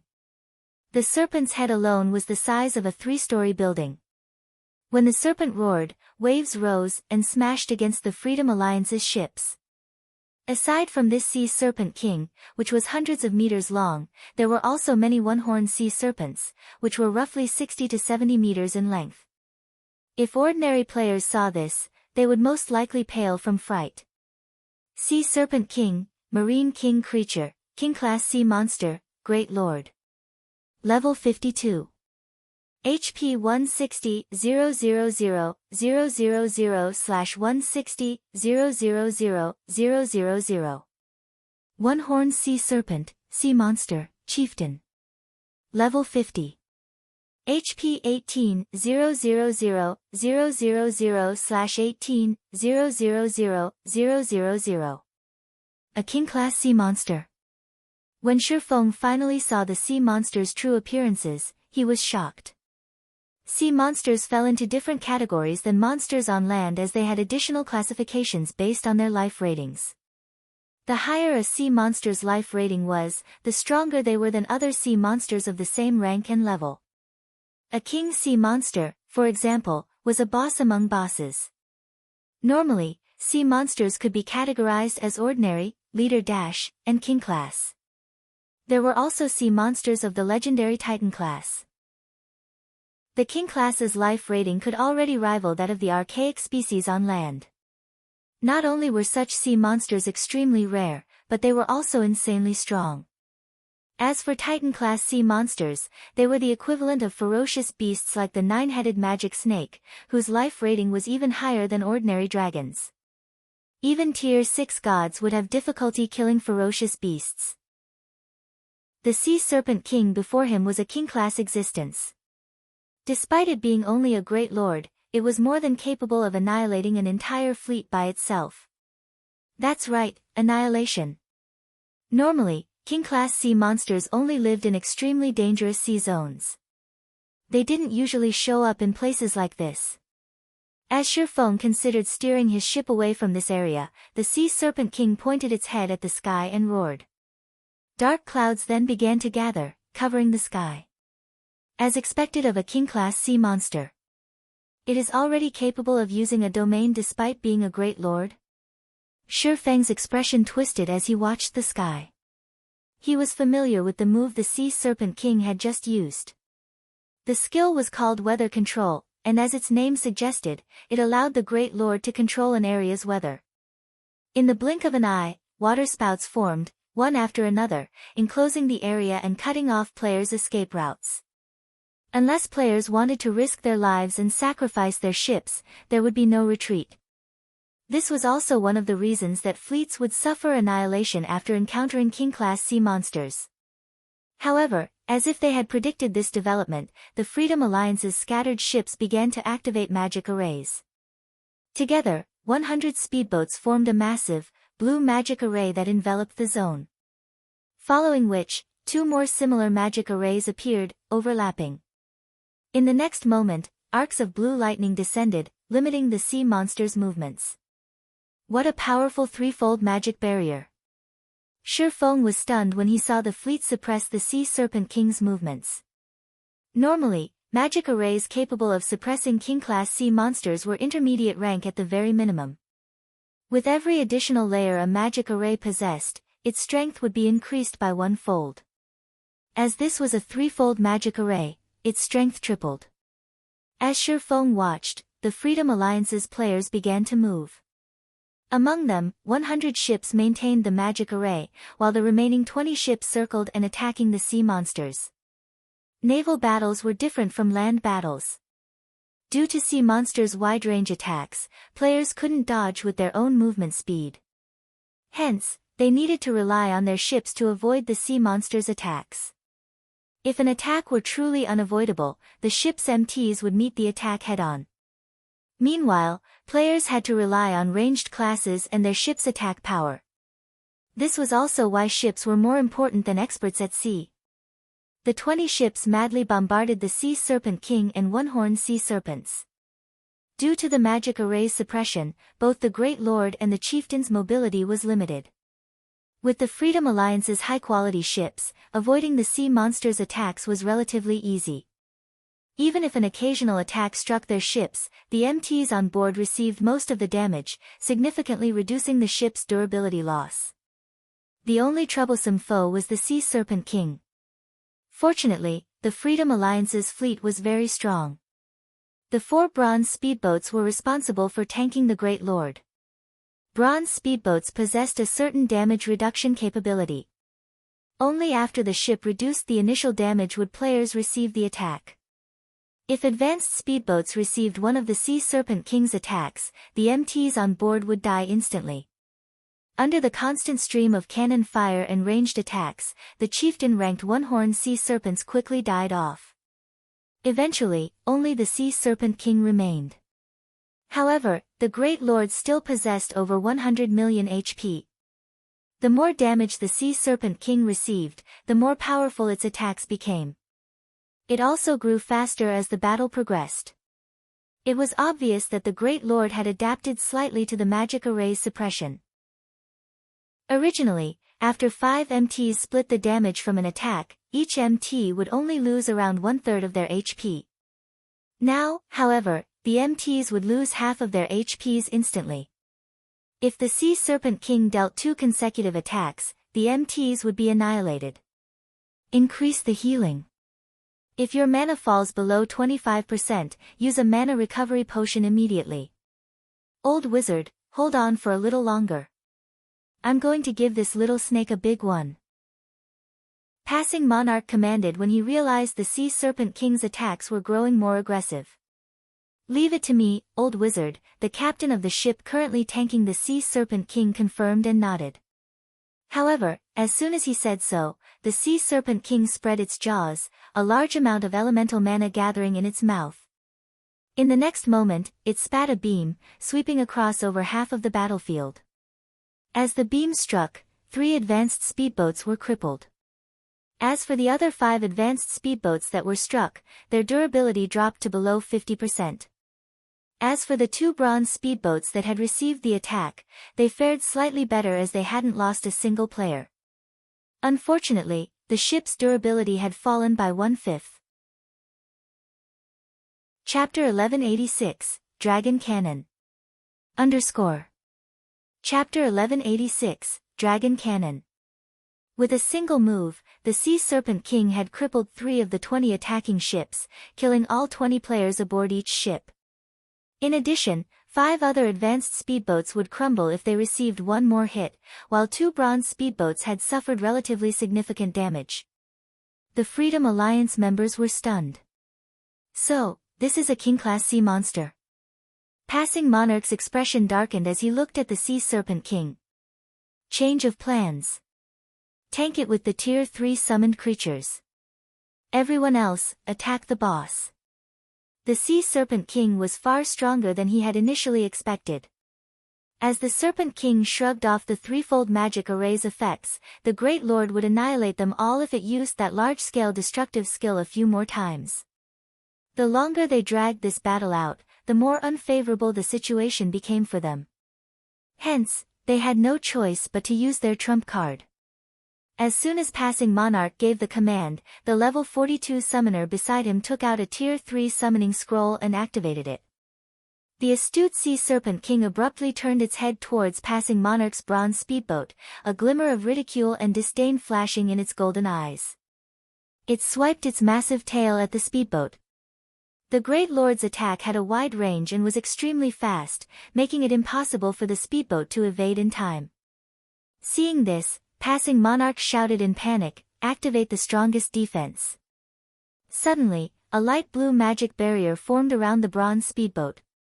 At the same time, the ship's 5 MTs activated their life-saving skills and moved forward to receive the descending tail. Boom! The collision created a tidal wave, climbing over a dozen meters into the sky, and sent the bronze speedboat flying over 30 yards away. As for the 5 level 41 and level 42 MTs, they had been smashed into the deck, their HPs decreasing by 50%. As for the bronze speedboat's condition, it fared slightly better as it only lost 34 out of its 400 durability. It's too strong. The players maintaining the magic array could not help but shudder when they saw this. This was definitely the strongest sea monster they had ever faced. That was a bronze speedboat they were talking about. Despite passing Monarch's speedboat having activated its defensive magic array and 5 MTs sharing some of the damage, the bronze speedboat had lost so much durability from one of the Sea Serpent King's normal attacks. If an advanced speedboat had received the attack, the speedboat would have lost at least half its durability. However, these players weren't ready to give up. They still had a trump card they hadn't used yet. As the Sea Serpent King's attack came to an end, an over 20-meter-tall leopard appeared on the water's surface. The leopard was entirely blue and arcs of electricity wrapped around its body. This was none other than the Tier 3 summoned creature Thundercloud Leopard. Although they were currently out at sea, the Thundercloud Leopard was one of the few summoned creatures that could fly. It might not be as strong as other Tier 3 summoned creatures, but its flight granted it a considerable advantage over sea monsters. This was also why passing Monarch was confident enough to challenge the Sea Serpent King. All speedboats, distance yourselves from the boss. Attack with your cannons only. Passing Monarch commanded. At the end of the day, players' attack range was limited to 40 yards. Even with the aid of certain special tools, they could, at most, extend their attack range to 50 yards. To colossal sea monsters like the Sea Serpent King, 50 yards was nothing. However, speedboats were different. Even normal cannons had a range of over 500 yards. Even a King-class sea monster would have difficulty reaching targets at such a distance. As long as the Thundercloud Leopard tanked, the boss should not target enemies that were too far away. Even if it did, with such a long distance, they would have more than enough time to defend themselves. As time passed, the battle proceeded according to passing Monarch's plans. Although the Thundercloud Leopard's attacks were not particularly powerful, the summoned creature dealt around -20,000 damage with each attack. That was more than enough to hold the Sea Serpent King's aggro. Meanwhile, when the Serpent King attacked, the Thundercloud Leopard easily dodged thanks to its flight ability. As both sides were Tier 3 Great Lords, the Thundercloud Leopard was faster than its opponent, which allowed it to kite the Serpent King while the speedboats attacked the boss.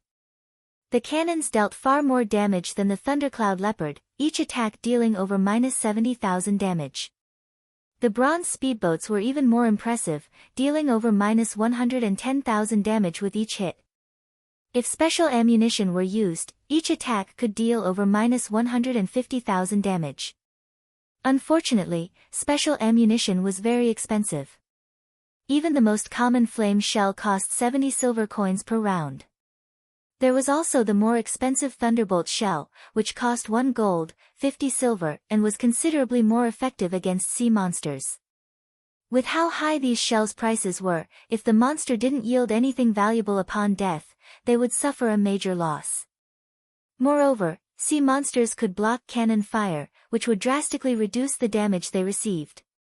It would be fortunate if the attack even dealt 10% of its original damage. Meanwhile, because the Freedom Alliance was occupied with the Sea Serpent King, they disregarded cost as they barraged the Great Lord with Thunderbolt shells. Quick! Attack faster! Passing Monarch's heart began to beat wildly when he noticed that the Sea Serpent King only had 15% of its HP remaining. They were now in a contest of speed against the Sea Serpent King. Their operation might fail if they failed to kill the Great Lord before the Thundercloud Leopard died.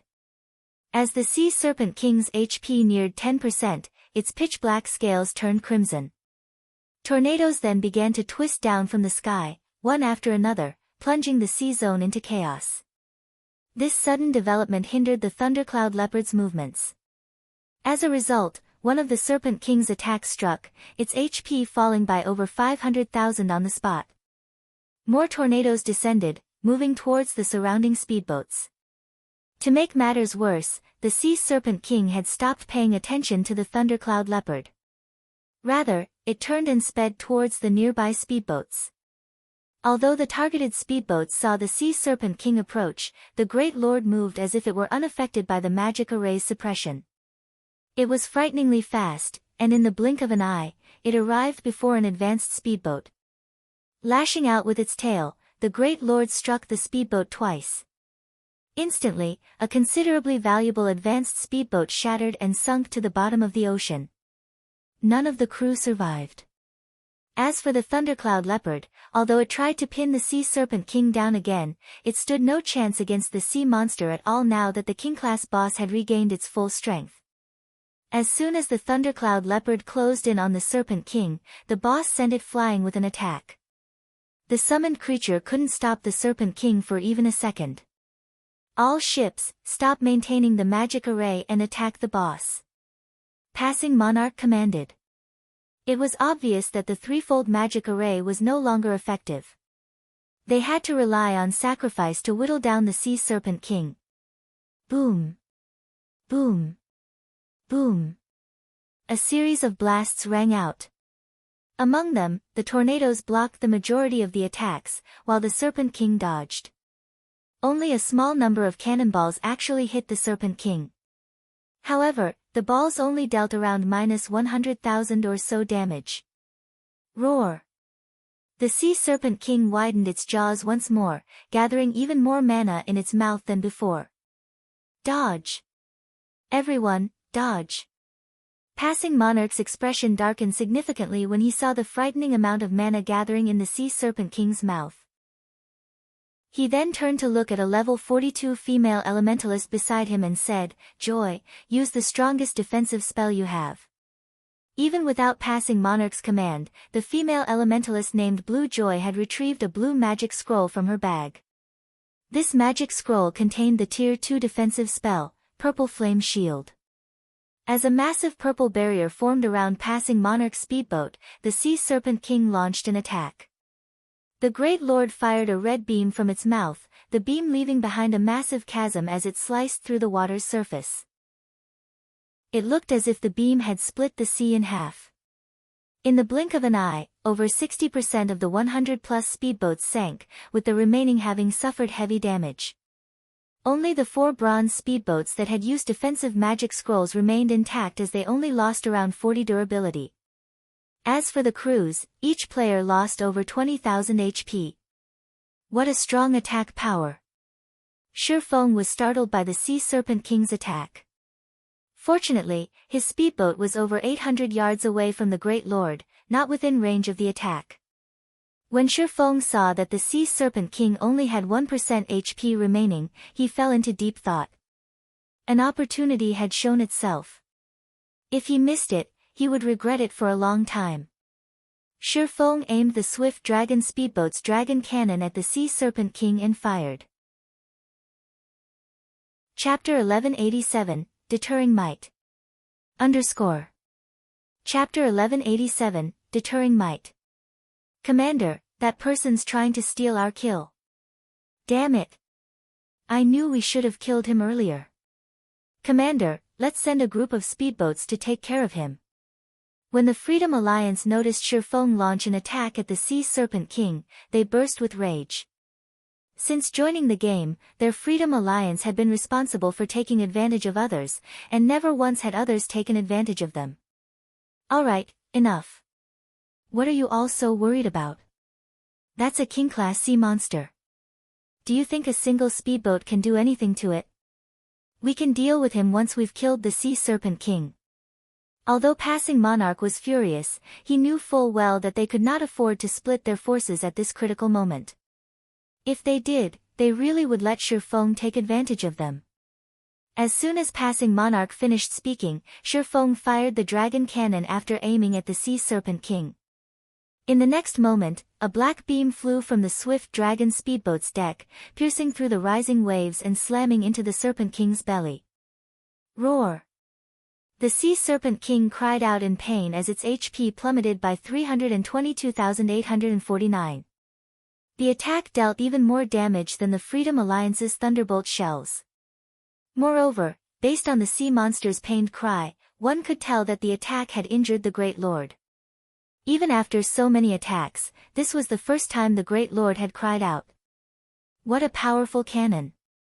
Is this for real? What kind of speedboat is that? Even when we fire the Thunderbolt shells from the bronze speedboats, we only dealt around -120,000. Everyone was shocked by the dragon cannon's might. Commander, apparently that other party is no weakling. That speedboat is definitely better than bronze rank. It is likely that it's a peak mysterious iron speedboat. Blue Joy said, shock filling her heart as she looked at the swift dragon speedboat. She wasn't shocked by the speedboat's damage against the Sea Serpent King. After all, to the Sea Serpent King, that damage was far from enough to destroy the Great Lord's remaining 1% HP. With the Great Lord's battle recovery, it would be exceptionally difficult for Shifeng to kill the Serpent King by himself. What had truly shocked her was the swift dragon speedboat's rank. As players of a naval empire, they had fought sea monsters ever since they had left their beginner towns. They also had a much easier time obtaining speedboats than land players. Even so, they, the Freedom Alliance's Third Fleet, had only obtained 4 bronze speedboats. They had also relied on these bronze speedboats to gain a considerable amount of authority for their Third Fleet in the Freedom Alliance. Yet, the speedboat before them was mysterious iron rank. Not even the Freedom Alliance had ever found a speedboat of this rank.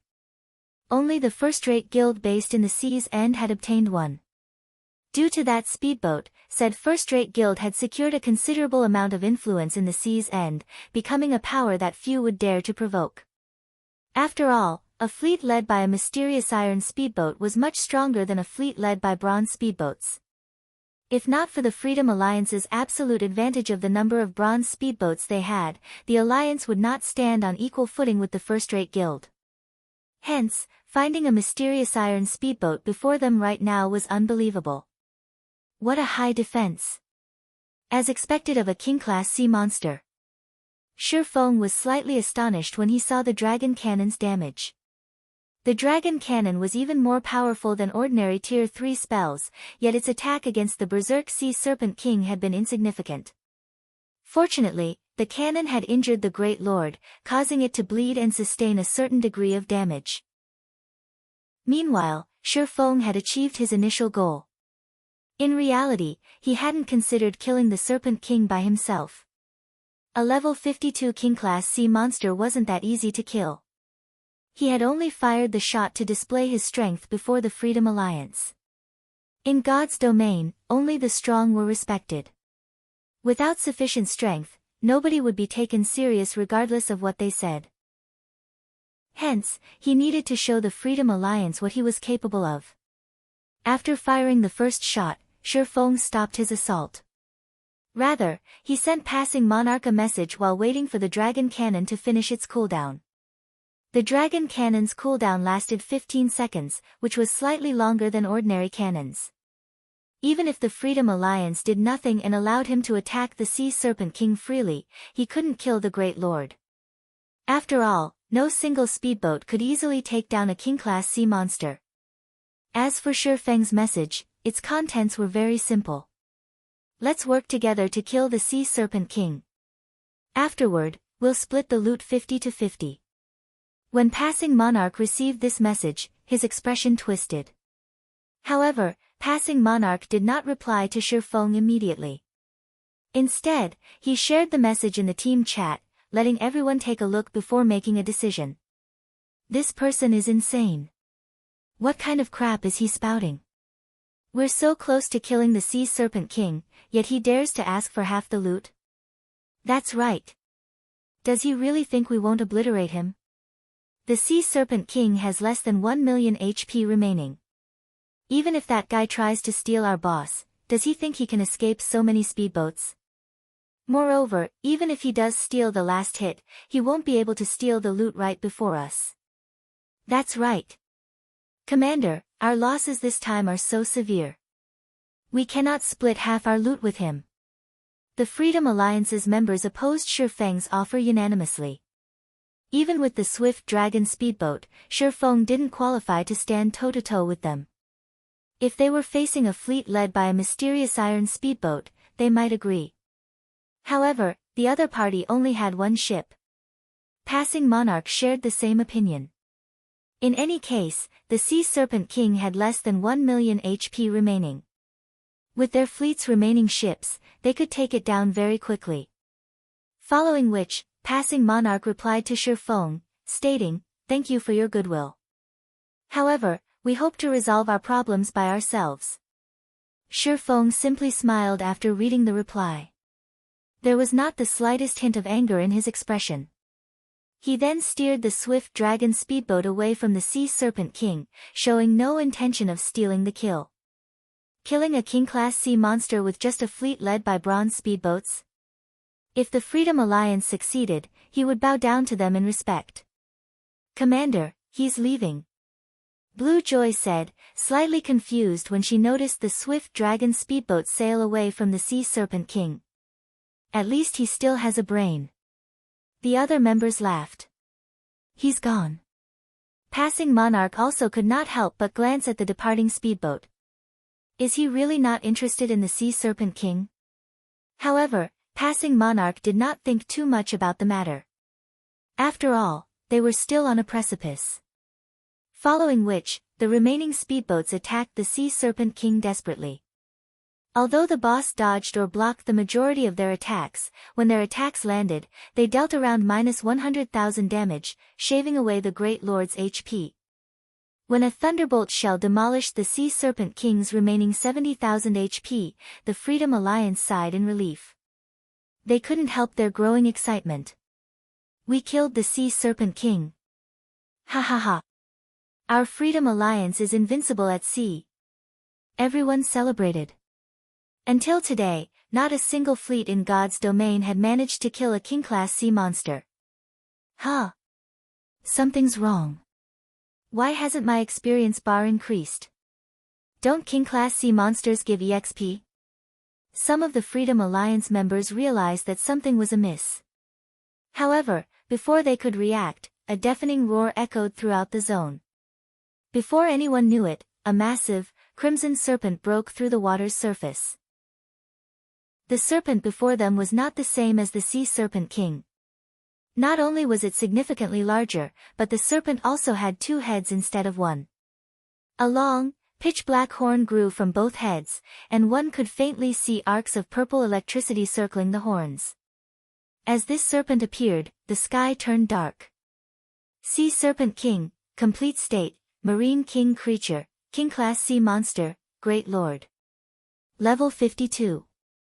HP 200, 000/200, 000/000. Chapter 1188, Breaking Through the Threshold. Chapter 1188, Breaking Through the Threshold. The Sea Serpent King's sudden appearance dumbfounded the Freedom Alliance members. What's going on? Didn't we kill it already? How did it get even stronger? This is cheating. Despair swept through the team as they looked at the 2-headed Sea Serpent King. They had already lost over half of their forces to kill the Sea Serpent King. They had even used their Tier 3 summoning scroll. At this point, they were both mentally and physically exhausted, yet not only had the Sea Serpent King just revived with full HP, but it also radiated a far more powerful aura than before. How were they supposed to fight the Sea Serpent King now?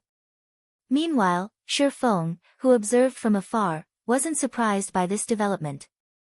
This was the amazing aspect of King-class sea monsters, their true might. The previous fight had simply been a warm-up. Only now would the battle truly begin.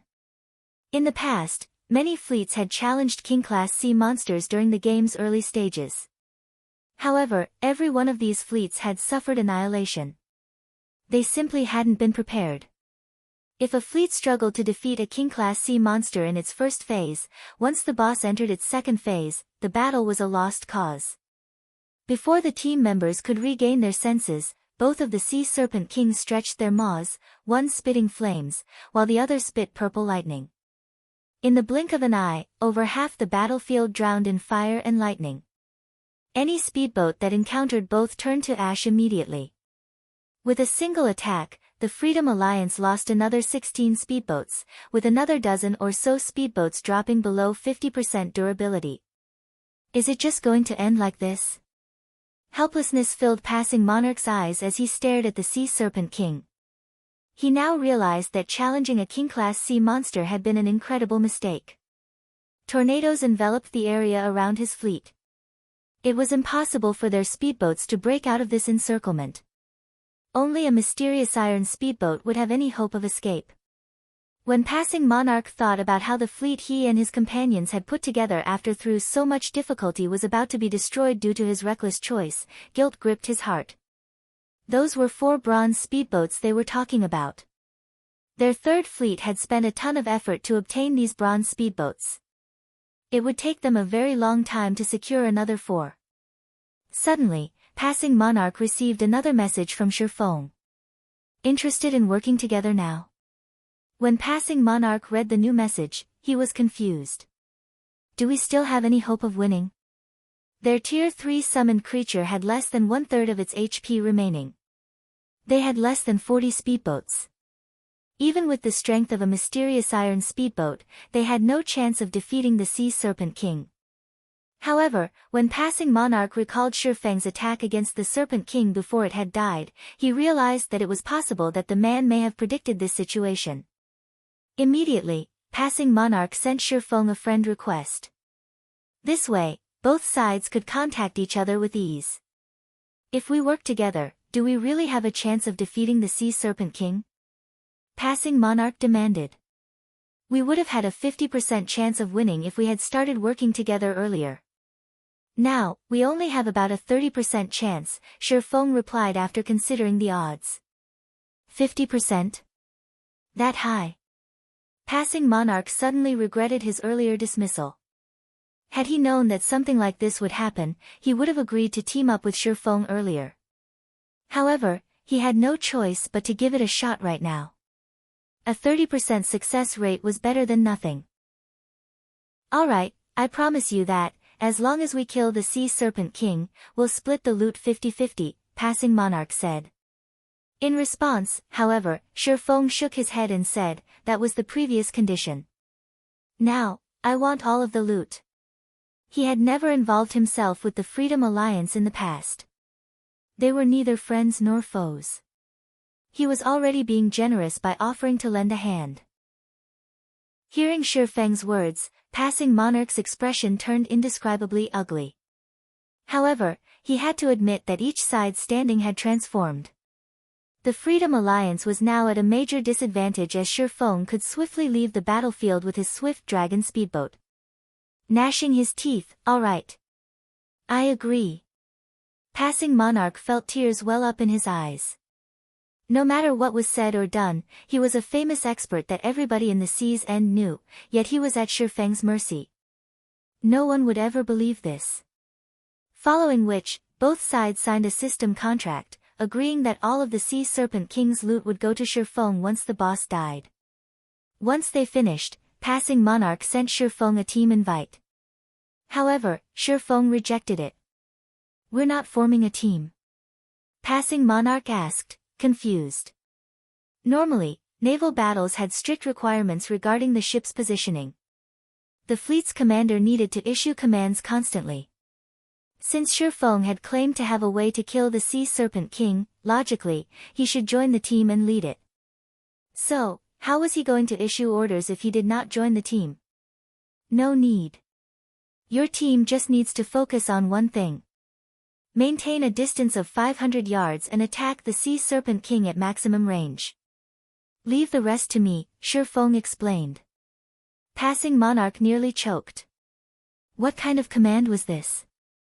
Did Shifeng think he could hold the Sea Serpent King off with just a mysterious iron speedboat? Even the Freedom Alliance had to rely on their 4 bronze speedboats and rotate blocking attacks to pin the boss down. However, after Shifeng said this, he disconnected the call. With no other choice, passing Monarch followed Shifeng's command and reorganized his fleet, directing their speedboats keep a distance. Shifeng steered the swift dragon speedboat to charge at the Sea Serpent King. As the Great Lord was about to target one of the bronze speedboats, Shifeng fired the dragon cannon once more. Only this time, he used a special kind of ammunition. Basic Mana Pulse Bomb.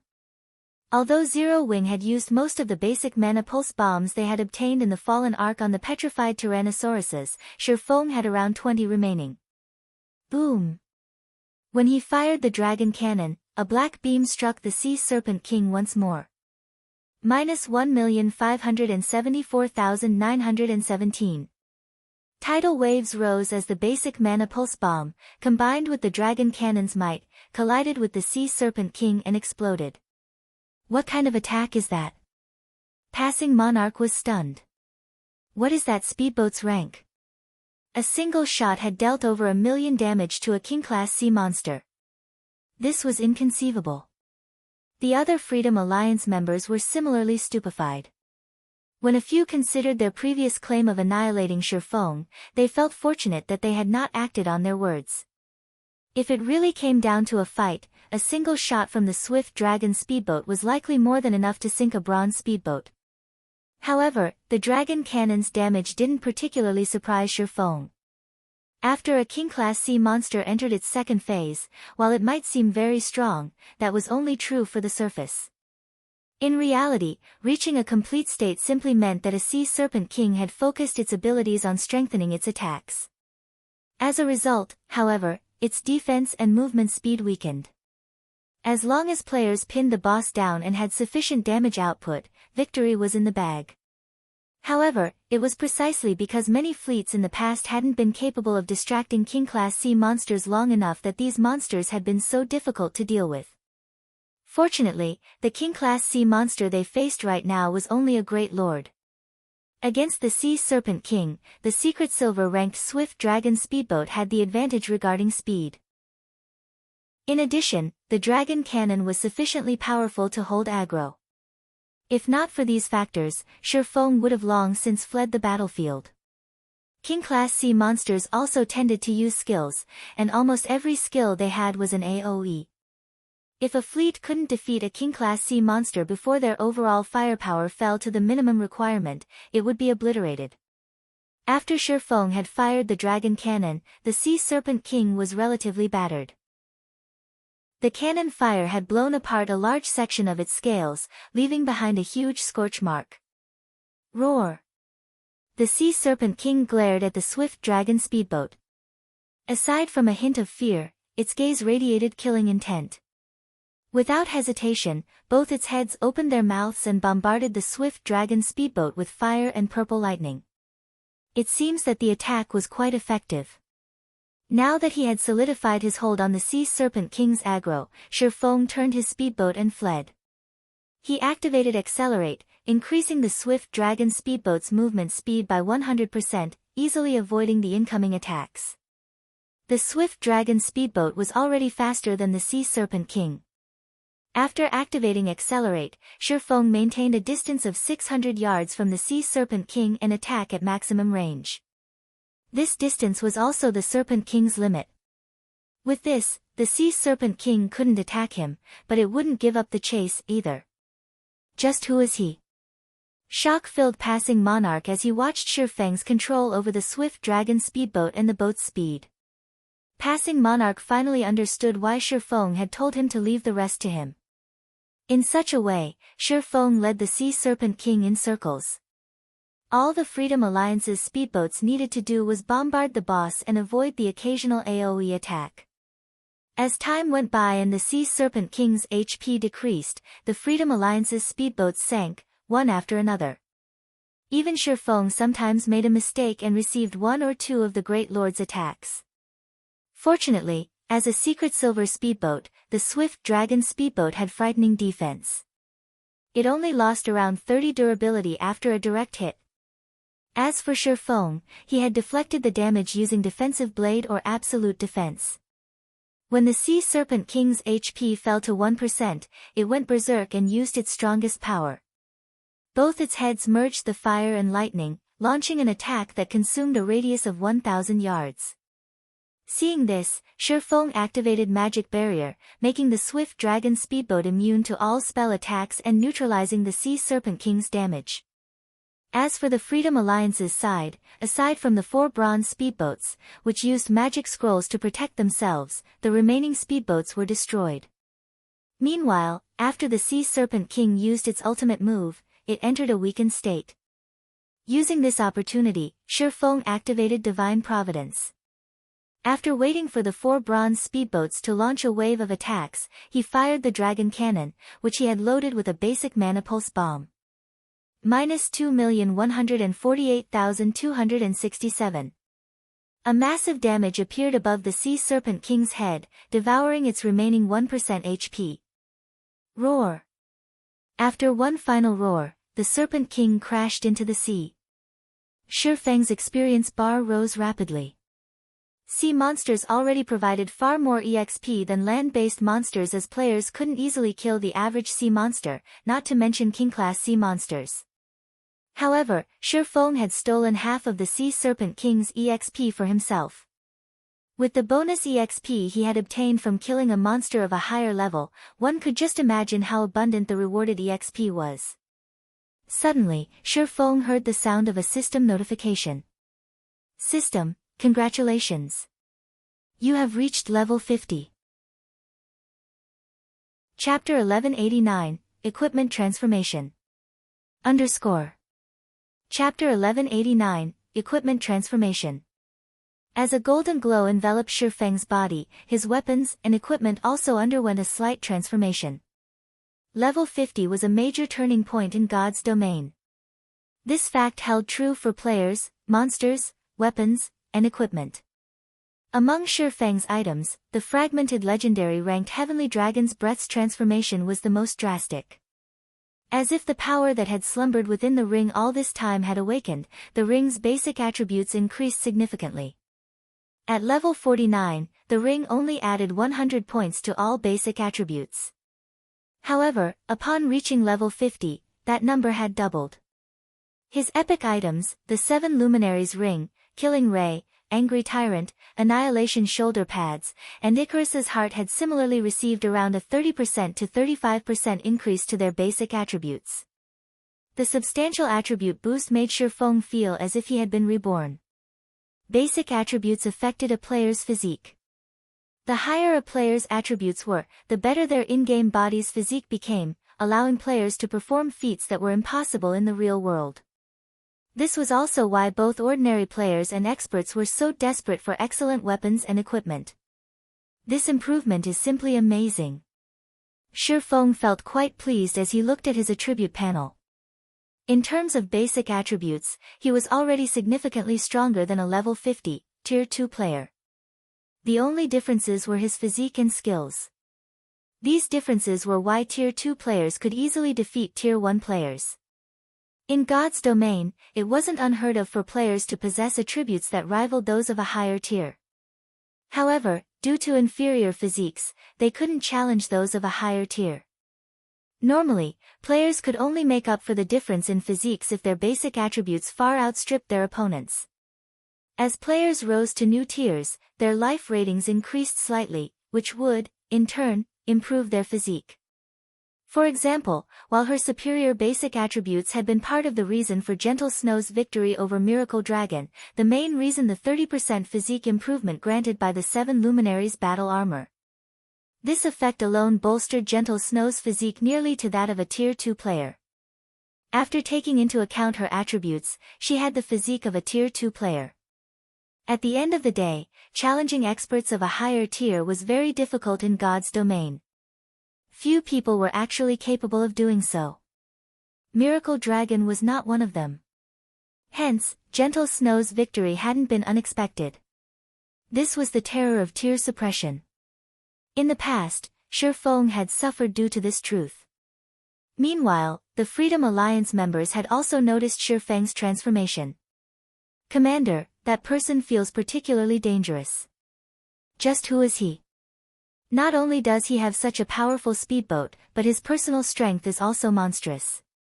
As everyone looked at Shifeng, they felt as if they faced an awakened beast. Originally, they had planned to steal the Sea Serpent King's loot. After all, only their commander had signed a contract with Shifeng. Now, however, they gave up such thoughts. Although the tornadoes circling the area had disappeared with the Sea Serpent King's death, with the bronze speedboat's speed, how could they possibly outrun the Swift Dragon speedboat? They had witnessed the Swift Dragon speedboat's agility personally. Not even the Sea Serpent King had been able to keep up with it. The ship also had that frightening dragon cannon. Even if they used magic scrolls to bolster their bronze speedboats' defenses, it would take only a few shots to drain their boats' remaining durability. Moreover, they estimated that the dragon cannon's range spanned more than 800 yards. On the other hand, their bronze speedboats only had a range of 500 yards. Feng could easily toy with them until they died. Using return scrolls wasn't possible either. If one picked up a sea monster's loot, they would have to wait until the 2-hour holding period was over before they could use their return scrolls. When passing monarchs saw the sea serpent king's loots floating on the ocean's surface, envy flashed in his eyes. He hadn't imagined that so many items would drop. Sea monsters already dropped roughly 2 or 3 times more loot than land monsters, yet the sea serpent king had dropped over 100 items. Ha! Forget it.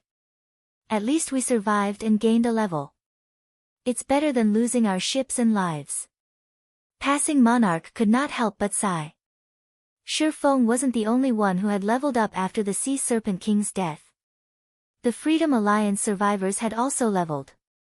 Most importantly, all 4 bronze speedboats were still afloat. The Freedom Alliance only needed to spend a little bit of money to obtain more ordinary speedboats. As for advanced speedboats, they might need to put in some effort, but it was possible to obtain a dozen or so within a short time span. However, bronze speedboats were not easy to replace. As expected of a godly tool, Feng sailed about, frantically collecting the king-class sea monster's loot. Although he hadn't triggered a jackpot, the Sea Serpent King was the first king-class sea monster to die in this sea zone. As a result, its loot was far more abundant than usual. Normally, a player would be lucky if a king-class sea monster dropped around 50 items. Moreover, over 80% usually consisted of materials. This time wasn't much different. However, perhaps due to Divine Providence's effect, among the 100-plus items, over 90 were rare materials used in producing advanced speedboats, bronze speedboats, and small sailboats. Among them, the most valuable was moonlight wood. Moonlight wood was a rare material necessary to produce bronze speedboats and small sailboats. Fortunately, Feng had obtained a total of 12 logs. Constructing a bronze speedboat required 10 logs. After Feng finished picking up the loot, he began to organize the items in his bag. Wonderful! A design dropped. Feng grew excited as he looked at the leather book in his hands. The pages had already yellowed, and it looked as if it had been many years since anybody had read it. However, after appraising the book and discovering its name, he realized that any guild would go crazy over this design. Flying Eagle Speedboat Design. Although the Flying Eagle Speedboat was not a bronze speedboat, it was an advanced speedboat. With enough reputation, one could buy ordinary speedboats from certain NPC merchants. However, it was a different story for advanced speedboats. One could only obtain them by completing rare quests or trading special materials that sea monsters dropped. Now that he had the design for an advanced speedboat, he could build an unlimited number of advanced speedboats as long as he had sufficient materials and a small shipyard. Although the Third Fleet passing monarch commanded had become such a powerful force in the seas and due to the 4 bronze speedboats, the 20-plus advanced speedboats also played an important role. If Zero Wing could form a fleet of advanced speedboats with the Swift Dragon speedboat in the lead, the guild could rank at the top of God's domain's naval powers. Just thinking about this excited Feng. There were only a handful of super guilds that could rival such a naval force right now. Zero Wing could develop in a coastal NPC city without worry. Even if super guilds wanted to pick a fight, they would have to think twice before doing so. After all, it was far more costly to fight a war at sea than on land. Not only would their guild members lose levels from dying, but they would also lose their ships. There was no repairing a destroyed ship. Following which, Feng stored the Flying Eagle speedboat design and examined the other dropped items. Among the 11 remaining items in his bag, Feng discovered a very familiar item. Thunder Emblem. Chapter 1190, Authority. Chapter 1190, Authority. Is this the benefit of killing a king-class sea monster? Shi Feng was surprised and overjoyed as he looked at the purple-gold lightning emblem in his hand. The Thunder Emblem. As its name suggested, it was a Thunder Island emblem.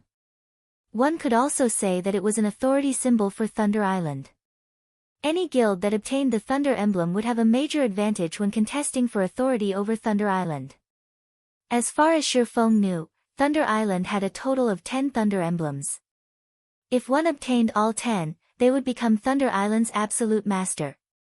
However, only 5 Thunder Emblems had ever been discovered in the past, and every guild that obtained these Thunder Emblems had been one of the dominant forces on Thunder Island.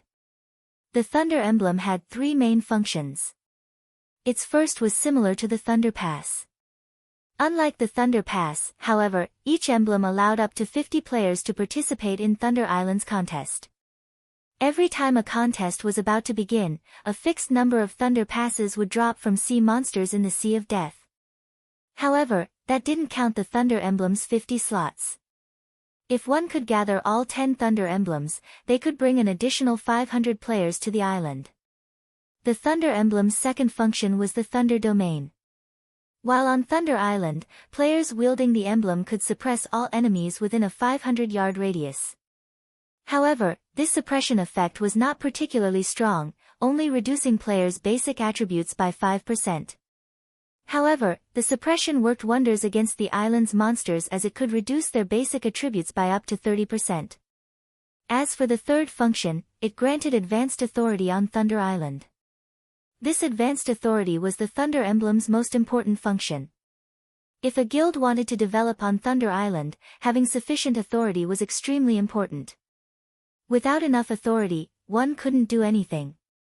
As players gained more authority, they could enjoy more benefits on the island. Currently, the various superpowers were vying for Thunder Island. However, even if they occupied the area, they could only gain basic authority. Ordinary players had no hope of gaining any authority whatsoever. However, one's authority wouldn't remain constant either. If one wanted more, they could contribute to Thunder Island. On Thunder Island, authority was categorized into Ordinary, Basic, Intermediate, Advanced, and Master Controller. If an ordinary player wanted to become an Ordinary Controller, they needed 300 Thunder Contribution Points. Reaching the basic rank required 3,000 Thunder Contribution Points, 10,000 points to reach the intermediate rank, and 100,000 points to reach the advanced rank. After reaching the advanced rank, one could only increase their authority if they obtained all 10 Thunder Emblems. As Shi Feng examined the Thunder Emblem in his hand, he began playing with the idea of occupying a part of Thunder Island himself. In the past, Thunder Island had been known as a sacred land at sea. Countless players had wanted to live on the island. After all, traveling to dangerous sea zones would be more convenient from Thunder Island than it would be from a coastal town or city. Occupying a corner of the island would do wonders for Zero Wing's development. Zero Wing also qualified to do so right now due to the Flying Eagle speedboat design he had just obtained. He admitted that Zero Wing was no match for the various superpowers on land. However, the competition at sea relied on more than a guild's number and quality of experts. A guild's ships played a far greater role. Shi Feng decided that he needed to begin mass-producing the Flying Eagle speedboats, forming a formidable Zero-Wing fleet. With his fleet's strength and the Thunder Emblem, occupying a corner of Thunder Island could be more than just a dream. Following which, Shi Feng contacted Melancholic Smile and had her begin collecting diamond wood, the Flying Eagle speedboat's core material. Diamond wood was relatively rare, specifically used to construct advanced ships. Few kingdoms and empires produced the wood. Fortunately, he had previously negotiated with the Secret Pavilion and traded a magic tower for 20 locations that provided diamond wood. Although the Secret Pavilion had yet to complete their side of the deal, he could have Melancholic Smile send people to these minor cities to negotiate prices with potential vendors. Once their bargain with the Secret Pavilion was fulfilled, they could stockpile diamond wood. The Sea Serpent King had also dropped 5 Thunder Passes, each allowing up to 10 players to join the contest on Thunder Island. To the various superpowers vying for Thunder Island, these passes were incredibly tempting. To Shifeng, however, they were not particularly useful as Zero Wing currently did not have that many experts. The Thunder Emblem's 50 slots were more than enough. I have wondered which items I should sell at the candlelight auction. These passes should work well as an attraction, Shifeng muttered, smiling at the 5 passes in his hand. In reality, he could sell the passes to Phoenix Rain. However, doing so would cause her to question their origin. One needed to kill boss-rank sea monsters in the Sea of Death to obtain the Thunder passes. However, Zero Wing was a land-based guild that did not possess any naval power. So, how could Zero Wing kill boss-rank sea monsters? Zero Wing didn't have a foundation at sea. It was still too early to contest for Thunder Island, so exposing their trump cards was not wise. Even if they wanted to reveal their strength, they needed to do so after forming their fleet of advanced speedboats. Zero Wing simply needed to sit back and watch the various superpowers fight each other while slowly building their own naval power. Moreover, the Sea of Death was still too dangerous for current players. Even if they secured a share of Thunder Island, it would be of little use. The various superpowers only contested for the island because they wanted a head start in accumulating contribution points. Since he had the Thunder Emblem, he had no need to do that.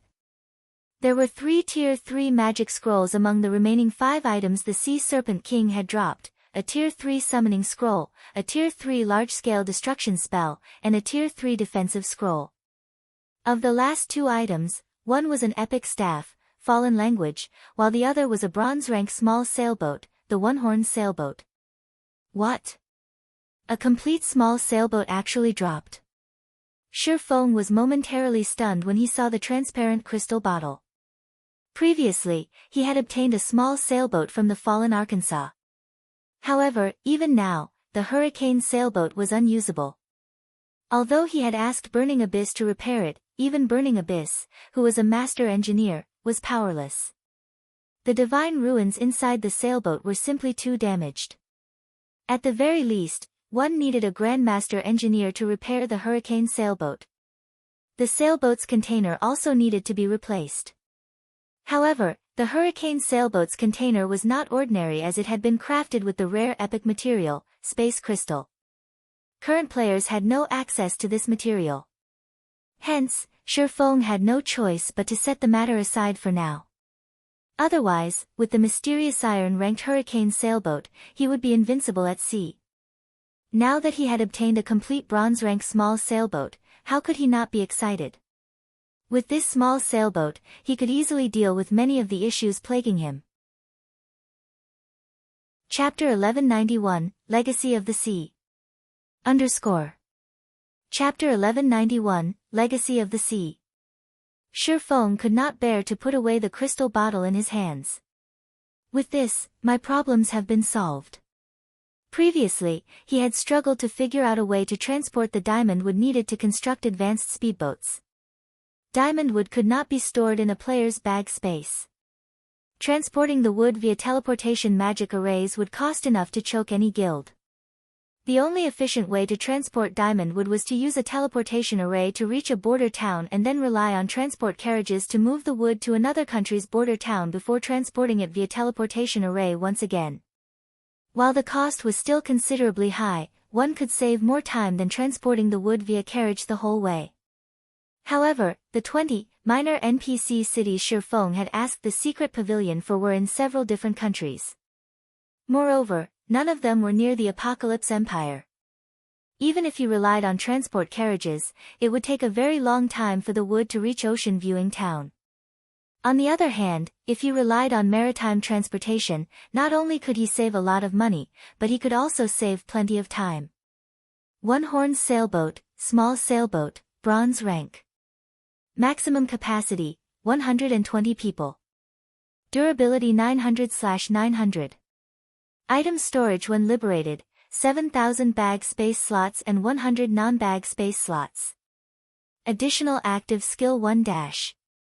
Magic Shield, absorbs up to 1 million damage for 5 minutes. Cooldown, 15 minutes. Additional active skill 2-. Thunder Cannon, 1,200 yard range. Deals lightning damage to an area of 15 by 15 yards. Cooldown, 30 seconds. 6 cannons are currently equipped. Cannons can be replaced. Additional active skill 3 dash. Mana drive, converts mana into motion, increasing movement speed by 30%. Every 10 magic crystals consumed extends duration by 15 minutes. Cooldown, 10 minutes. Additional active skill 4 dash. Thunder Blast, deals devastating damage to the area 500 by 30 yards ahead. Attack includes knockback and paralyzing effects. Cooldown, 5 minutes. Additional passive skill dash. Braving the winds and waves, when sailing with the wind, movement speed increased by 50%. When sailing against the wind, movement speed is unaffected. Although the one-horned sailboat's attributes were slightly lower than the hurricane sailboats, it was one of the best ships currently available in God's domain. Moreover, the small sailboat was much faster than speedboats. Even the Secret Silver-ranked Swift Dragon speedboat was only as fast as an advanced sailboat. The one-horned sailboat was significantly faster than the Swift Dragon sailboat. In addition, one could use magic crystals to increase the ship's movement speed. This would greatly reduce transportation time. While Shifeng admired the one-horned sailboat, the Freedom Alliance members a short distance away stared at him. "Commander, I've discovered some information about that man," Blue Joy hurriedly reported. "That person is Yi Feng, and he is a core member of the Zero Wing Guild. He is also the leader of the Azura battle team. He is very strong. As for Zero Wing itself, it is one of the upstart guilds that established when God's domain launched. The guild's development speed is incredible, and Zero Wing has even suppressed veteran first-rate guilds. Right now, Zero Wing is Star Moon Kingdom's publicly acknowledged, #1 guild. Recently, it even dared to provoke a few superpowers, but none of them can do anything about the guild, forced to turn a blind eye. Just what kind of backing does this guild have? It even dares to provoke superpowers." Passing Monarch could not help his astonishment when he heard Blue Joy's report. The Freedom Alliance consisted of small guilds and adventurer teams. They only knew that the virtual gaming world's various superpowers were powerful, but they did not know exactly how powerful these existences were. However, as the Freedom Alliance grew stronger, they uncovered more information. In fact, a super first-rate guild had previously decimated the Fifth Fleet. They had finally understood that, while their alliance might be a match for superpowers that hadn't focused on marine strength, the Freedom Alliance was no match for those guilds that had poured resources into their navy. Superpowers simply had too many experts. Moreover, they weren't ordinary experts. With so many, these superpowers could get their hands on advanced speedboats and bronze speedboats far more quickly than the Freedom Alliance. Hence, Passing Monarch found it unbelievable that Zero Wing had provoked multiple superpowers on land and still existed. However, what shocked Passing Monarch the most was the Swift Dragon speedboat. During the previous battle, Passing Monarch had come to understand that the Swift Dragon speedboat was not just a mysterious iron speedboat as he had assumed. It must be a secret silver speedboat. A secret silver speedboat. Since joining God's domain, Passing Monarch had never seen or heard about any of the naval powers owning a secret silver speedboat. Yet, such a speedboat had shown up in the hands of a land-based guild. This revelation excited Passing Monarch. He had come to the Sea of Death because he had heard of a low-level king-class sea monster in the area. In addition, he had heard that the various superpowers were purchasing thunder passes at astronomical prices. Hence, he had come to kill the king-class sea monster to earn some side income. After all, repairing his fleet was a considerable expenditure. He had also come here to recruit powerful adventurer teams or small guilds to join the Third Fleet. In the sea's end, strength spoke louder than words. If one wanted to obtain more resources, they needed a powerful force. Almost everyone in the sea's end had already been recruited, but it was a different story elsewhere. Land-based guilds, in particular, were just starting to extend to the ocean. He could find plenty of talent on land. Unfortunately, Passing Monarch hadn't expected the events to unfold as they had upon reaching the Sea of Death. Not only had he nearly lost his entire fleet, but he also failed to find any experts from small guilds. Rather, he had encountered a great expert with a secret silver speedboat, and this expert was backed by a guild like Zero Wing. "Commander, are you considering recruiting him?" Blue Joy asked, surprised when she saw Passing Monarch's expression. "He won't agree. After all, he is a member of a large guild. He even owns a secret silver speedboat. Why would he want to join us?" "Who said that I intended to ask him?" Passing Monarch rolled his eyes. "Have you forgotten the reason that we're here? Do you want to invite him to see Dragon City's festival?" Blue Joy's eyes widened in shock, unable to believe that Passing Monarch was considering something so mad.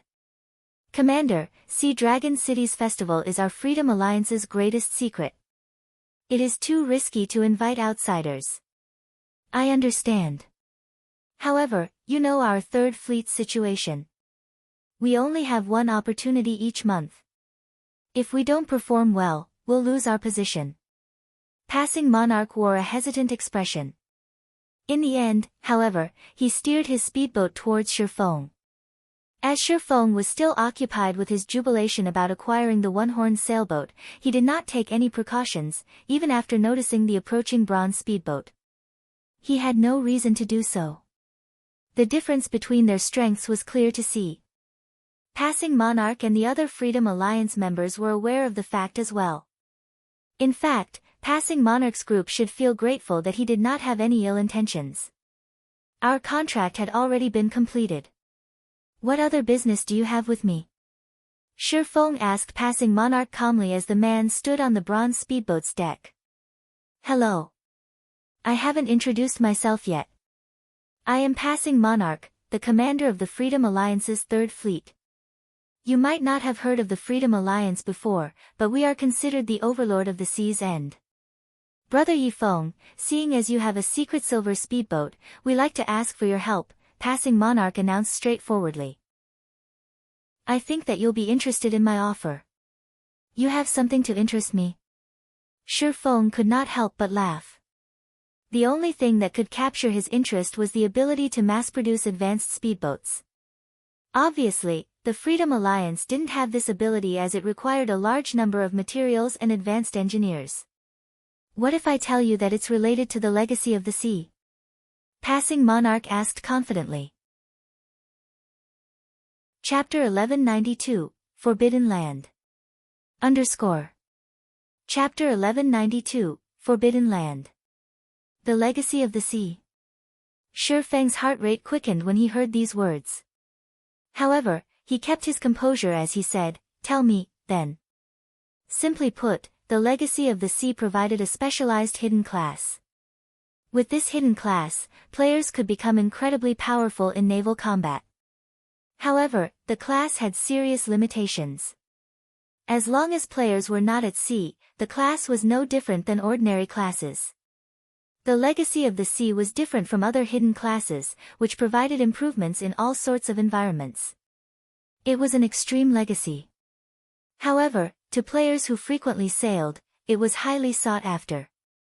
After all, even if they obtained the legacy at the basic rank, they could display astounding power when exploring the open ocean. The peak legacy of the sea could even grant the strength to face opponents of a higher tier. Hence, guilds that wanted to develop their naval forces hungered for the legacy of the sea. The various large guilds would target any player that obtained the legacy. With such a player, maritime transportation would become far safer. They would also have an easier time fighting sea monsters. As far as Shifeng knew, the Freedom Alliance had possessed many members with the legacy of the sea. This was also why the Freedom Alliance had become famous throughout God's domain, becoming a force that even the game's superpowers were hesitant to provoke. Seeing Shifeng's interest, Passing Monarch knew that he had hope for cooperation. To tell you the truth, our Freedom Alliance discovered the legacy in an ancient ruin. However, obtaining the legacy depends on the player's abilities once they enter the ruins. Due to a barrier restricting the number of people that can enter, our Freedom Alliance only allows each fleet to take 10 ships into the ruins. I'd like to invite Brother Yifeng to join us. With your speedboat and our Third Fleet's strength, I believe that we can secure quite the bounty. We can sign a contract. If we obtain 2 legacies, 1 will go to you. How about it? The other Third Fleet members were stupefied by Passing Monarch's offer. They had never expected their commander to be so generous. However, after giving the matter some thought, they found it reasonable. After all, Shi Feng owned a secret silver speedboat. If they did not show some sincerity, he wouldn't bother listening to their offer. Obtain 2 legacies. Shi Feng curiously asked, are there many in the ruins? Each time we enter the ancient ruins, there are a number of legacy items. It just depends on whether or not we can leave with those items, Passing Monarch explained confidently. When the Freedom Alliance had first activated the ancient ruins, they had dispatched 11 fleets. Inside, they discovered several legacy items. In the end, however, only 1 fleet had obtained the Legacy of the Sea. This fleet was now the strongest in the Freedom Alliance. As it had become the strongest fleet in the Freedom Alliance, it enjoyed far more benefits than its companions. The fleet was able to occupy the 3 large shipyards the Freedom Alliance managed. It was still a little too early for players to construct ships, as this task required many lifestyle players. However, a large shipyard could also repair ships. During an intense battle, ships usually suffered some damage. Repairing ships in a large shipyard not only reduced the repair costs, but it also increased the repair speed. On the other hand, the Third Fleet only possessed a large shipyard. There was simply no comparing their 2 fleets. The strongest fleet also received priority over special ammunition. It was given access to the most and the best available. The next ruin exploration was about to begin. How could he not make use of this opportunity to recruit Shi Feng's help? What if we obtain 3 legacy items? Shi Feng asked. I'm afraid that will be incredibly difficult. Brother Yi Feng, you've never been to the ruins, but a large number of sea monsters occupy the area. Those monsters are extremely powerful. Traps litter the ruins, and there's a time limit once you enter. We won't have enough time to search for a 3rd legacy item, Passing Monarch explained, smiling. He understood Shi Feng's train of thought. So, that's the case. Then, if we really obtain a 3rd legacy item, can I have it? Shi Feng asked, smiling. He now had a basic understanding of the ancient ruins rules. Alright. If you obtain a 3rd one, you can have it, Passing Monarch said nonchalantly. In any case, that wasn't going to happen. His promise was empty. We have a deal, then. However, before we sign the contract, may I know when the ancient ruins will open? Shi Feng asked.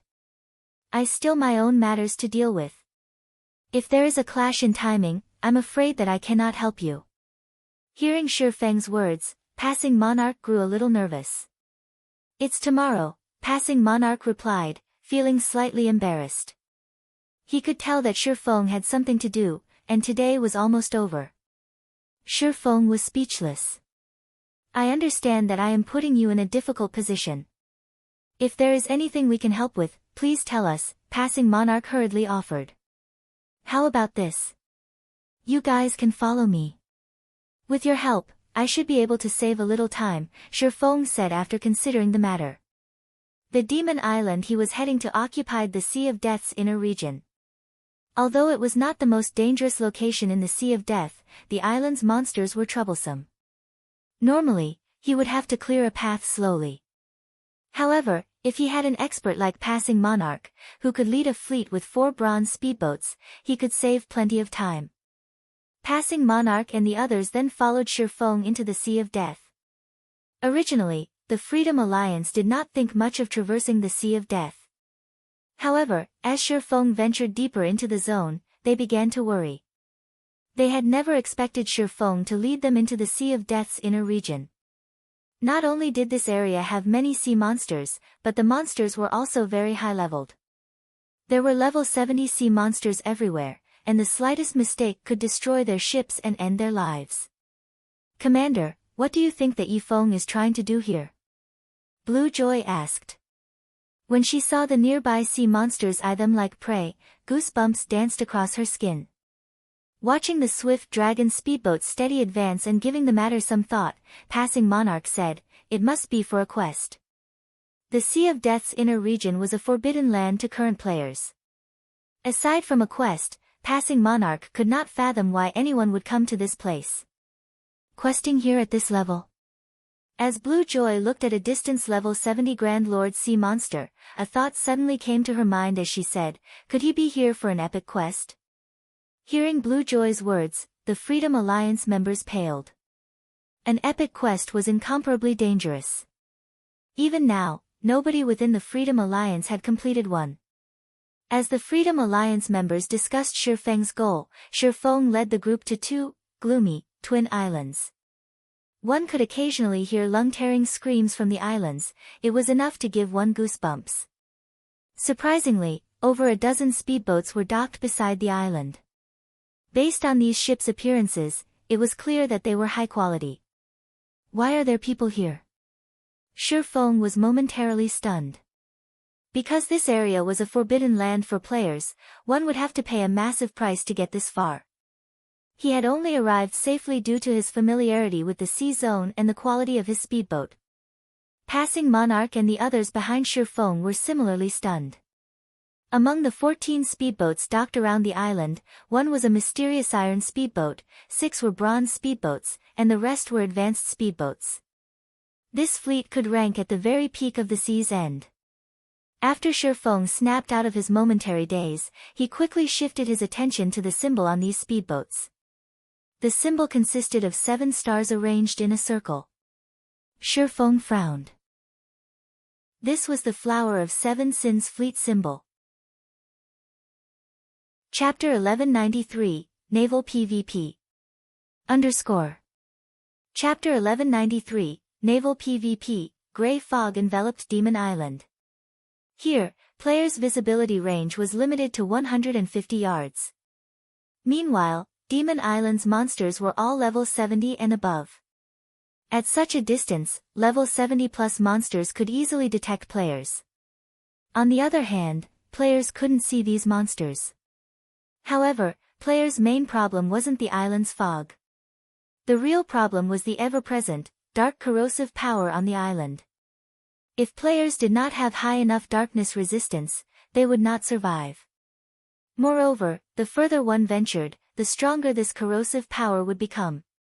Boss Brute, 5 speedboats are approaching Demon Island, a level 43, black-clothed ranger reported as he watched the distant swift dragon speedboat. Speedboats are approaching. The bald, middle-aged man on the screen, Brute Spear, sneered and said, since we've already been seen, we won't let them leave alive. Get rid of them, but don't destroy their ships. We can use them to make up for the losses we suffered to get here. Great. I haven't been on a mission for so long that I'm feeling rusty. The level 43 ranger licked his lips as he observed the approaching swift dragon speedboat. Although the Flower of Seven Sins received requests every day, experts of their rank didn't often receive missions. Following which, the ranger disconnected the call and ordered the other members on the speedboat, get ready. Once they get here, we'll take action. We'll use that to prevent their escape if necessary. Hearing the ranger's command, anticipation filled the other Flower of Seven Sin members aboard the speedboat. These fellows really are pitiful. They have only come this far after much difficulty, yet we'll send them back before they even set foot on the island. However, based on their speedboat's quality, they should be quite strong. Hopefully, we'll get to enjoy ourselves a bit. Each of us will handle one person. Once you've killed a player, give the others a chance. The Flower of Seven Sin members aboard the speedboat chatted among themselves. Shifeng and his temporary team weren't important at all to these players. Even if these players encountered experts from some superpower, the outcome wouldn't change. When Shifeng noticed the 7-star symbol, he instructed everyone to don their black cloaks, hiding their identities. Brother Yifeng, are they your enemies?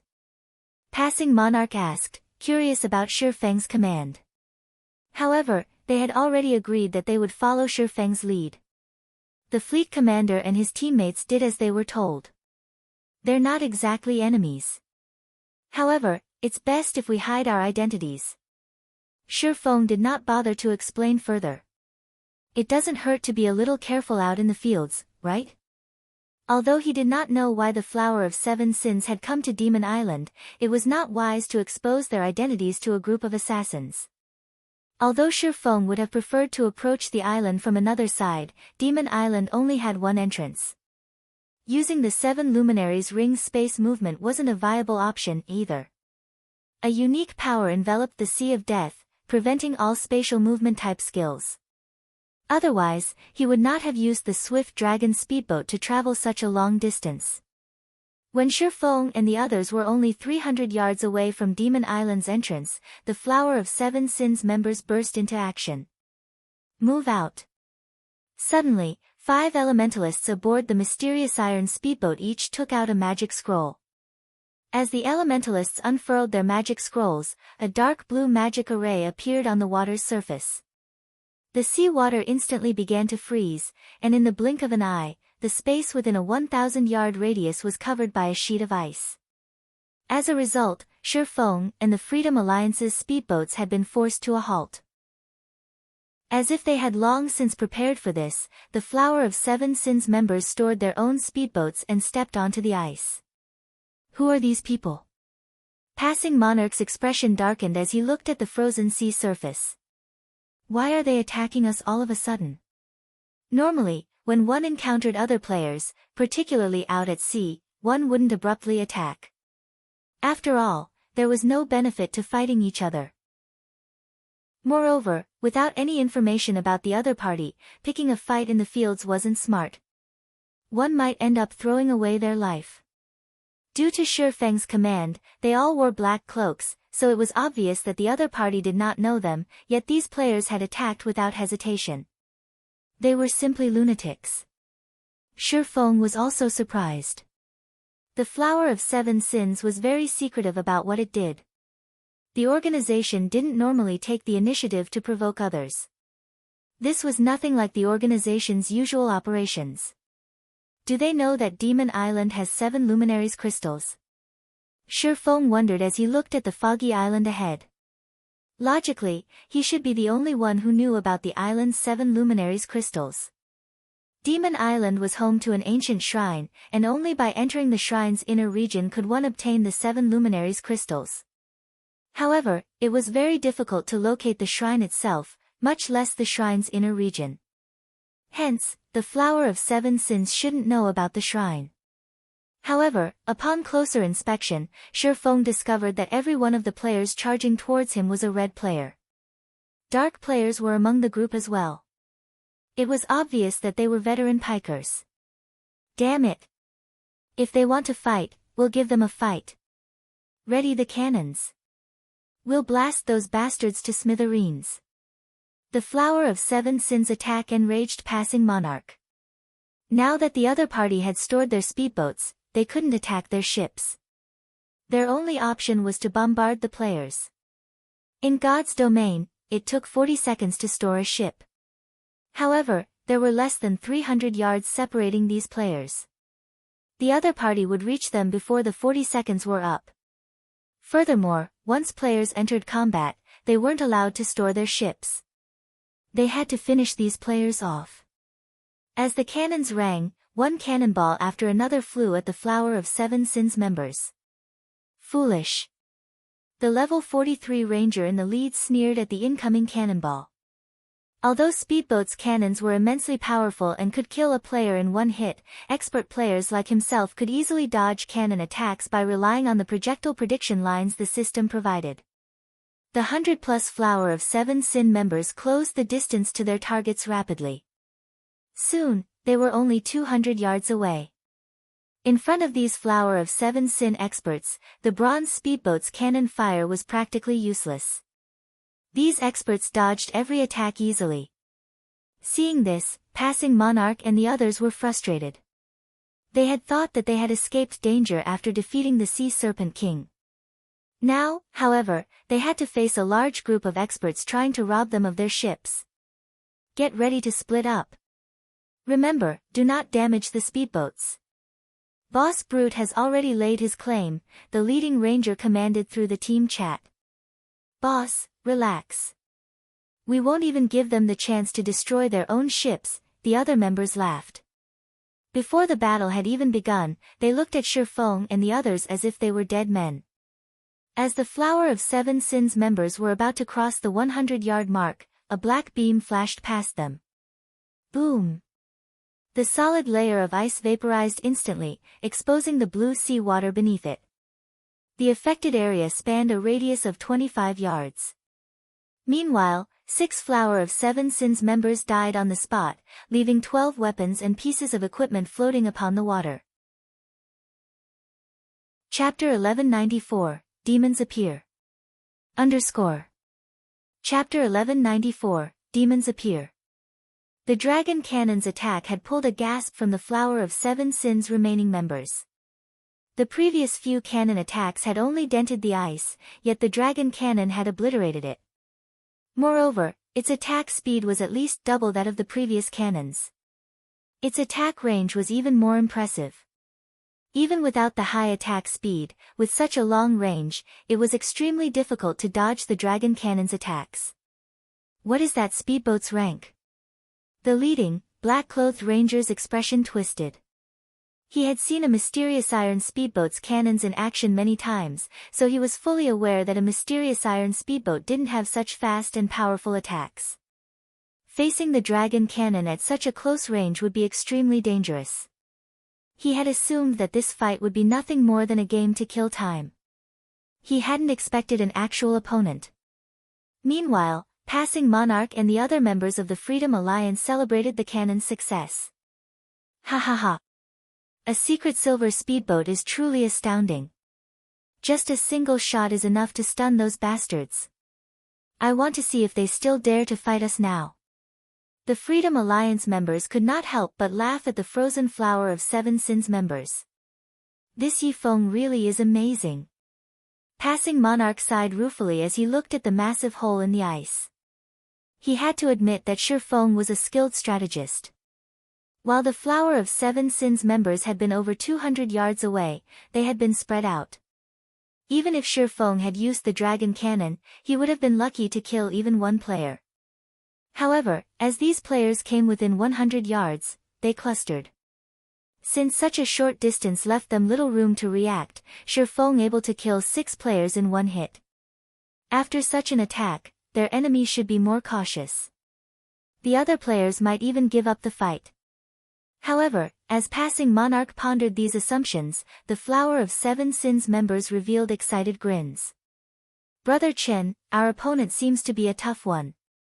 With this, we can finally use that move, right? A level 42 assassin asked, chuckling as he looked at the black-clothed ranger. He felt nothing in particular in regard to his fallen companions. All right.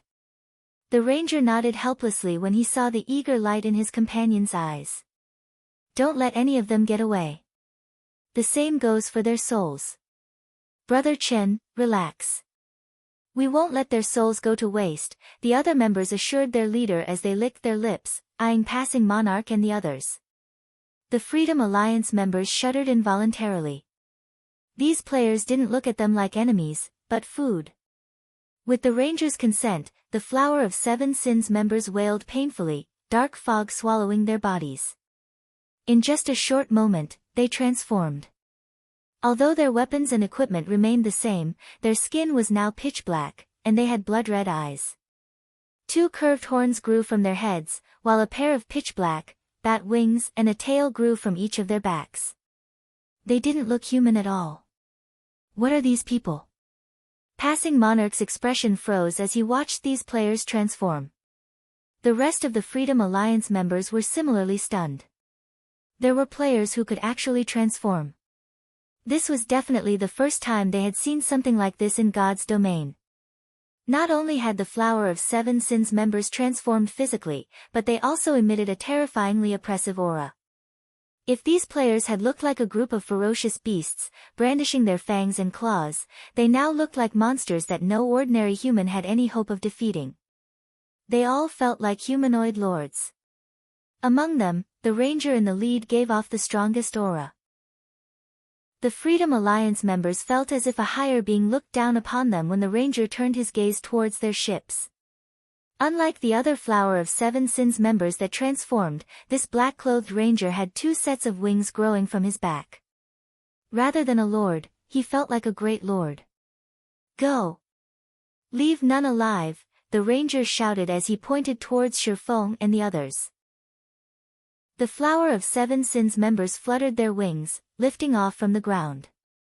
However, they weren't actually flying, only hovering above the ground. Even so, they moved much faster than players on foot. Even the dragon cannon would have a hard time hitting them with such speed. Are they really players? Blue Joy began to feel frightened. She discovered that these players' HPs had also undergone a massive transformation, increasing from their original 20,000 plus to above 100,000. Among them, the Ranger's HP had even reached 170,000. No wonder why they were bold enough to attack other players on sight. So, they've already become demons. Shifeng frowned at the approaching Flower of Seven Sins members. God's domain had more playable races beyond human. Players could turn into demons. Only, doing so was the equivalent of turning their backs on the human race. Once a player became a demon, they would grow stronger. The increase was roughly the equivalent of half a tier. With the exception of the endurance attribute, players' basic attributes increased by around 15% depending on their classes. Demon players would also receive a huge boost to their HPs. Frankly, the increase couldn't compare to a real berserk skill. The only reason it was referred to as a half-tier improvement was because demon players' life ratings rose, improving their physiques by roughly 15% as well. However, although the improvement was incredible, becoming a demon also had a corresponding price. First, demon players were humanity's enemy, whether it be players or NPCs. If NPCs caught a demon player, the consequences would be unimaginable. If players captured a demon player and handed said player over to NPCs, they would receive an abundant reward. Second, demon players needed to hunt for players' souls regularly. Otherwise, they would grow weaker as time passed. Conversely, the more souls a demon player harvested, the stronger they would become. Take the leading ranger for example. Due to devouring so many souls, he had been promoted from a low demon to a high demon. Hence, he obtained far more power when he transformed. It was obvious that the Flower of Seven Sins members already had the physiques of Tier 2 players. Meanwhile, any player that lost their soul to a demon player was barred from the game for at least 1 day. Moreover, they would lose a minimum of 3 levels. Third, demon players had a far more difficult time raising their tiers as demons' tier promotion mechanics were different from humans. Normally, guilds forbade their members from becoming demons. It was detrimental to a guild's development, after all. Only a non-guild organization like the Flower of Seven Sins were bold enough to do something like this. As for the fourth and most fatal aspect, demon players suffered far more severe death penalties. If a demon player were killed, not only would they lose at least 3 levels, but they would also be barred from the game for 2 or 3 days. Their demon rank would also fall by 1, and recovering the lost rank would take quite some time. As a result, most players opted against becoming demons. Anyone capable of using berserk skills, use them now. If not, use Tier 2 magic scrolls. At this point, only Shifeng had maintained his composure. A pointless struggle. Just give up and let us devour you, the ranger demanded disdainfully as he snarled at Shifeng and the Freedom Alliance members preparing for a fight. In a short moment, the Flower of Seven Sins members boarded the Freedom Alliance's bronze speedboats. Members of the Flower of Seven Sins already had very high combat standards. Now that their attributes and physique had grown so much stronger, the Freedom Alliance lost over a dozen players in just a few exchanges. In contrast, the Flower of Seven Sins suffered no casualties whatsoever. Meanwhile, aboard the swift dragon speedboat, a level 42 berserker charged at Shifeng, his battle axe descending towards the swordsman. Dang! As the clang of metal echoed, this transformed level 42 berserker shot backward like a bullet, flying over a dozen yards away. Chapter 1195, Mistaken Calculations. Underscore. Chapter 1195, Mistaken Calculations. Commander, these people are too strong. If this continues, we'll all die here, Blue Joy said hurriedly through the team chat. We need to find a way to leave this place. After she had activated her berserker skill, she might barely be able to prevail in a one-on-one, however, in a one-on-two situation, she would only be suppressed. Although she was not the best at PvP in the Third Fleet, she could still rank within the top 10. Hence, if she was already faring so poorly, there was no need to mention how the other Freedom Alliance members were doing. Right now, their only advantage was the fact that none of these demon players could use berserk skills. This provided them, who could use berserk skills, an edge in basic attributes and allowed them to hold off the demon players for now. However, the duration of berserk skills was simply too short.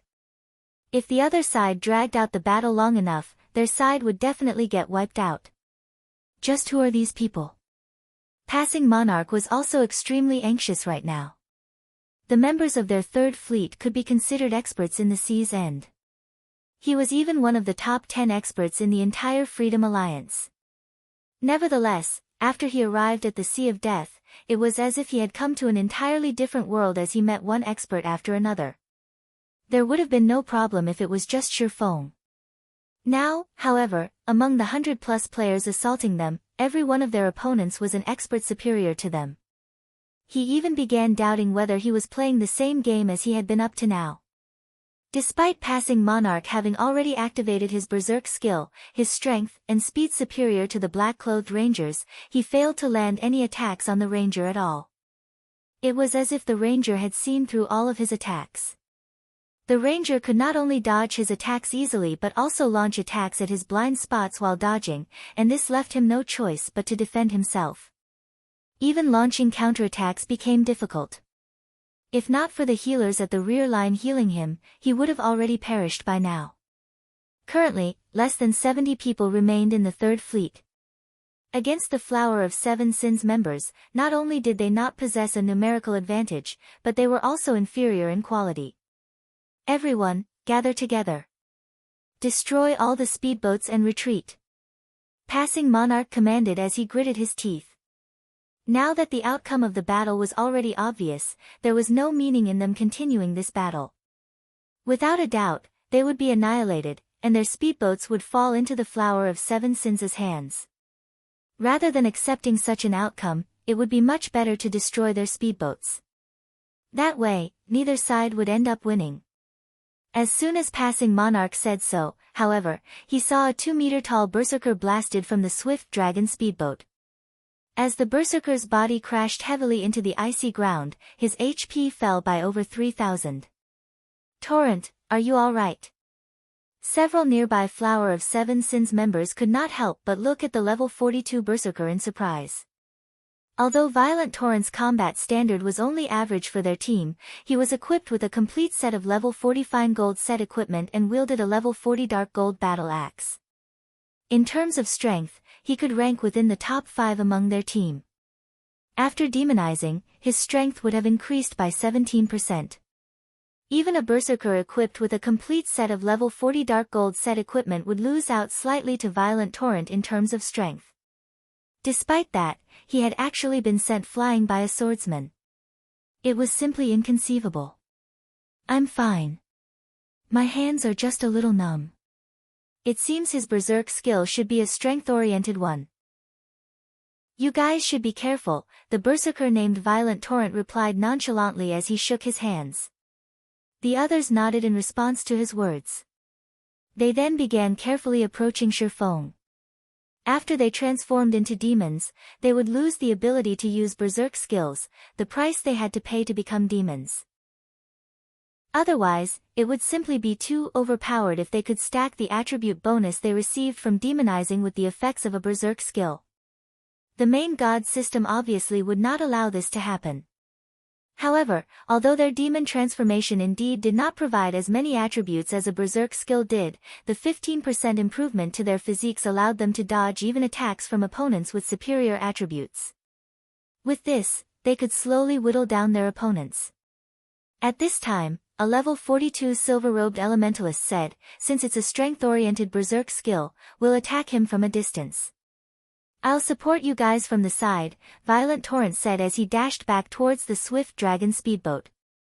However, the Flower of Seven Sins members had obviously misunderstood something. Shifeng did not have any of his berserk skills activated right now. His previous slash was simply a normal attack. The reason why Violent Torrent went flying was entirely the recent upgrade to Shifeng's equipment.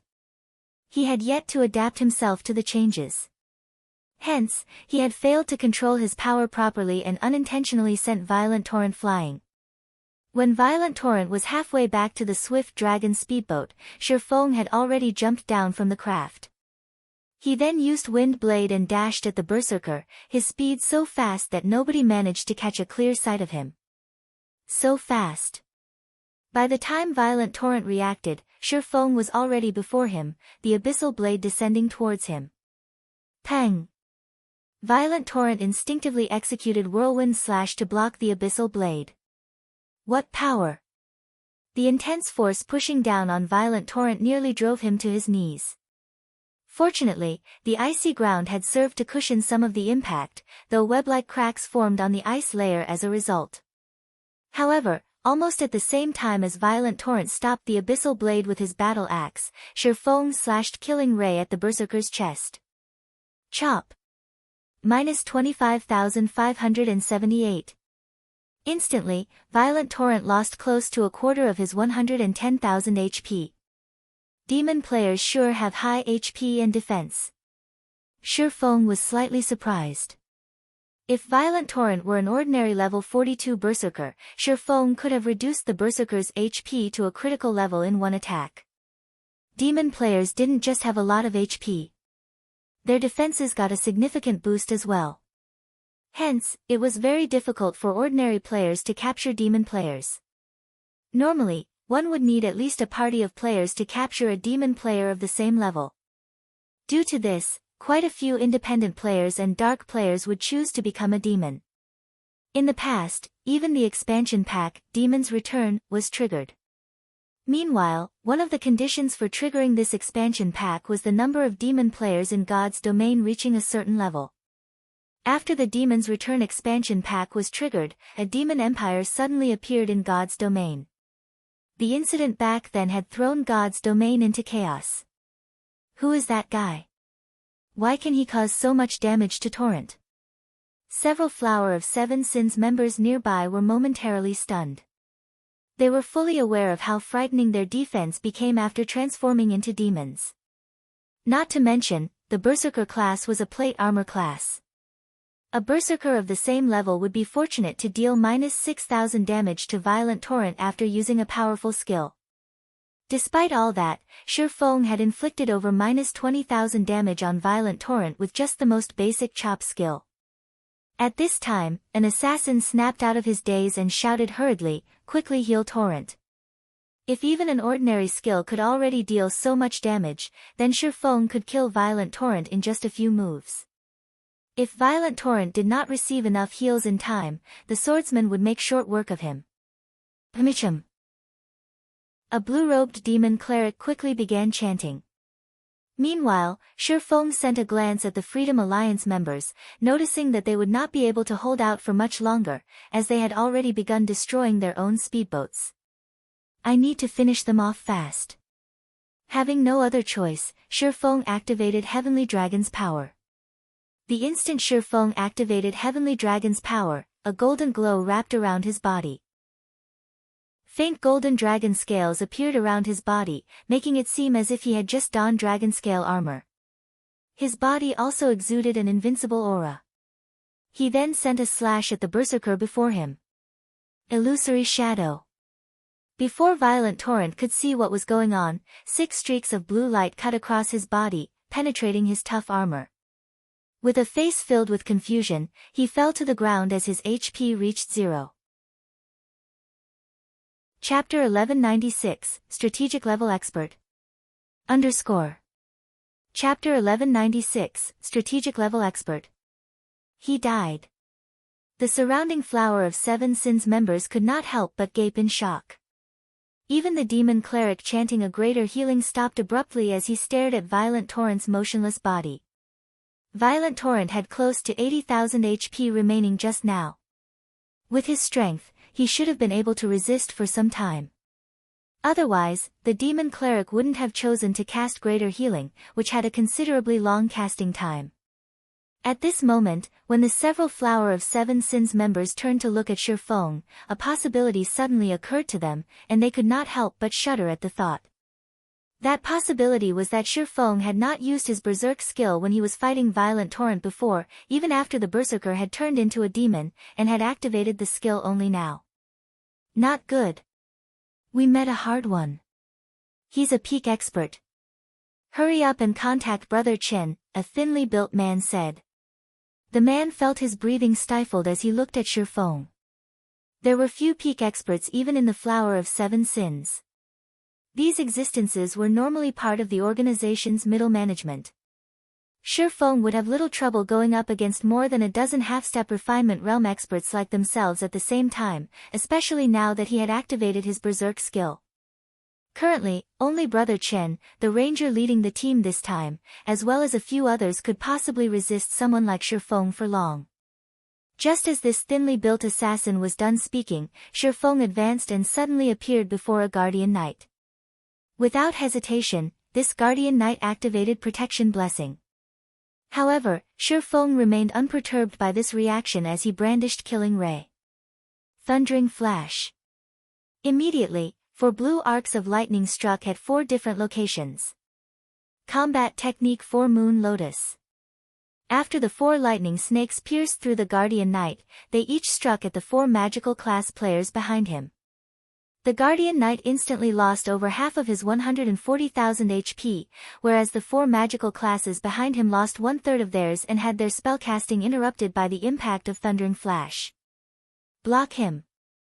Don't let him get close to the magical classes. Hearing this, a Guardian Knight immediately used Justice Roar on Shi Feng. The Demon Cleric at the rear also cast Truth Shield and Rapid Healing on the Guardian Knight. As for the other melee players, they each used a control skill on Shi Feng. At the same time, the ranged classes launched attacks to seal Shi Feng's movements. Shi Feng could not help but admit that every member of the Flower of Seven Sins was an expert. Their coordination with each other was also impeccable. In combination with their high HP and defense, it made dealing with them extremely difficult. If it were any other expert here, they would definitely choose to pull back first. However, Shi Feng never entertained the thought of retreating. Instead, he activated Defensive Blade without hesitation, greatly extending his attack range. At the same time, he switched the basic Tyrant title to the Swordsmanship Master title, increasing his attack speed by 30%.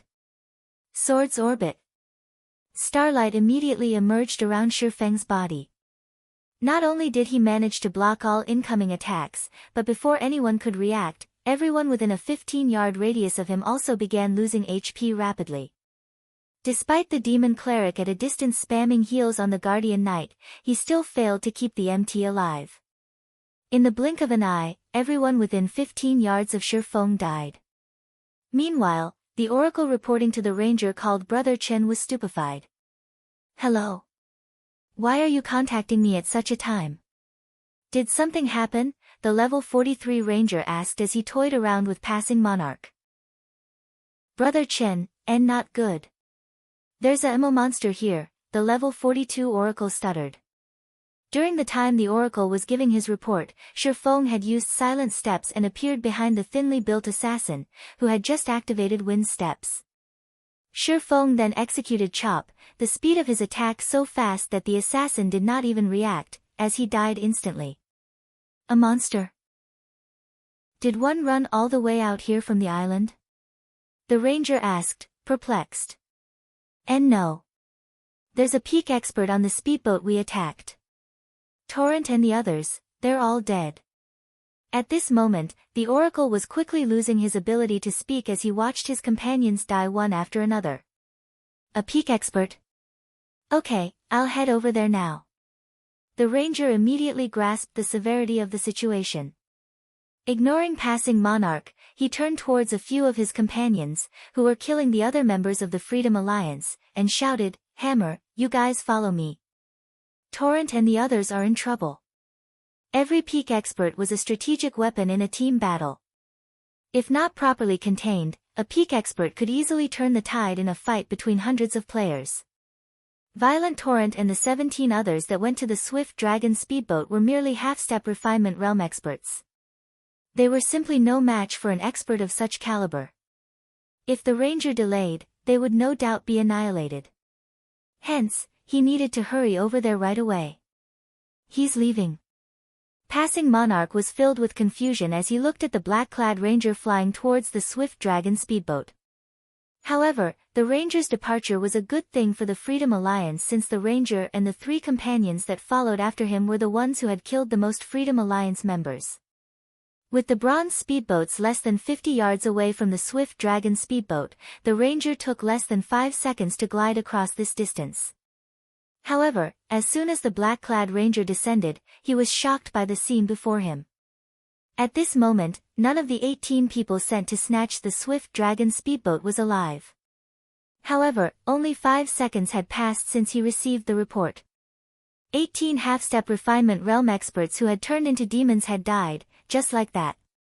The ranger glared at Shifeng, who stood a short distance away, and asked coldly, "Where are your companions? Or are they thinking of ambushing us while we're fighting you?" No matter how he looked at it, one person simply could not have finished off so many demonized half-step refinement realm experts within such a short time. At the very least, such a feat required several experts working together. Companions? Shifeng shook his head and said, "I'm the only one here. If you ran all the way here just to ask this, can we start the fight now? Hammer, you and Letter deal with that guy. Scorpion and I will assist from the side and prevent others from ambushing us," the ranger commanded hurriedly. It was obvious he did not believe Shifeng. "Leave it to me." The level 43 berserker named Hammer nodded seriously as he looked at the cloaked Shifeng. The fact that the swordsman before them could work with other experts to get rid of Violent Torrent's group so quickly proved that his strength was extraordinary. Not to mention, Hammer also sensed a dangerous aura coming from Shifeng, and he could tell that he was definitely no match for Shifeng in a one-on-one fight. However, if he coordinated with Letter, even if they could not defeat Shifeng, it would also be impossible for Shifeng to kill them. However, just as Hammer finished speaking, Shifeng had already dashed towards him. So fast. The assassin named Letter was shocked. At this speed, even if he activated a berserk skill in his human form, he would be no match for Shifeng. If not for his demon transformation improving his physique, he wouldn't even be able to catch a glimpse of Shifeng's figure. Hammer also paled at this sight. Hurriedly, he brandished the great sword in his hands and executed the Tier 1 skill Death's Harvest, which could be used only in his demon form. Immediately, numerous streaks of black light shot forward, enveloping a cone-shaped area 20 yards before him. This skill could not be blocked, only dodged. Is he dead? When the black light dissipated, there was no sign of Shifeng's figure anywhere. Letter, be careful. At this time, the ranger, who stood 10 yards behind the assassin called Letter, suddenly noticed Shifeng appearing above the assassin's head. However, his warning came too late. Shifeng promptly used the Tier 2 Taboo skill Instant Strike, his attack speed increasing by 500% and damage by 400% for 3 seconds. The distant ranger only saw many streaks of blue light flashing in front of him. Before the assassin called Letter could even activate Vanish, his body was already falling to the ground. Shortly after, Hammer finally reacted to the situation. However, by the time he did, several streaks of blue light were heading towards him. Responding slightly better than Letter, Hammer executed Whirlwind Slash to defend himself. However, as the gap in speed between him and Shifeng was too massive, before his great sword could even start picking up momentum, he had already been struck several times. Hammer's vision then turned gray as his body fell to the ground. Who is he? The ranger shuddered when he saw this scene. The male elementalist called Scorpion took an involuntary step back, terror surfacing on his face. Two refinement realm experts, each with over 100,000 HP, were actually killed instantly. How was this just a peak expert? You're tuning in to the Blissful Bookshelf YouTube channel. We're so grateful for your support, and don't forget to subscribe to join us on this incredible journey through captivating stories. Your generosity through donations truly makes a world of difference, as it's the primary source of revenue that allows me to expand and enhance this channel for you. Thank you from the bottom of my heart for being a part of this adventure.